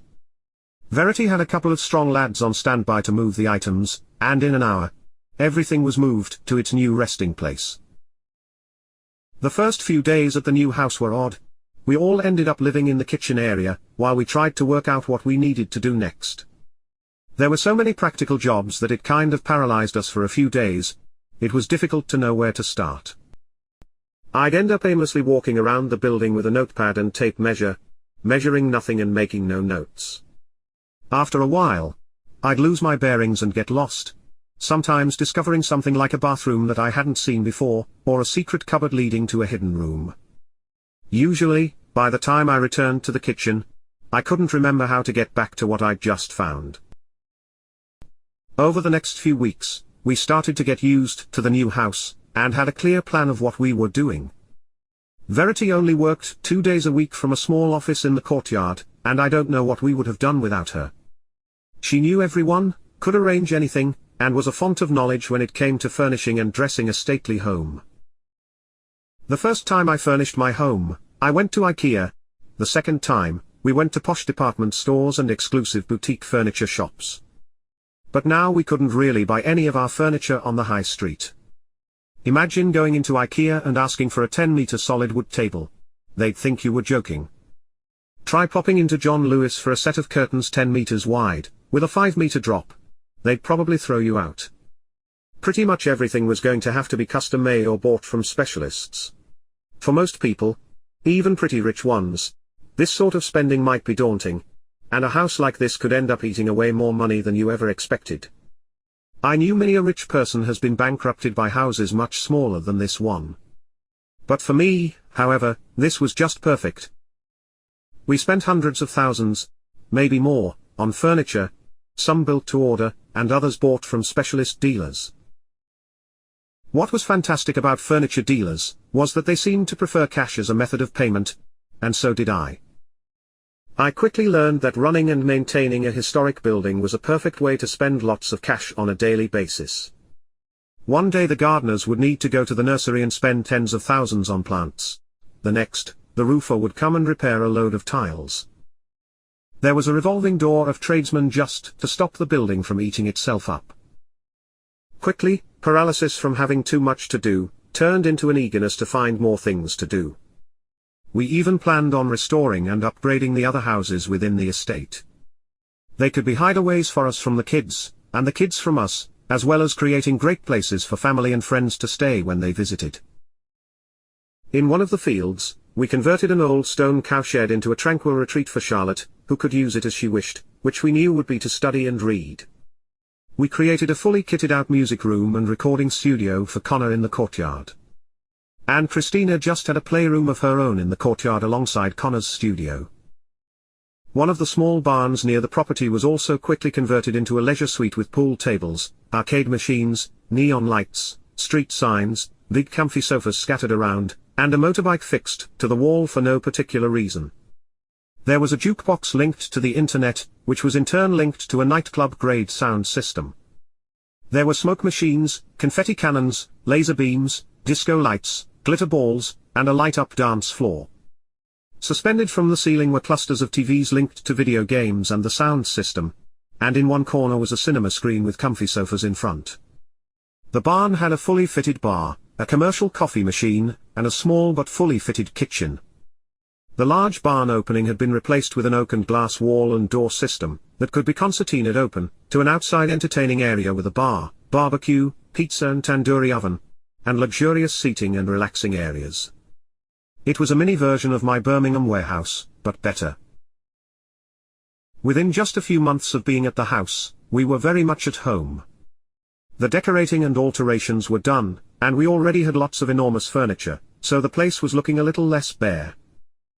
We had rugs, carpets, and curtains in at least half of the places we wanted them, and everything that wasn't in the house that needed to be, was now on order. By the end of the year, we thought we'd be pretty much done with the moving in part of the process. We moved into the house at the beginning of the school summer holidays, and the kids settled in and loved the new place pretty quickly. The new and lavish house and country estate seemed to be enough to distract them from the stress of leaving friends behind in the Midlands, and in the blink of an eye, the holidays were over, and they were back to school. Gemma and I had both returned to work after a month's break, and she quickly settled into her new home office.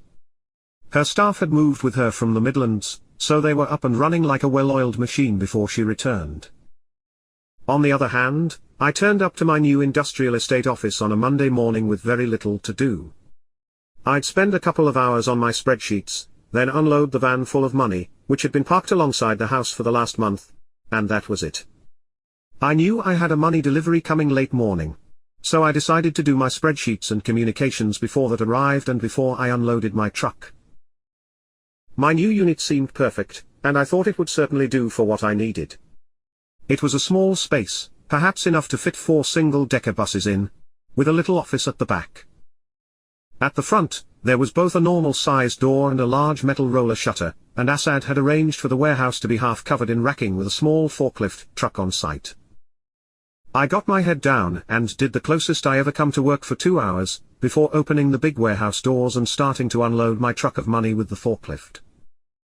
I got about halfway through emptying the load, when my other cash consignment arrived, and in no time at all, I had my new warehouse stocked with millions in cash and gold, and I was headed home by mid-afternoon, work done. The rest of my time during the summer holidays was spent playing with the kids, and trying to get bits and pieces done around the house, but mainly playing with the kids. Chapter 16. Sheila and Roger. The first school run of the season started on a Tuesday, and it was to be much more stressful than it used to be. For now, all 3 kids would be going to different schools, 2 of which were 35 miles away from our house. Gemma would take Christina to the local primary school, while I would take Connor and Charlotte to different schools, thankfully in the same town. We would then do the same in reverse a few hours later. After a few days of this routine, I quickly worked out this wasn't going to be practical in the long run. If we continued to do the school run this way, I'd spend most of my life driving back and forth between our house and the city centre, which didn't fit in well with my lifestyle. Instead, I decided that we would really live like an oligarch and employ drivers to ferry us and the kids around. We worked out a rota, and decided we needed 2, maybe 3 drivers, to cover all the times we might need them. Obviously, there would be the school runs, But also, the kids would have other travel needs. There were after-school clubs, social groups, and sports gatherings. Connor would definitely have band practice and music lessons, and their friends would likely live a long way from our house. We didn't want our love of country living to inhibit our kids socially. So, with a driver bookable and on call, that problem would be reduced. We wanted it to be as easy for our kids, as it would be for their friends who live in the town, to do whatever they wanted. There were also times when having a driver on call would be really useful for the adults.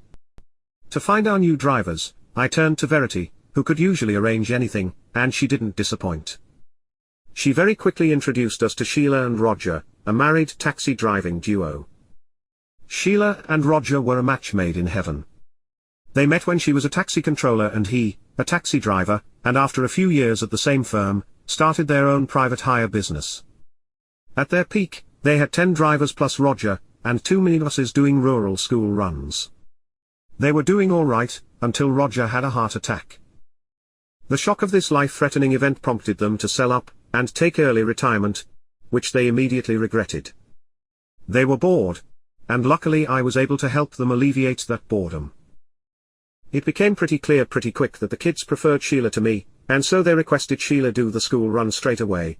And like that, I was free of it. Gemma would continue with the primary school run until Christina was ready to join her sister. The rest of 2010 was just perfect.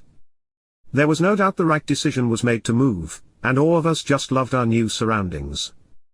We would venture into the cities and the countryside of the Northeast, and Gemma would take us to places she remembered from her childhood. There was a seemingly unending selection of music, clubs, arts, restaurants, culture, entertainment, and activities in the region, and when combined with breathtaking wilderness, rolling valleys, unspoilt coastlines, ancient castles, and enchanting forests, it was as close to heaven as I have ever been. At Christmas, we went all out. We had 30 Christmas trees throughout the house, and everywhere was decorated. We had tens of thousands of lights inside and out, multiple big open fires roaring, and we hired a private chef and his team for a week. All our friends and family were invited. Most came, and hopefully had the best Christmas/housewarming party ever. At the beginning of the year, I would have thought life couldn't get any better, but as it turned out, it could, and it actually had. We were living in a fairy tale, and it felt like nothing could stop us. I felt bulletproof. You know how this story goes. I had the perfect wife and family, the big house, and all the things money could buy. My life was probably as near to perfect as it could be, and really, surely, this could only go in one direction at this point, and it wasn't up. The funny thing is, you can probably see this, but at the time I didn't. I couldn't see why life wouldn't just keep going like this. For me, every day had been Christmas, since the day I was born, and so I suppose I just didn't really understand a different scenario might exist, and therefore I carried on the same as ever. As the new year arrived, my biggest problem was how many boxes of cash I was receiving each week.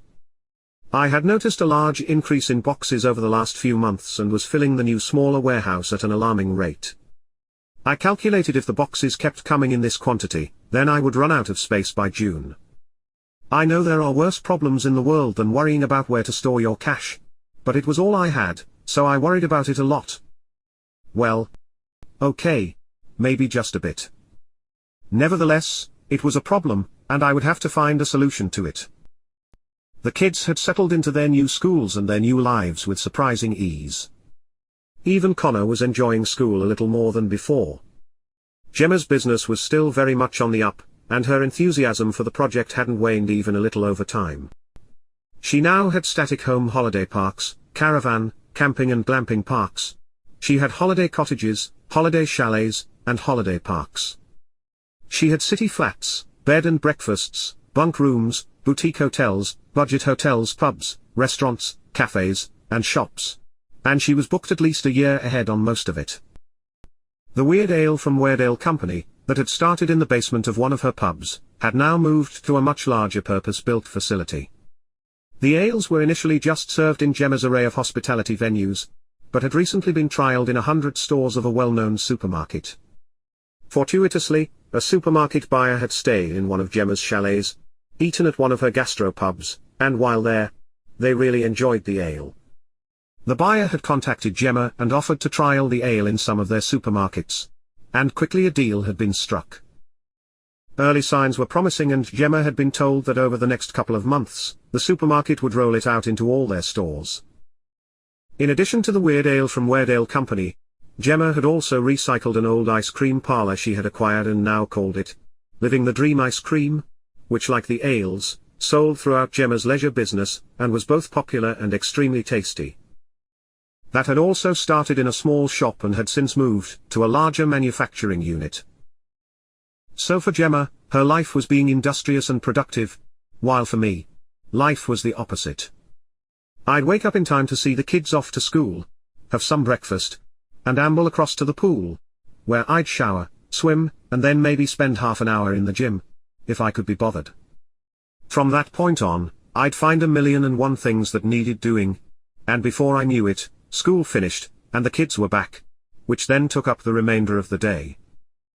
As the designated stay-at-home parent, I now took more responsibility for family things, day-to-day tasks, and things like booking holidays. This year we decided we would have another long-distance family holiday, so I booked a 2-week fly drive to California for the summer. My parents would then meet us in LA and take the kids for a further 2 weeks in Hawaii. Over the first 6 months of the year, we had never been more socially busy. Friends and family would pop up all the time, so much so, that we often couldn't get away for a long weekend or short break. But it didn't matter. We loved the visits. Dave and Angela came up with their whole tribe for a few days, in a bus, and I think Dave, the Brummie, was taken by the area. We had a day in, at our house, and took them for a day out, to see the sea. We showed them castles and beaches, and ate fish and chips on the shoreline while the kids played. Matt, Claire, and Ollie came up the same weekend as Andy, who had finally, after all these years, met a girl. Her name was Victoria. She was a lawyer he had met while buying a new house. Andy had in the past, always been very unlucky in love, and had never had a serious relationship before.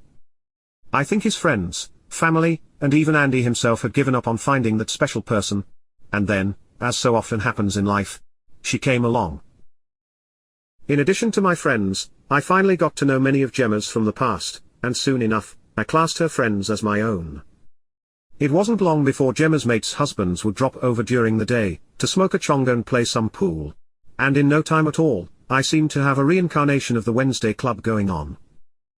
I'd like to think this happens because of my quick wit and extraordinary personality, but in reality, I think it's probably the copious amounts of weed and fantastic facilities that really attract people to return time and time again. We boarded the flight to California a year to the day after we moved into our big country manor house, and so far, everything had gone as we planned. In fact, if you considered how well the kids had settled into their new life, it had probably gone a lot better than we had planned. The holiday was, as always, amazing. We did as many touristy things as we could, and went on a bit of a road trip. This time we landed in San Francisco, and after a short stay and a trip to Alcatraz, we ambled our way up to the Napa Valley, before heading south down the Californian coast to Los Angeles, where we did all things touristy. We took a picture with the Hollywood sign on our shoulder. We walked the Walk of Fame and did the Celebrity Homes tour, and the Warner Brothers studio tour. We even did a Segway tour of Beverly Hills, visited Venice Beach, Sunset Strip, and shopped on Rodeo Drive. Our tour of Griffith Observatory was a private one, and we capped our time off with a family helicopter ride. Even as I write this down now, I have a big smile across my face. It's these experiences, moments, and memories I live for. Don't think life was all perfect though. I did have a little stress waiting for me when I returned home. My problem was that I had run out of room at the warehouse to store my rapidly expanding cash box collection. I discovered that since the mega bunkers had become fully operational, and the incubated money started to filter through, I was getting far more of it, in boxes of cash, than I had anticipated, and it was a bit of a nightmare. To deal with the immediate problem, I hired a truck, parked it outside my unit, and just kept adding the new boxes to it week by week until it was full. Once full, I drove it home and enlisted a couple of my gardeners to help me move all the boxes into the attic space of the house. I did this a few times until the attic was full to the brim, then I just closed it and forgot all about it. Since moving up north, I had always planned on returning to the Midlands a few times a year and visiting Assad. Although I didn't really have anything to do with the businesses I owned, I still occasionally thought I should know at least a little bit about what's going on. On this occasion, Assad had hastened my visit, as he had found an ingenious money laundering technique he wanted to share with me. When I arrived at his office, we first talked business, and then left the building to talk laundering. On the legitimate business front, it all seemed pretty good. Who Cares was still the market-leading retailer in the sector and was an established brand.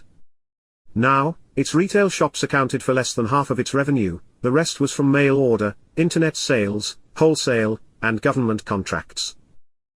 My property portfolio, which started as a small pension pot for the future, with a couple of fixer-upper houses, was by now big enough to be a large pension fund. It consisted of about 3,000 residential, 1,000 commercial, and 500 industrial properties, and this didn't include the properties owned by Gemma's holiday business. Then, I owned a whole array of mainly building-related companies, like housing developers, plant hire, scaffolding, concrete mixing, and so on. All of them had good market share in their respective areas, and produced good profits on their own.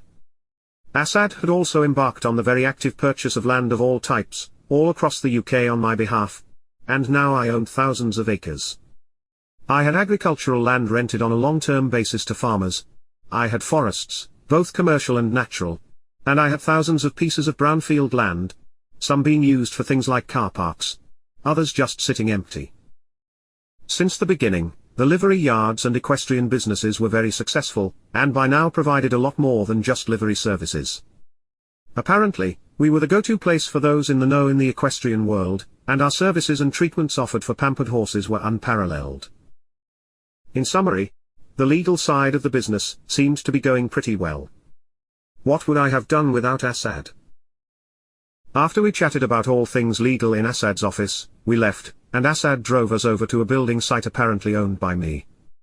Before we could wander around, he opened the boot of his car, reached in, and handed me a yellow hard hat, before donning a white one with his name on it.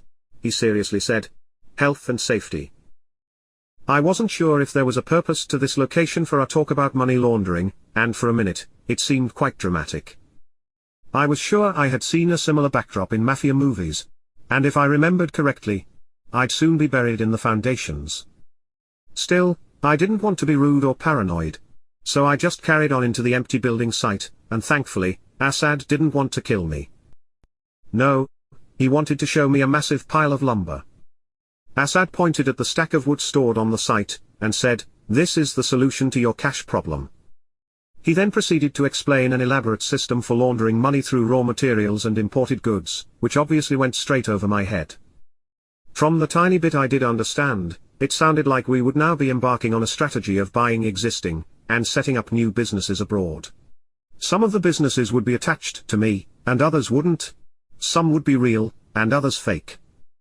Assad had identified the items my businesses spent the most on, and then worked backward to figure out how and where in the supply chain money could be laundered. The pile of wood he pointed at was significant because it was the physical manifestation of a lot of work that he had done in the background, and I think he was very proud of himself. It sounded like the next few years were going to be busy for Assad. He was planning on buying everything from tile manufacturers in Italy, to door handle suppliers in China, and from kitchen fabricators in Scandinavia, to vineyards in Australia.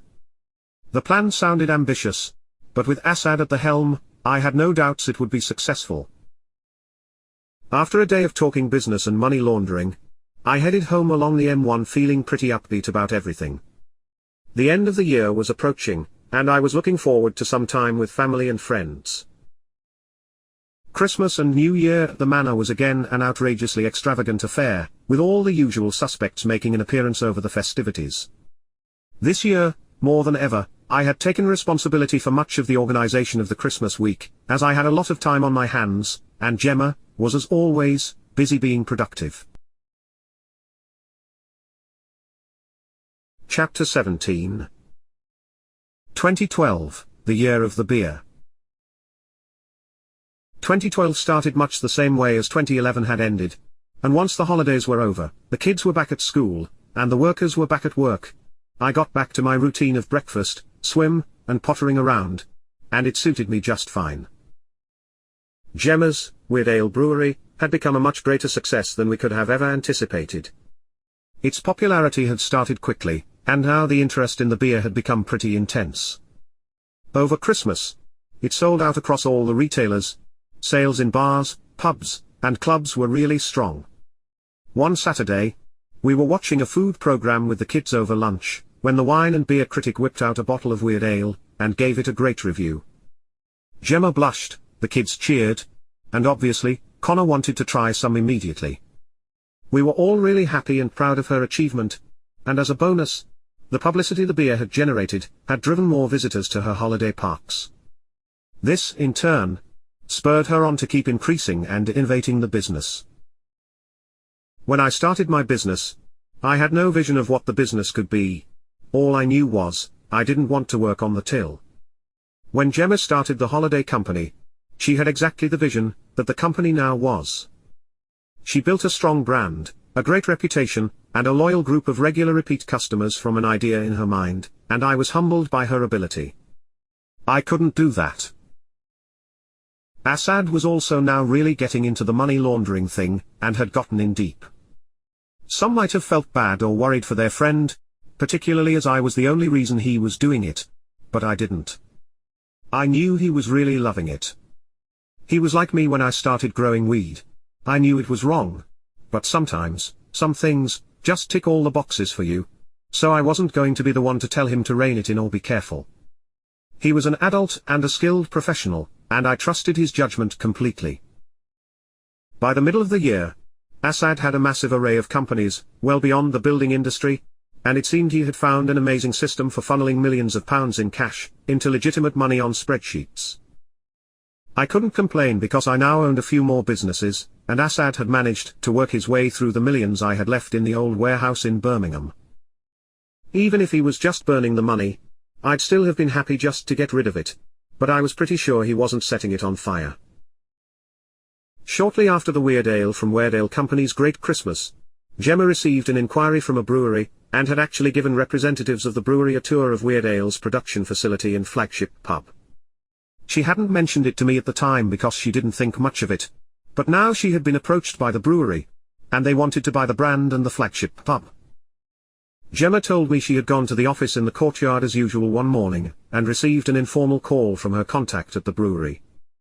After a short conversation, she was asked if she might consider selling Weird Ale, the manufacturing site, and the flagship pub, and was told to go away, think about it, and get back to them.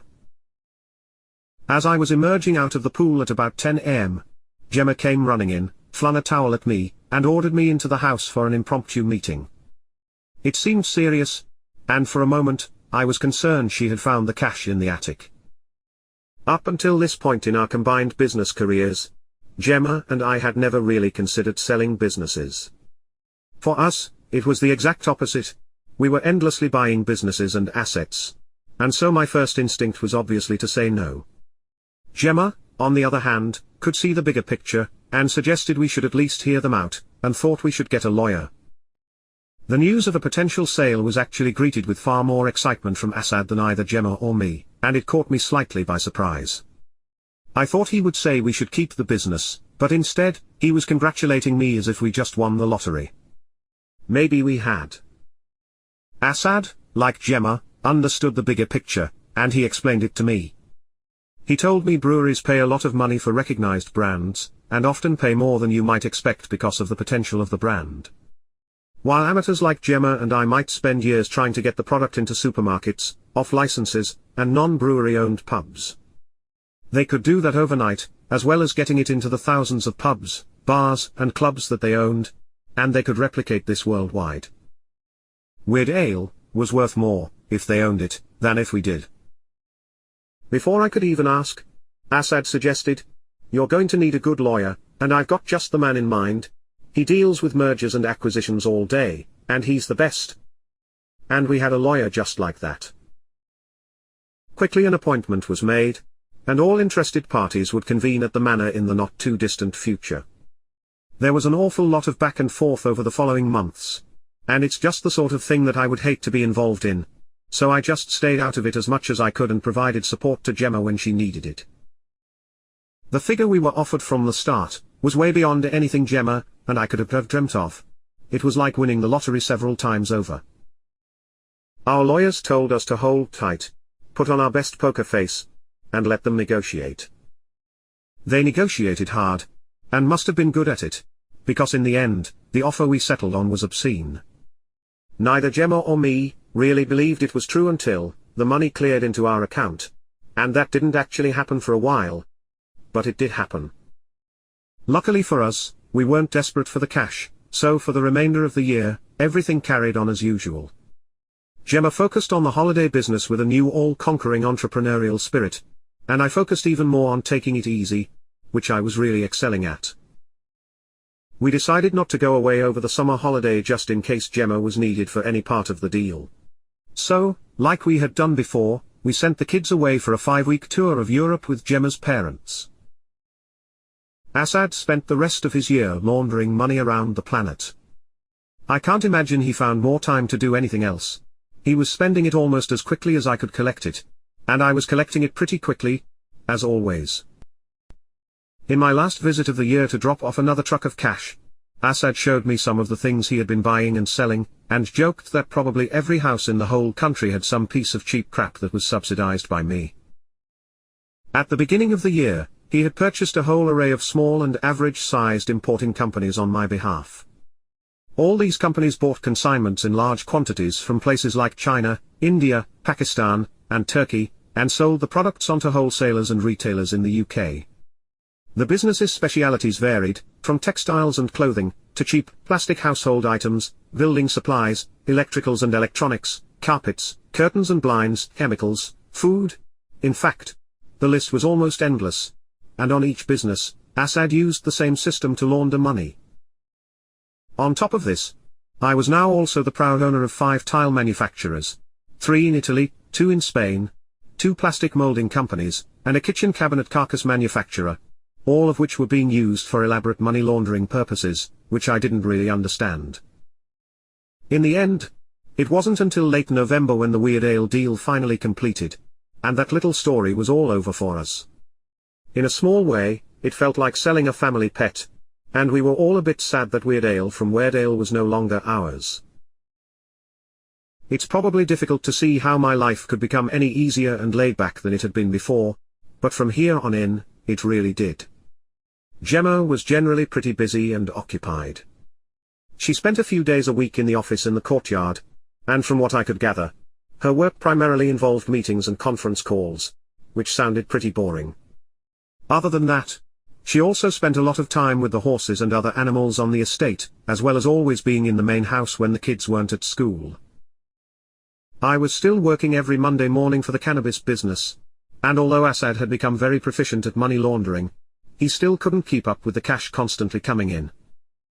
The original idea after the move was to have a small warehouse with just a few boxes of cash, but circumstances dictated that couldn't happen, and therefore I ended up with a warehouse big enough to be able to hide my boxes for the next few years.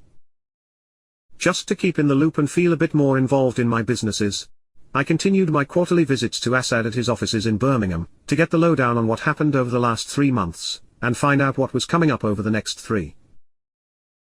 The rest of my time was spent at the Manor, and I tended to stick to my strenuous routine of leisure and relaxation.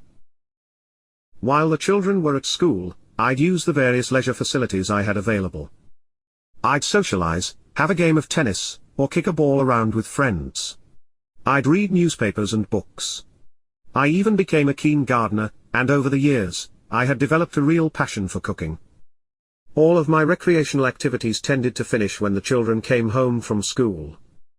So in our household, the working day finished at about 4 o'clock in the afternoon, when the kids and Gemma would return to the Manor house. For Gemma and me, it was really important that we spend as much time with our kids as we possibly could. Before Charlotte was even created, we knew and agreed on what type of parents we wanted to be. Luckily for us, we had been so financially fortunate that we were able to be exactly who we wanted to be, and we could provide our kids with everything we wanted for them. We tried to be very active and always available in the children's lives.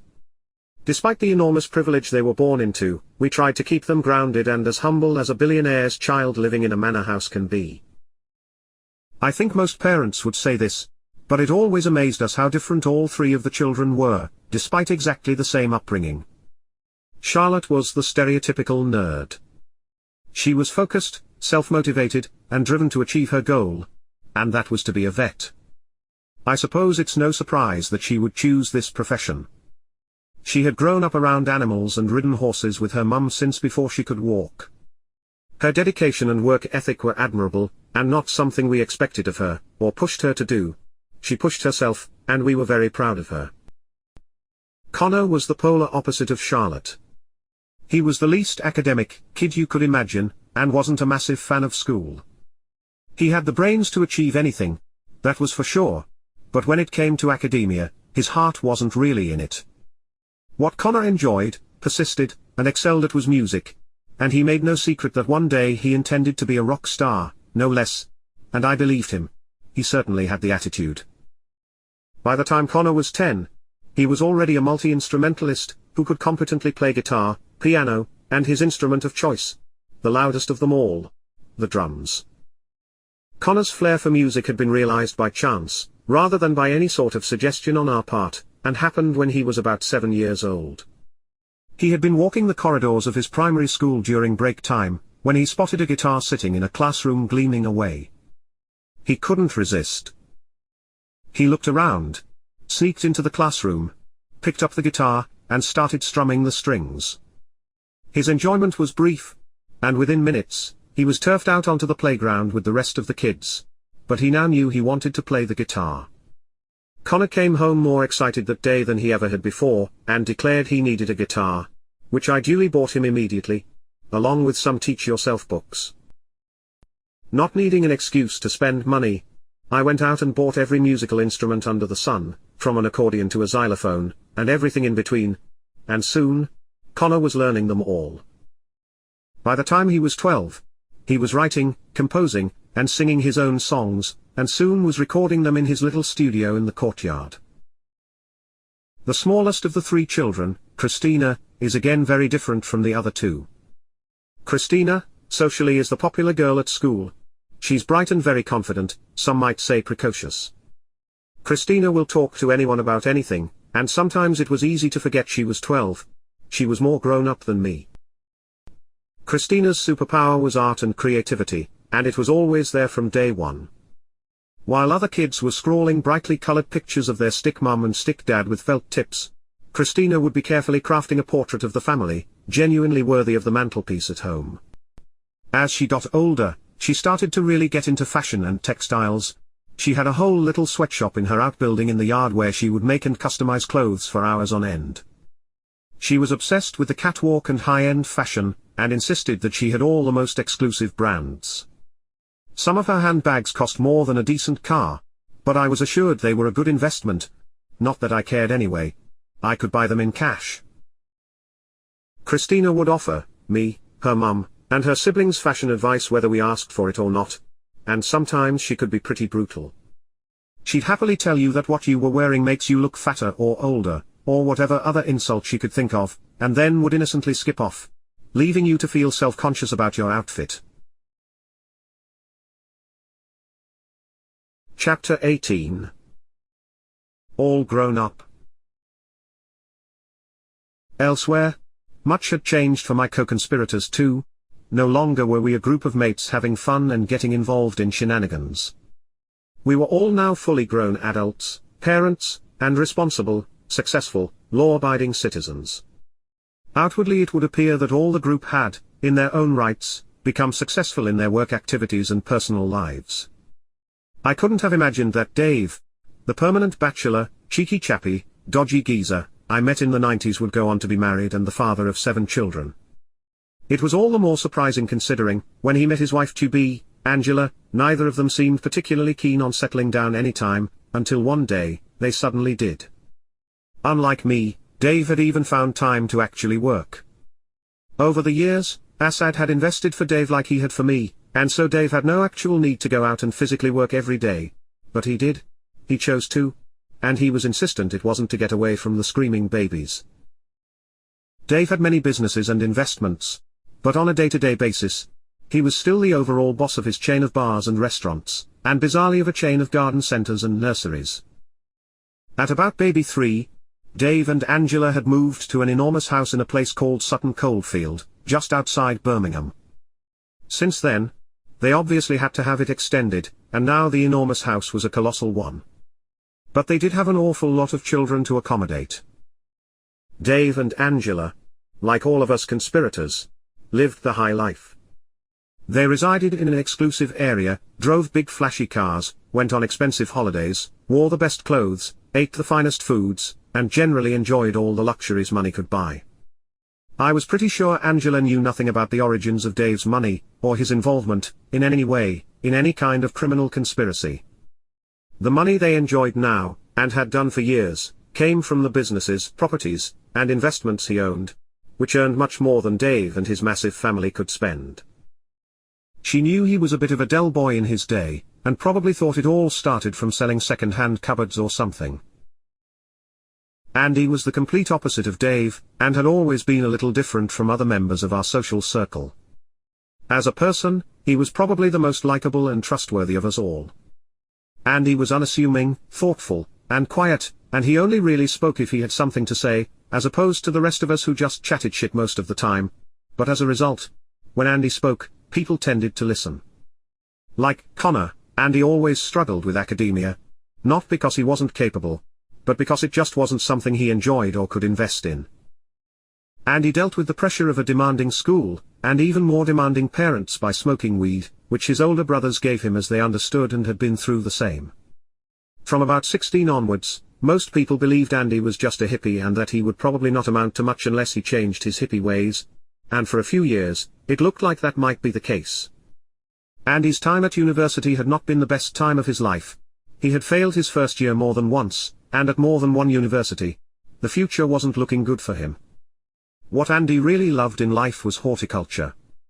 Most of his happy childhood memories were centered on the family garden, and helping his mum tend it. Andy's mum could have been a world-famous gardening superstar if such a thing existed. Her plot was immaculate and planted with plants I hadn't seen before or since. It was a multi-leveled, multicolored, multi-fragranced retreat of beauty, so much so, even I have fond memories of lying on the manicured lawn, smoking a joint, and stroking the luxurious grass. When I offered Andy the job of head cannabis gardener/troubleshooter, and the opportunity to start a landscape gardening business of his own, I wasn't really sure what I was going to get. But I knew I could trust him. And that was the most important thing to me. To cut a long story short, Andy was unbelievable both for me and my business, but also in the work he put into his legitimate landscape gardening business. Andy changed my cannabis operation from an unorganized mess into a clandestine military-like organization that had over the years become almost autonomous of me. His legitimate business, though, was his real accomplishment. He had gone from mowing neighbors' lawns to massive multi-million-pound landscaping contracts, and I saw his company name on big diggers and trucks all around the country. Like some kind of business tycoon, over the years, he had demerged different parts of the business, and now had many different brands in many different sectors. Although still a hippie at heart, Andy was, by now, a very accomplished businessman, and he was one of those old-school business owners who could still do any job within the entire company better than anyone else. Andy was obviously very cash-rich from his illegal side job, but had also had the Assad treatment, so he owned many businesses, properties, and investments that earned enough money to fund a small village, let alone the modest lifestyle he lived. The big hole in Andy's life had been a partner. I'm sure he would not hate me for telling you that Andy was not great in the dating game. It was less that he was bad at dating, and more that he never really went on dates. Andy didn't really like social gatherings other than raves, and there he would just get off his face on ecstasy, and dance the night away. Not a brilliant way to meet women. All his friends had tried to set him up on blind dates, which he was having none of. We even tried stealthy blind dates, but he always spotted that too. Over the years we had encouraged speed dating, internet dating, hookup sites, mail-order brides, in fact, anything we could think of, and he always refused. Therefore it came as a shock when he met, married and impregnated Victoria within 1 year. Within 2 years he had 2 kids and a really modest house on a housing estate in Warwickshire. Finally, he had it all. Patience is indeed a virtue. By 2013, Matt had to a large extent turned into his dad. But not his dad now. Rather his dad at the age Matt was now. He lived a couple of streets away from his old childhood home, which his family had sold years ago. He sat at his father's old desk, on his father's old chair, in his father's old office, doing his father's old job at his father's company. He now drove a Jaguar like his father, and I'm pretty sure he voted Tory like his father too. Amongst my closest friends, Matt was different, insofar as he hadn't really been part of the cannabis business, and therefore he hadn't received the same financial rewards as the rest of us. That's not to say he hadn't benefited at all. He had earned a little bit extra in the early days, when I used his rental cars for moving the weed around the country, but I'm pretty sure that money was long spent. He also over the years had received countless bankers' boxes of cash whenever he needed a bit extra, which people inevitably do. Matt and his wife Claire had only had one child, Oliver, who was by now almost a teenager, and by all accounts much smarter than his dad. Despite their obvious differences, Oliver and my Connor were great friends growing up, and Ollie had frequently joined us at the Manor for holidays and weekends. Oliver's academic excellence had surprised Matt, and scuppered his plans for an early retirement. I think in Matt's head, Oliver would take over the reins of the family business, as he had, in about 10 or 15 years, and then Matt could retire and move next door to wherever his parents live now. In light of the kid's intelligence, that now seemed unlikely to happen. Oliver wanted to be a doctor, not the owner of a car rental business, so I watched on with great interest, to see how that would play out for Matt and Ollie. Remember Ben in Spain? Well, Ben and Emma didn't regret for a minute their move to the sun. In the end, Ben didn't look for further employment. He just worked part-time as a well-paid warehouse manager, and Emma taught in a local school. Since being in Spain, the pair had got married and had 2 daughters, who were by now teenagers and Spanish, and so they had no plans to return to the UK anytime soon. At this point, there is also a main player in this whole tale of crime, who I haven't really explained at all, and that is my great friend Asad. Since my first day at the bank, back in '92, Asad and I hit it off. He was funny and sarcastic and just a great guy to have around. When we met, I don't think either of us could have imagined how our life would go, but I think if you asked him now, he would agree that over the years, it's been an amazing journey. You've probably read this far and always thought, poor Asad. Perhaps I made it seem like I was taking advantage of him, or maybe even taking the piss out of him. What with all the tasks I set him to complete, and jobs I made him do, while I did nothing. Perhaps you'd be right. But Asad was never doing it for free.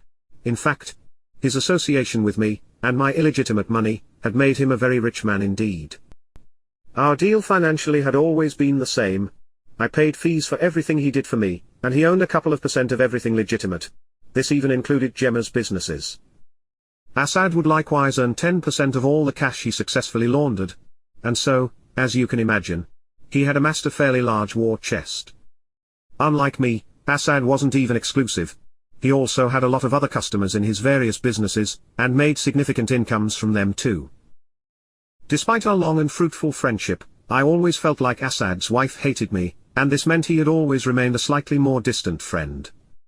I guess he would always be a work friend. If the truth be told, I probably knew less about him than I should, and certainly less than he knew about me.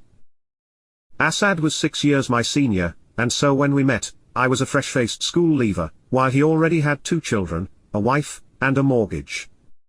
He has always been very close to his immediate and extended family, and they always lived close and socialized with one another in their free time. Obviously, as Asad got richer, his life changed, but he always stayed close to his roots. He still lives very near the road he grew up on, but now, instead of a small terrace house, he has the biggest, grandest house in the area, and his brothers, sisters, and parents' houses are not far behind. Asad plays an active role in his local area, and is a prominent community voice. His businesses sponsor and support everything you can see, from the Britain in Bloom planters and hanging baskets, to the local community and social clubs, the cricket and football team, and anything else he can find in his neighborhood. Other than that, I don't really know what more I could say about Asad. He was a close and dear friend, but he also had a life separate that I didn't encroach on. For us, it seemed to work well, as both a friendship and business partnership, so I never really thought much about it. Overall, 2014 was very similar to 2013. Gemma had her work and the horses to keep her busy outside the usual family time, while I had the much more strenuous job of sending a few text messages and emails and receiving a delivery of cash every Monday morning. Other than that, everything seemed to be ticking over quite well, but I knew there was something bubbling away in the background, and it would prove to be one of the worst years of my life. For any parent, the fear of being separated from your kids can be a difficult thing to contemplate, but for a criminal parent like myself, the fear is intensified, as deep down, you know it's more likely than not that it will be your fault when the time comes. Up until this point, I had chosen to ignore the threat of being separated from the kids, but in 2014 I could ignore it no more. It happened. In the end, the separation had nothing to do with me or my criminality, but still, it hit me pretty hard when I realized it was happening. Charlotte was off to university, and I was devastated. Of course I was happy, she was following her dream and all that, but did she really need to go so far away? Her hard work and diligence had given her the chance to go anywhere and do anything she pleased, and she had chosen to move 250 miles away to Cambridge University's veterinary school. What a nightmare. I still worried incessantly when she went out in her car, or returned late at night, and now I was going to have to deal with this. While this new reality was difficult for me to come to terms with, her mum seemed absolutely delighted. She even encouraged Charlotte's choice. In the end, by the time Charlotte sat her exams, I had fully accepted the idea, and I was on board with it as much as I could be. I knew I couldn't rely on Charlotte failing her exams, because I don't think she'd ever dropped a mark in her entire school career. Regardless, even if she did drop a mark, her offer was unconditional, so the writing was on the wall. She was leaving us behind. As a reward for Charlotte's tireless work at school, we decided to buy her a house to live in during her considerable time at university.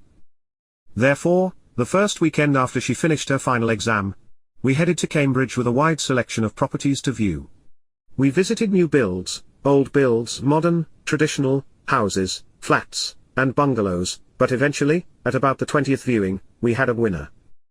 Charlotte had fallen for a lovely 3-bedroomed, semi-detached, Edwardian house, just a short walk from her university department and central Cambridge. Once we had the keys to the property, Charlotte went down with her friend and sister, and I had arranged for her to meet a designer who could turn the house into whatever she wanted, ready for the day she moved in. I also had a whole team of builders and landscapers booked to make the house like brand new. I figured if she must leave, then at least I could make sure she had the best of everything. In terms of exam success, 2014 turned out to be a bumper year for the family. Not only did Charlotte have her A-levels, but Connor also had his GCSEs. Connor, unlike Charlotte, was neither confident, nor particularly bothered about the results he would achieve. School for Connor had always been a mixed bag. He loved music, art, and English, and worked hard at them, but the rest of the subjects he wasn't really that into. I think he'd be the first to admit that he hadn't spent enough time working on the things he didn't like, which was why he wasn't confident about the results. In the end, he managed to exceed his own expectations, and somehow, scored top marks across the board. Good times.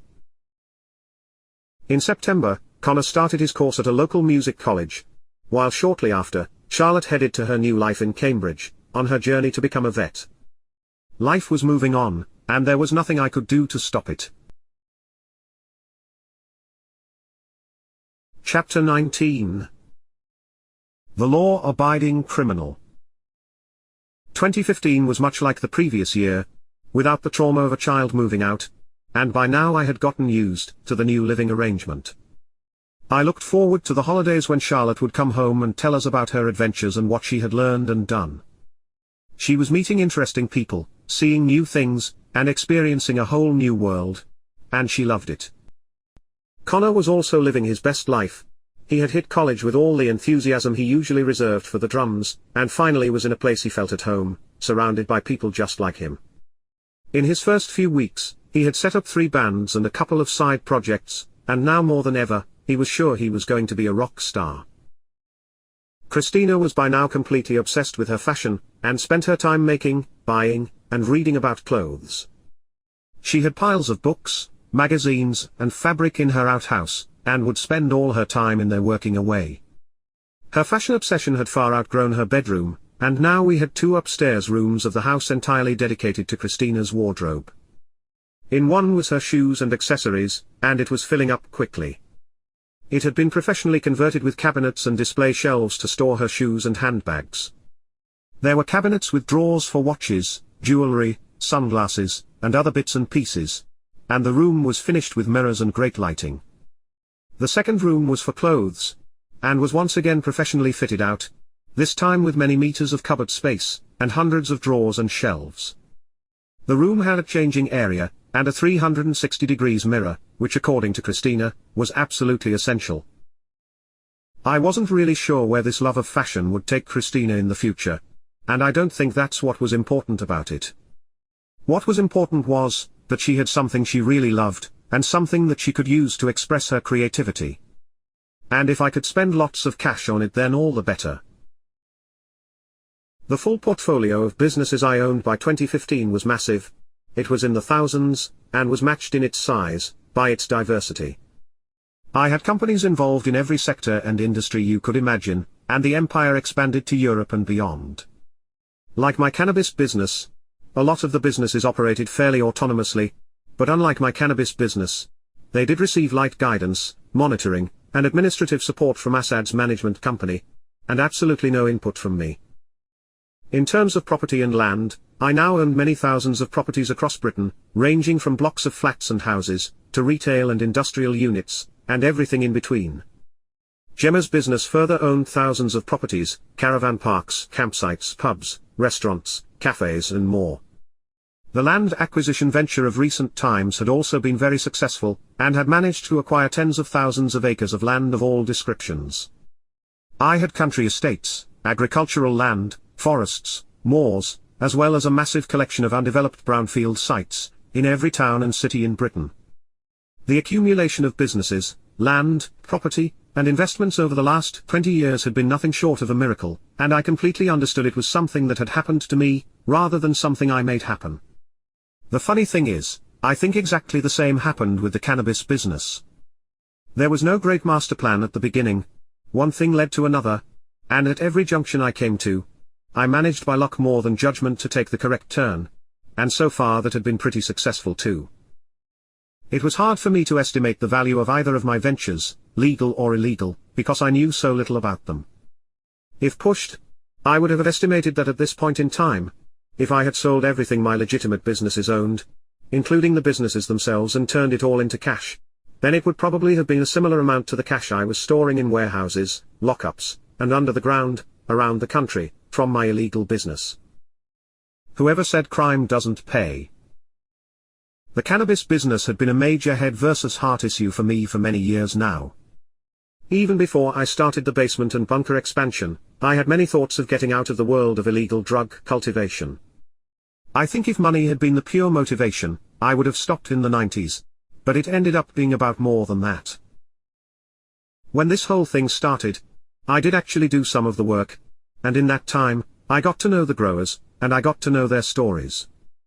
I quickly learned that for most people, what turned them from otherwise law-abiding citizens, to guerrilla growers, was desperation. The people we selected to be growers, all had some similar characteristics. They were not, and did not associate with criminals. They owned their properties, and they were not idiots. I turned more away on that last criteria, than for any other reason. There are always loads of idiots who want to grow weed. Once the candidates were selected, I found that some had fallen on bad times. They might have lost their jobs, a family member, or become ill. But that wasn't the most common reason they did it. The most common reason people were prepared to break the law was, they were perpetually struggling. My growers were primarily people who worked hard and paid their mortgages, bills, and taxes. They were people who did the right thing, but always ran out of money halfway through the month. My growers tended to be the type of people who had experienced the diametrically opposed life to me. They weren't financially privileged at birth. They didn't get their fair share of luck. and there was no one there to bail them out when the fan got hit. Something that has stuck with me, and hopefully made me a better person, was when a mother told me why she started growing for me. She recalled how she forced her 9-year-old son to go to school in the winter with the flapping sole of his shoe taped on because she couldn't afford a new pair. She said shortly after that, her brother, a friend of Dave, mentioned the growing opportunity, and she knew it was the right thing to do for her family. Now, her kids get steak for dinner, an annual holiday, and can replace their clothes whenever they want. Even with the 1,500 or so hosts I had at this point, probably half were these small-scale growers. They weren't greedy, dangerous drug dealers. They were normally a mum and dad trying to do the best for their children, or a minimum wage worker that couldn't even afford the TV license. The money these people were earning didn't go to fund organized crime. It funded school uniforms, council tax, driving lessons, or the first foreign holiday they had ever had. For me, stopping was much more than a simple risk and reward calculation. If I stopped, I would ruin these people's lives. Closing down the cannabis business would require more effort on my part than keeping it going, so I opted to continue. The year 2015 passed without much drama. Life at the manor carried on as usual, but time moved on, and change kept creeping up on me when I wasn't looking. It felt like yesterday, when we were starting our family, and now the eldest had already left, and we didn't see Connor for days on end, since he started driving. Even the baby, Christina, was growing up and becoming less interested in interacting with me. As Christina was the only child available for a family holiday this year, we let her decide where to go. Consequently, Gemma and I spent 2 weeks in a luxurious resort in Marrakesh. All I can say is, wow. It was luxurious, hot, and amazing, and we all loved every bit of it. 2016 picked up where the previous year ended, with everyone doing their thing, and me doing nothing in particular. Connor had decided that after college, he would pursue his music career full-time with his band. So far they had played at local events and venues with great success, so much that they already had a small group of fans. Gemma and I had spent many an evening, cheering his band along and acting as unpaid roadies. Christina had decided to stay on at school and pursue her A-levels, following in her sister's footsteps, before she would decide her next move into adult life. She was now a very accomplished designer and seamstress, creating a range of clothing for me, her mum, and her friends. She even established her own little clothing brand, which her friends proudly wore. Christina branded her new clothing line as Law-Abiding Criminal, which on its label appeared as LA Criminal, and at first I wasn't sure about it. It felt a bit close to home for my liking. I first saw the name when Christina produced a whole wardrobe of outfits for me. She made me a couple of suits and shirts that were amazing, better than any suit I had owned before, and I had spent a lot on suits in the past. On the formal wear, the name was discreetly on the inside label. I didn't even notice it. On the casual items though, it was harder to miss the LA Criminal brand, emblazoned across the front in massive bright letters. Upon seeing the brand, my first thought was, I've been busted. But I played it cool and inquired about the origins of the name. Thankfully, I hadn't quite been busted. But the kids who came up with the name will never know how close to the truth they were. It turns out Christina's nickname at school was the Law-Abiding Criminal, owing to all the cash she carried and the chauffeur-driven blacked-out SUVs she'd always arrive in. Christina liked her nickname so much, that she thought it would be perfect for her clothing brand, and a brand was born. Christina would regularly pop into town during her school lunch break with her friends, and sometimes she might buy a £10,000 handbag, or a pair of shoes in cash. She attended a posh private school for overly privileged offspring, so it wasn't that she had more than the others, she just had more cash than them. The other kids would use plastic for their overindulgences, but for us, cash was always king. Despite the fact that wearing clothes with Law-Abiding Criminal emblazoned across them, or even discreetly written in the label, was perhaps pushing the boundaries a bit, I started wearing mainly clothes made by Christina from that day onwards. This was partly to support her, but mainly because she crafted the best clothes I had ever owned. Everything she made for me was designed by her, it was unique, and it was made to measure. I now essentially had my own personal tailor, and I made good use of it. On the cash front, I was still receiving several pallets of cash-filled boxes every Monday morning.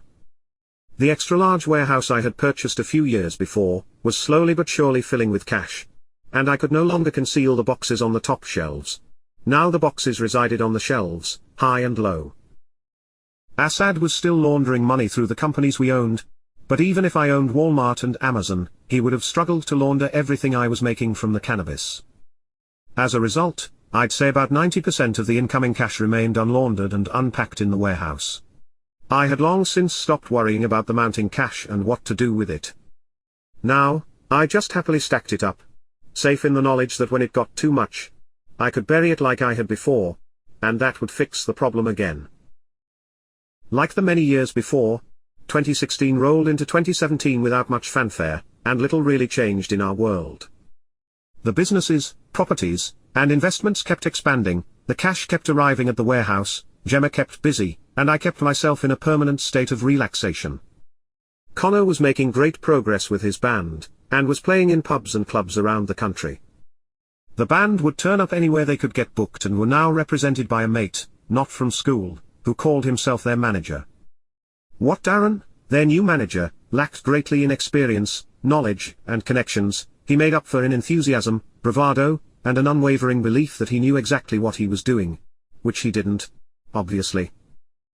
Darren was the kind of guy that would have worked in a mobile phone shop in the noughties. You know the type. All hair gel, cheap suits, and bullshit. Nevertheless, I liked him. So did the band. And somehow he did manage to get the boys into some pretty good gigs. While Connor and the band were great at thinking creatively about music, they lacked the same zeal when it came to promotion and strategy. And this is where Darren added his worth. Darren had 1,000,001 ideas of how to promote the band, and had worked out a whole strategy to achieve what they wanted. In the early days, Darren set up pages and mini-sites on all the major social media and video sharing platforms. He cobbled together videos, recordings, photos, and bios of the band. He promoted them as much as he could, and between that and their live performances, they had managed to build a pretty good online following, and an active social media presence. From the first time I met Darren, I could see, used car salesman written all over him. He wasn't fazed by the manor house and chauffeur-driven cars for a moment. He shook my hand, looked around and said, "One day I'll have a place like this." His sales instincts were well tuned, just like a young Dave, and he knew in order to make his vision for the band a reality, he would need an investor. The first day he came to my house, he must have thought I was the easy mark he was looking for, and to be fair to him, he was correct. It wasn't long before Darren would break away from band practice, and come to talk business with me, as if either of us knew what we were talking about. He would sip on a latte at my entertainment suite, and sell me on the plans he had for the band, and I liked the sound of it. It sounded expensive. Pretty soon, the Walking Fankers, that was the band name, had an image and a wardrobe to match. It had been chosen and put together by an experienced music industry stylist, with the assistance of Christina, and the band loved their new threads. They had professionally designed band insignia, branding, and artwork. They had published quality press photos, and an interactive website, and all their social media was coordinated both visually and in its content. We even arranged for each member to be interviewed by a hired journalist for their bios, and obviously, everything was written by a professional writer. We hired songwriters, producers, vocal coaches, and even made sure each member received media training, just in case anyone ever asked them anything. The band members had a dietitian, a personal trainer, and memberships to their local health clubs. They also had their own recording studio at the Manor, which was much better equipped than almost any other recording studio you could pay for. They had practice rooms, outdoor space, and all the musical instruments and equipment money could buy, literally.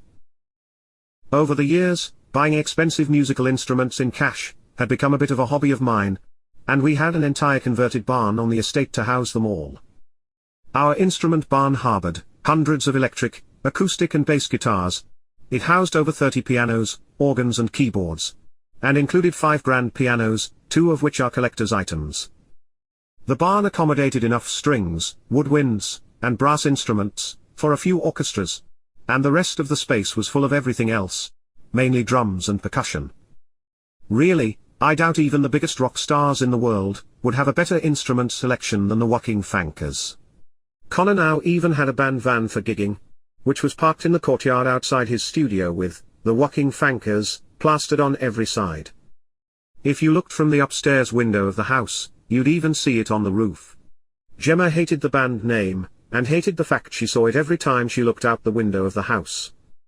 This convinced Connor even more that it must be the perfect name. He reasoned if an old person like Gemma hated it so much, he was achieving what he set out to do.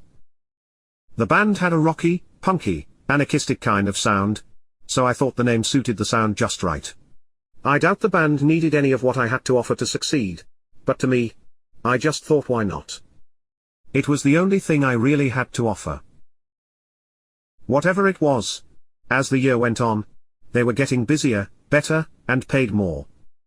I was in danger of becoming a groupie or a stalker, and even Charlotte would go with all her friends to his gigs near Cambridge. The day the Walking Fankers got their first radio play was a momentous one. It was on a Monday evening on the local radio, and we had been notified in advance it was going to happen. Darren had arranged a listening party at the Manor, and not for the first time, I cried with emotion, and had to run out of the room to sort out my face. It was great. It wasn't until Christmas that I realized Connor had moved out. He had done it stealthily, and probably by accident, but nowadays I only really saw him on stage, and only spoke to him when he phoned. Chapter 20. Going straight?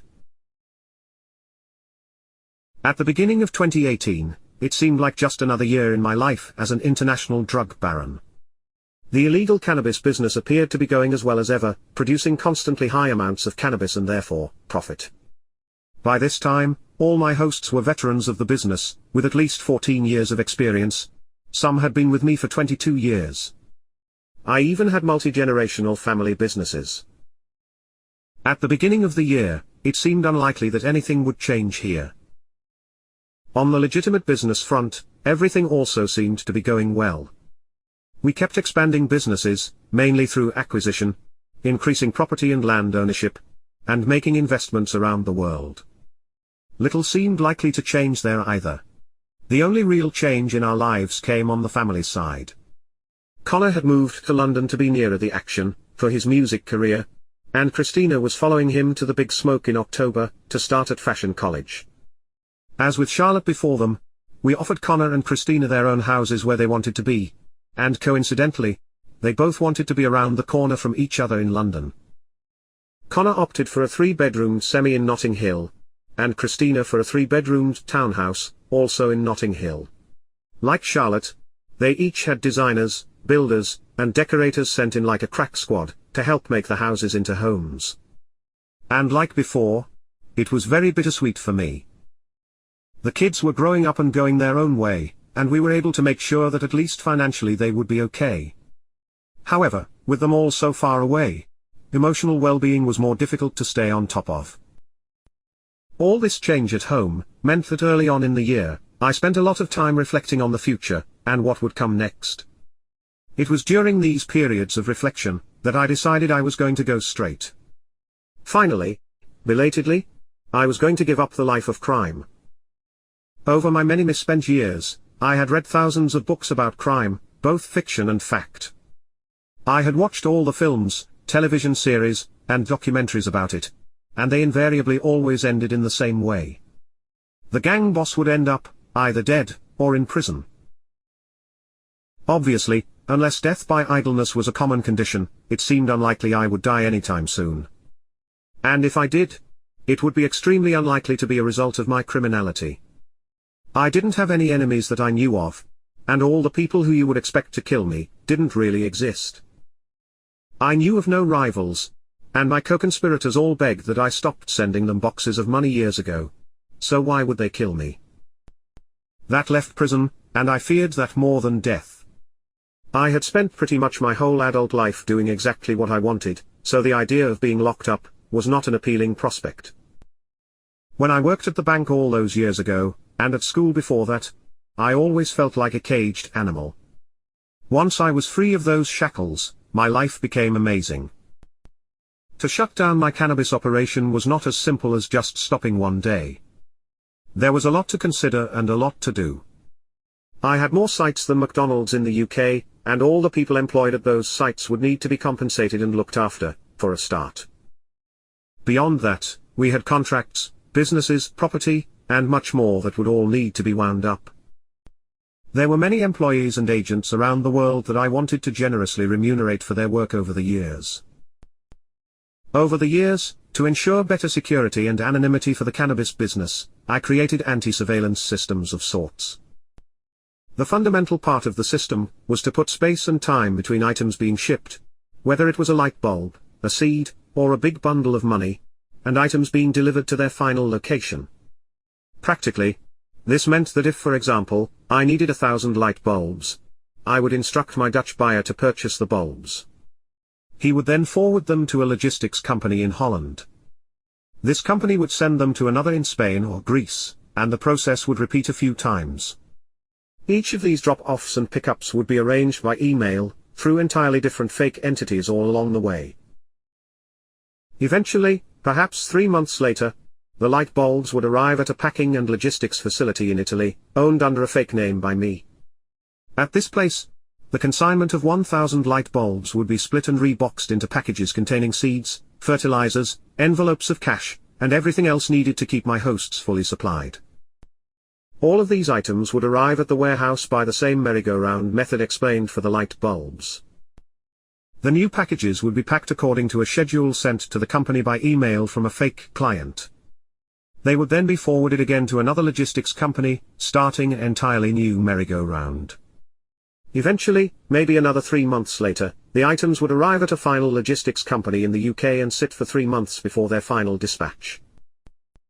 Similar systems exist in other parts of the business, such as for incoming money. This money comes from Terry and is delivered to a selection of logistics firms in the UK. They then send it on yet another merry-go-round, via fake and real companies, before eventually arriving and sitting in a warehouse for a few months, maturing like a fine cheese. 6 months after delivery, it is sent to one of a few cash handling companies legitimately owned by me. At the cash handling facility, the money is sorted, counted, repackaged, and sent on to logistics companies for yet another merry-go-round. Money that would eventually end up being delivered to me, would sit around various warehouses for months, before ultimately ending up on a pallet at my warehouse. With this in mind, it was going to take months for some items, including a lot of money, to emerge from their journeys around the warehouses and white vans of the UK and Europe. It was going to be a nightmare to track it all. Luckily, I did have a few spreadsheets that would make it easier. The shutdown plan was probably the most complicated and time-consuming bit of work I had done in 20 years, and I chose to do it at the warehouse, as I always had. The warehouse had a computer that I used for my criminality spreadsheets and communications, and I had never done any of it from home or on any other computer, and I wasn't going to start doing that at the end. I think my sudden higher levels of stress, and the fact I had been out of the house more than usual, for a couple of consecutive weeks, might have made Gemma think I was having an affair. So, to avert any potential misunderstanding, I decided I would tell her what I was doing. I told her I was formally retiring and would no longer work even on Mondays. But I insisted it was proving to be difficult and time-consuming, probably because I was so pivotal at work on my Monday mornings. I don't think she bought it. But soon I would indeed be retiring, and then I'd probably never leave the house again. So she would see I was being truthful. Kind of. By the time the beginning of the end came, Assad, Andy, Dave, Terry, and Ben all knew what was happening, and they knew anything they needed to do. Which was very little. I had decided the obvious first place to start was with the hosts, and it was the only part of the shutdown I really dreaded. I knew that lots of my growers would be disappointed and worried about the end of their enterprise, but I hoped my compensation would at least soften the blow. I wasn't planning on leaving anyone high and dry as a result of my decision to stop, and I had worked out a generous redundancy plan for all the hosts. I reasoned it was not only the right thing to do, but more importantly, it would help me get rid of a lot of the cash which I had lying around everywhere. Initially, I planned to just give everyone £1 million each. I had about 1,500 growers, so that would be £1.5 billion, which I knew I had in the warehouse no problem. But quickly I realized that was not really a fair way to do it. I needed an algorithm. Perhaps half, maybe about 750, of my hosts were small scale. They usually had a bunker in their garden, or basement under their houses, and would earn an above-average wage for their work, but it would never make them rich. Then at the other end were the hosts that operated the 5 mega bunkers. They earned millions a year, and had millions in costs to cover. To be fair to them, they would undoubtedly need much higher compensation than anyone else, just to safely shut down their operations. In the middle, I had maybe 500 medium-sized hosts. These people often had sizable basements, either provided by me, or themselves, or they may have had multiple sites or other large suitable spaces. They would usually earn hundreds of thousands of pounds a year. Finally, I had a group of high-volume non-bunker growers, who often had locations to grow that were unusual and unexpected, but always invisible. I had people that owned caves, warehouses, and many working farms on my books. These growers often earned numbers in excess of £1 million a year. In the end, I devised a formula and paid the redundancy and compensation based on the formula. The final amount I was going to pay was going to be in the billions, and although I didn't think I had enough in the warehouse and attic to cover it, I was sure I had enough in storage lockers, warehouses, and security boxes around the country. I'd just have to retrieve it all. The plan was therefore simple. I'd travel the length and breadth of the country, retrieving all the cash I had left lying around, and I'd bring it all to my Newcastle warehouse. From there, I would pack the appropriate amount of cash into the appropriate boxes, ready for final dispatch to the hosts. After a few days with a big truck and a box trolley, I realized it was going to take a lot longer to retrieve all the money than I had first thought. I realized if I carried on doing it the way I was, I would finish at the appropriate age for retirement. I needed help, and so I enlisted the usual suspects, Matt, Dave, and Andy. They, in turn, enlisted a couple of their friends, and in no time at all, my previously part-full warehouse in Newcastle was now packed to the limit with boxes of cash. It was quite a sight to behold, and as the last box was unloaded, the 3 amigos and I just gawped at the sheer volume of money. The next few weeks for me consisted of setting off for the warehouse at about 8 a.m., and working till 6 p.m., with only a working lunch in the middle. I happily sorted and stacked boxes and quickly established a system. I was packing and stacking box after box for each host, ticking them off my list and placing them into the dispatch area ready for their journey. The first £750 million took the longest to put together for the 750 small-scale hosts, but after that, I was just flying along, shoveling the boxes full of banknotes. I had printed a leaflet for each site that simply said, "Game over," in big bold print, and, "Thank you," underneath, and that was placed at the top of each box. Short and sweet. I couldn't think of much else to say. The plan was that once these boxes were ready, I would organize, under a false identity of course, a few lorry trailers to be dropped at a lorry park near me. Matt would then arrange for the trailers to be pulled to my warehouse, with one of his trucks, and the trailers would then be filled with the cash boxes and returned to the truck park they came from.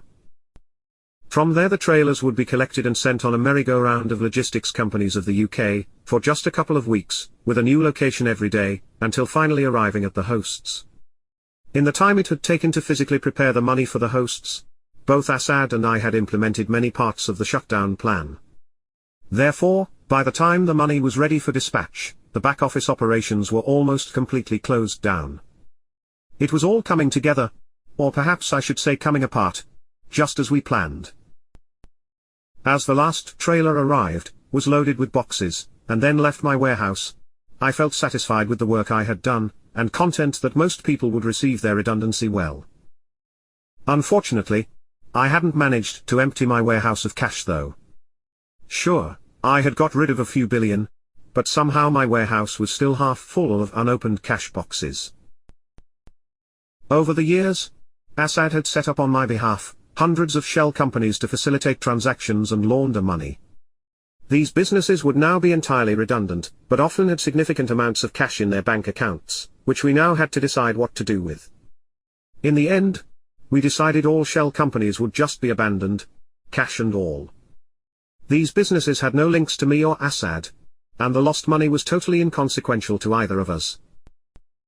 We had also, over the years, bought a lot of existing legitimate companies, as well as shell companies, for the purpose of facilitating something illegal that we didn't want coming back to us. These businesses were real companies with real customers, premises, and staff, who would never have known they had been used for illegal purposes. For these businesses, we informed them they were being demerged from their holding company, which was, of course, a shell company, and in consequence, we restructured the businesses into employee partnerships, effectively giving the companies to the staff that worked there, cash reserves and all. Retirement was getting closer, and I knew that from the moment the last cash-laden trailer left, it would be 2 weeks before the whole growing operation would grind to a halt. Well, at least my part in it. I was fairly sure a lot would try to go it alone, particularly the owners of the bunkers, and good luck to them, but for me, I would be out. My final concern when it came to the cannabis business, was figuring out what to do with all the cash I still had left. After all the redundancy pay, I still had a half-full warehouse, and another 6 months of quarantined cash to come. I decided I would definitely bury as much as I could. I ordered 20 underground storage units from the engineers in Bristol, and my plan was to bury them within the grounds of the Manor house. We had loads of land, so that should have been doable. As before, I would employ contractors to dig the holes, Matt would bring a grab truck, and we would lower the treasure and fill in the hole ourselves. I would tell Gemma it was drainage issues, and I think I could get away with doing the burying while she was working, without anyone noticing. I'd distract the gardeners and maintenance people with other jobs elsewhere on the estate. It was a plan, maybe not a great one, but a plan nevertheless. By the time Christina embarked on her adventure to London in October, I was reaching the last few cash drops at the warehouse, before all the quarantine money would have been received, and only then would I know better how much money I was dealing with. What was already clear was, the 20 boxes to be buried would only cover half the money I had left, and in consequence, I was desperately looking for a place to hide more.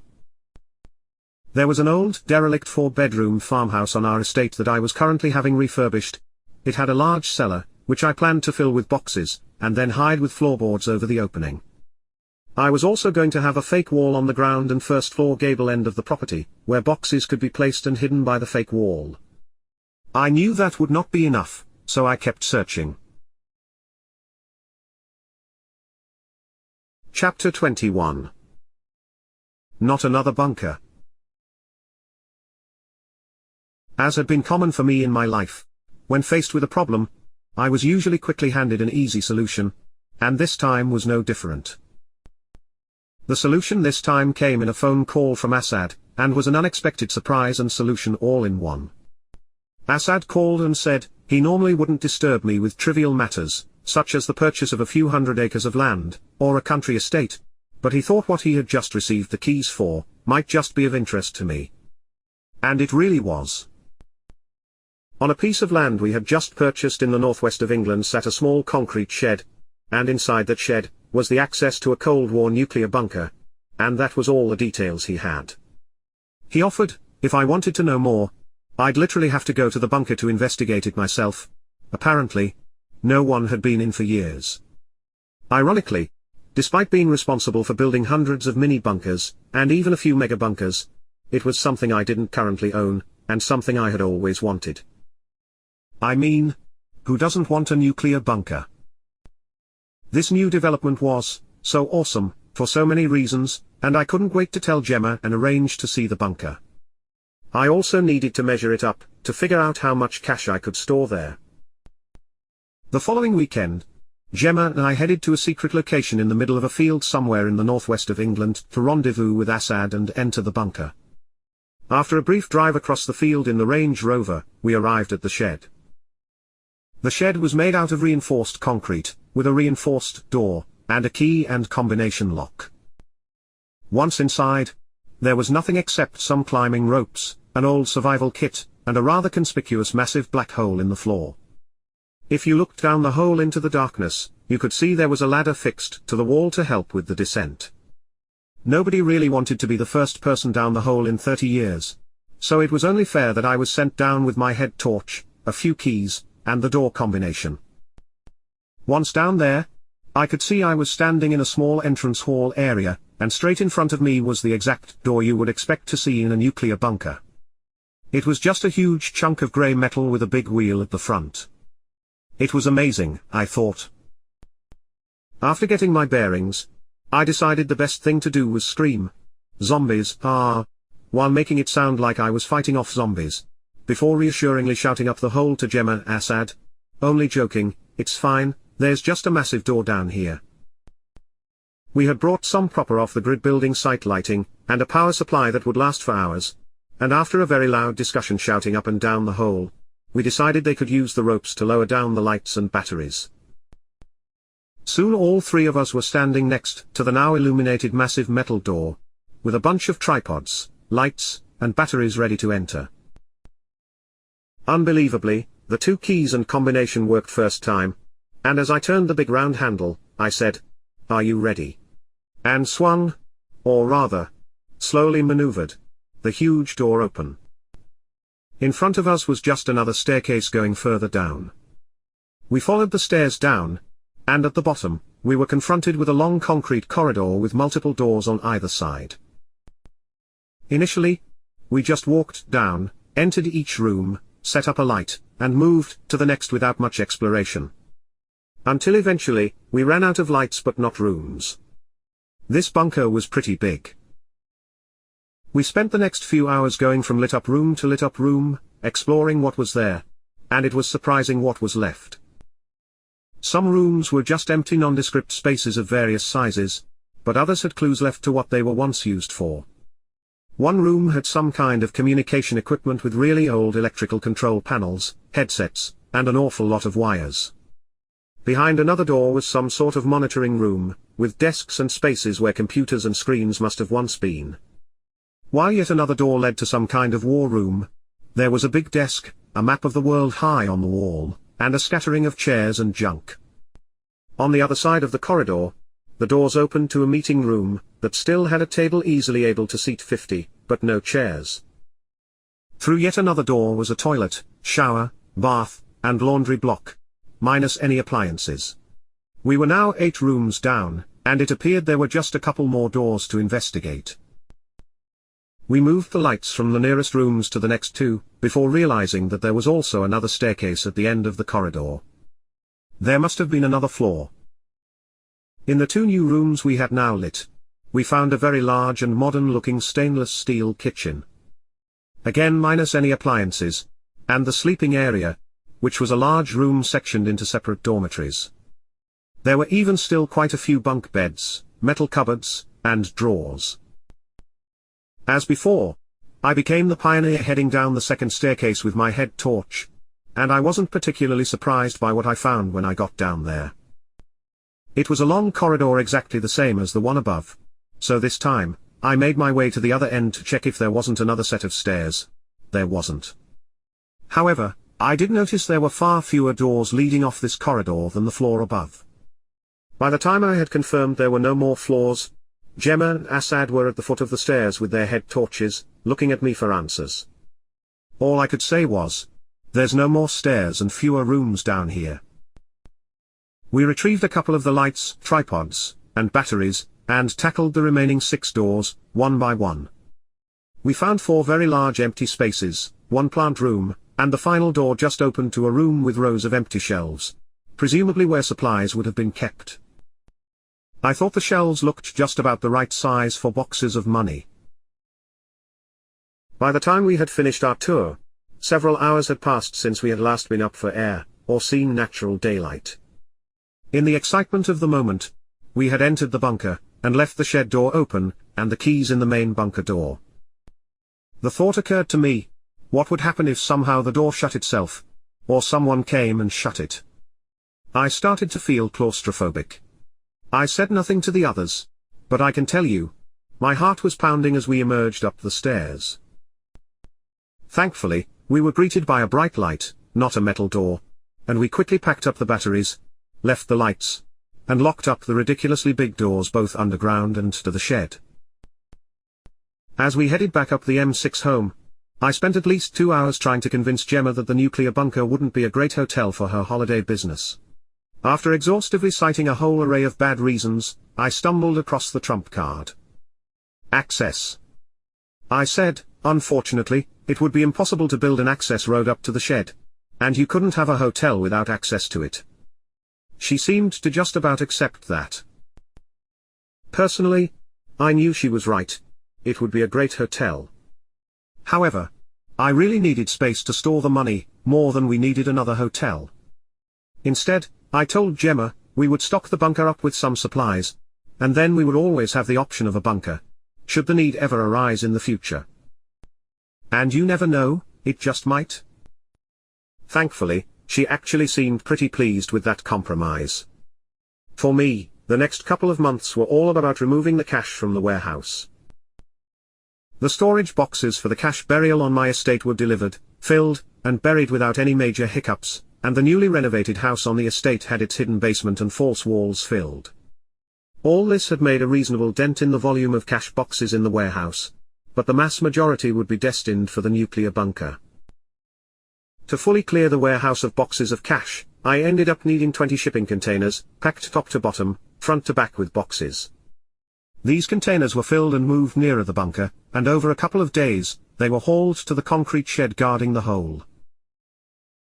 I had employed several temporary workers to unload the containers, and shift the boxes into the bunker.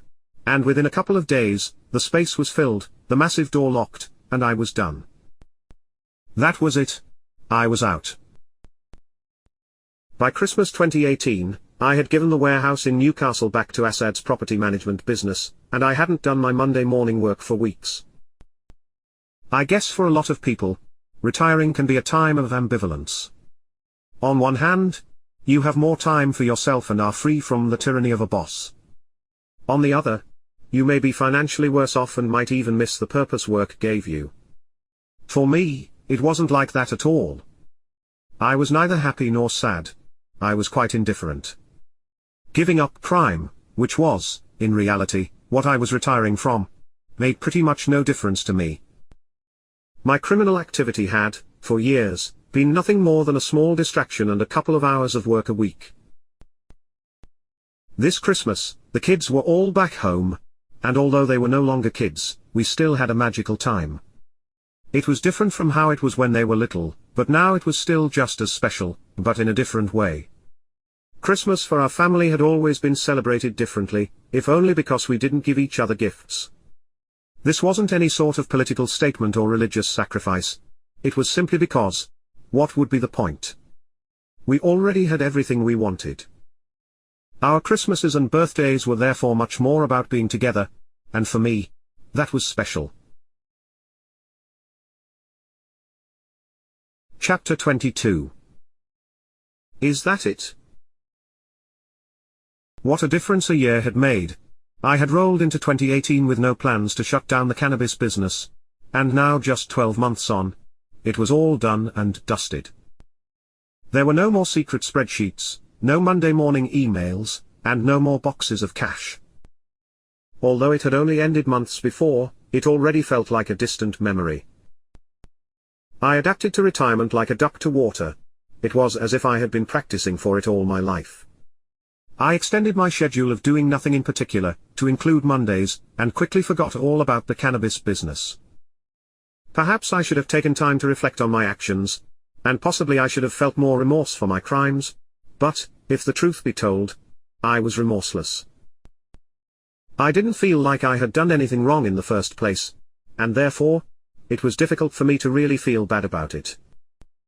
I'm well aware there are people who passionately argue that all drugs, even marijuana, are bad.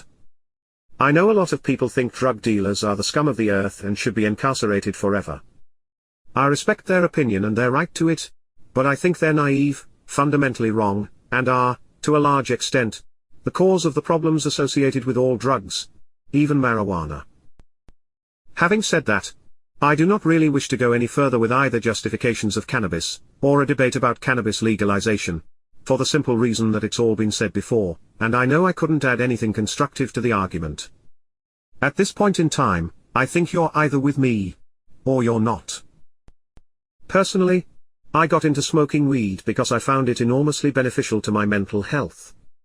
I found it helped with stress, anxiety, the monotony of everyday life, and perhaps most importantly, it helped me sleep.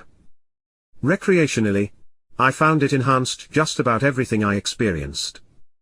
Music sounded better, food tasted tastier, colors shone brighter, my clothes felt comfier, jokes were funnier, and even bad company became interesting. It changed my life, and once I had visited the promised land, I only returned to the old world to skin up. I started growing weed to secure the supply for myself, and the rest just kind of happened. But what didn't change throughout all this time, was that I carried on smoking the weed that I was selling. I even stashed tons away for my retirement. I wasn't selling a product I didn't believe in, or extensively use myself. In fact, I wouldn't even be bothered if my kids used it when they were adults. There is no doubt, that regardless of what I say or think, or how I may try and convince you, or myself that I didn't do anything wrong. I did break the law, that, I cannot deny. Right from the beginning, I knew what I was doing was illegal. Smoking weed was probably the first illegal thing I did, and growing it was the second. But even back then, I wasn't completely convinced that what was, or wasn't legal, was necessarily right or wrong. How could it be? When you looked back at the history of laws, both recent and distant, laws had proved over time to be frequently wrong, totally subjective, and always made within the context of a point in time and knowledge. What's more, laws are not divine. They are made by fallible humans, who historically in the UK have been wealthy, white men. Therefore, despite the law, I have always felt more than comfortable with the choices I made, and what I've done. I truly believe I'm right and the law is wrong, and one day cannabis will not only be legal, but more than this, it will be a valuable medicine and renewable natural resource. Future generations will look back at this whole prohibition period with a degree of bemusement. The irony about the whole war on drugs thing, is that for people like me, it was the best thing that ever happened.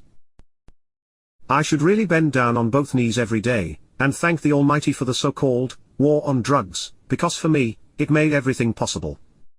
By criminalizing cannabis, the governments of the world created a lucrative market, where there was barely one before. They turned a reasonably valuable plant into a highly lucrative commodity, and so the war began. A major industry was born, and gifted to criminals. Really, what the governments should have done with cannabis, is classify it as a recreational substance, regulated like alcohol or tobacco, and sin tax it. This policy, for criminals like me, would have been the worst of all scenarios. Instead, the total prohibition of cannabis, was the best thing that could ever have happened for me. I will be eternally grateful that I was born in this brief moment in time, when the law was as it was.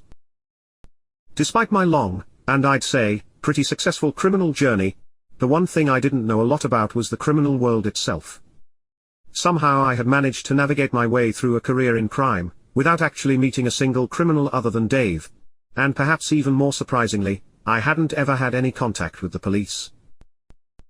It was tempting for me to believe that I must have been one of a kind, maybe even a criminal genius. Initially, I reasoned that in all the crime books, films, and TV shows I had consumed, there were always other criminals, law enforcement, and usually a bit of gratuitous violence, and this wasn't reminiscent of my story at all. In reality, I wasn't a criminal genius, I wasn't unique, and I wasn't even particularly special. My crime journey was not a road less traveled. Rather, it was a story less told. Why would anyone write a story that could incriminate them for a crime they had gotten away with? It wouldn't make sense. Not only that, a crime story with no police, no violence, and no jeopardy doesn't really sound that interesting. Perhaps they do exist, but I just ignored them because they sounded boring. Having said that, I would love to read Terry's book. I knew almost nothing about this guy who had paid me billions. I wondered, was he like me? Just a regular, fairly successful businessman, and a secret criminal on the side. I also wondered what on earth he did with all his money. He must have had more than me, yet I'd never seen him on the rich list either. My motivation for telling my story, and incriminating myself was for my kids. I know one day when Gemma and I are gone, the kids will have to clear out the house. And when they get to the attic, they are going to have a few questions. They are going to find hundreds of millions of pounds in cash, and chests filled with gold bars. And no doubt, they are going to want to know how, and why it ended up there. I hope this story will answer most of those questions. My plan is to leave a copy of this book, in the first box up in the attic, so they find it quickly. And I've also left a treasure map to show where the rest of everything is buried and stored. In the process of writing this story, I often ponder what my life would have been like had I not started growing weed. I certainly still would have met Gemma. I'm pretty sure we'd still have had the kids. But other than that, I don't think our lives would have been at all recognizable from what it is now. I can't imagine having to survive on the decent wage I would have earned at my dad's accountancy firm with 3 kids, dogs, cats, horses, and everything else that comes with life. I'm sure we could have, but life would have been different, and if I'm honest, I don't think for the better. We would still have had each other, but I think we would all be very different people, had we been subjected to the traumas, stresses, and struggles of real life, rather than the charmed existence we had all lived. We'd all look the same, but we wouldn't be the same. Ultimately, when I look back at my life, I am very pleased with the outcome so far, and in my situation, who wouldn't be? I've got 3 happy, healthy, talented, well-adjusted kids with their life ahead of them. I wake up with the woman of my dreams every morning in a luxury country mansion, and spend my days doing exactly as I please. In the end, in life, you only really have to answer to yourself, and those you love. And as I'm sure you have worked out already, I am more than at ease with the choices I made with my life. I sleep very well at night. I believe that my first priority in life has always been my family, and even before I met Gemma and had kids, I already knew I wanted to be a good financial provider, as my father had been for our family. Growing up, I had also seen the sacrifices my father had made to provide for us. He worked long hours, experienced a lot of stress at work, and missed out on lots of time with his children. My sister and I would fight for his attention during the few hours a week we got to enjoy with him. Since his retirement, there have been many times when my dad and I have sat and watched my kids in a school play, fashion show, or music recital, and he would muse with a surprising amount of regret that he hadn't had the time to see me and my sister do the same. My choices in life have given me the opportunity to both provide generously financially for my family, and also to physically be there, and present with them. And in modern Britain, this is a choice most simply don't have. I didn't miss a special assembly, a nativity play, or a parents' evening. If parents were invited, Gemma and I were always there. We took the kids to museums and galleries, theatres and opera, stately homes and factory tours. We all volunteered in soup kitchens, and outreach programs. We went rock climbing, and attended music festivals. We wanted to give our kids every experience they could have, and we wanted to be there experiencing it with them. We could provide our kids with the best schools, the best tutors, the most resources, and the best opportunities to fuel their imaginations and talents. Money and time were not limited as they grew up. And as they moved on to their next stage, we could set them up for life, fund their education, buy them houses, and invest in their ideas. From this perspective, I couldn't possibly have any regrets. I had actually achieved far more than I ever thought possible. Even our extended family and friends were better off as a result of my drug money. Gemma and I have bought friends and family houses, cars, and luxuries. We always tried to spread our money as widely as possible. We pay for everyone we know's children's university costs, driving lessons, and weddings. We invest in their business ideas and always make sure that, out of all the worries in life, for our friends, money is not one of them. I'd like to think that all my family and friends have a better and easier life as a result of my actions. My crime has also allowed my legitimate businesses to operate differently from the usual corporate machine. As a rule, the businesses are not set out to be tax efficient. That is to say, we pay more tax than we need. The businesses share profits usually reserved for investors, shareholders, and owners, with the staff instead, and every staff member is paid wages over the market rate, with industry-leading working conditions. In the residential rental businesses, our medium and low-end housing is offered at below market prices, with a further rent reduction in December, and all the buildings are high quality and well maintained. Our aim is to be the best landlord in the UK. But not officially, obviously. Outside of work and family, the proceeds of my crimes have spread out as wide as I could possibly manage without arousing any attention. Me, my family, and my friends are always looking for a good cause to support with cash. We donate money and items extensively to every charity that we believe in. We give as much to the homeless and marginalized as we can, and support those who need it as much as possible. So that's it. That's my story. I spent 24 years building a criminal empire, from a backroom cannabis grow, to a massive international criminal organization, involving thousands of people, tons of cannabis, and billions of pounds. And I didn't get caught. Or killed. Yet.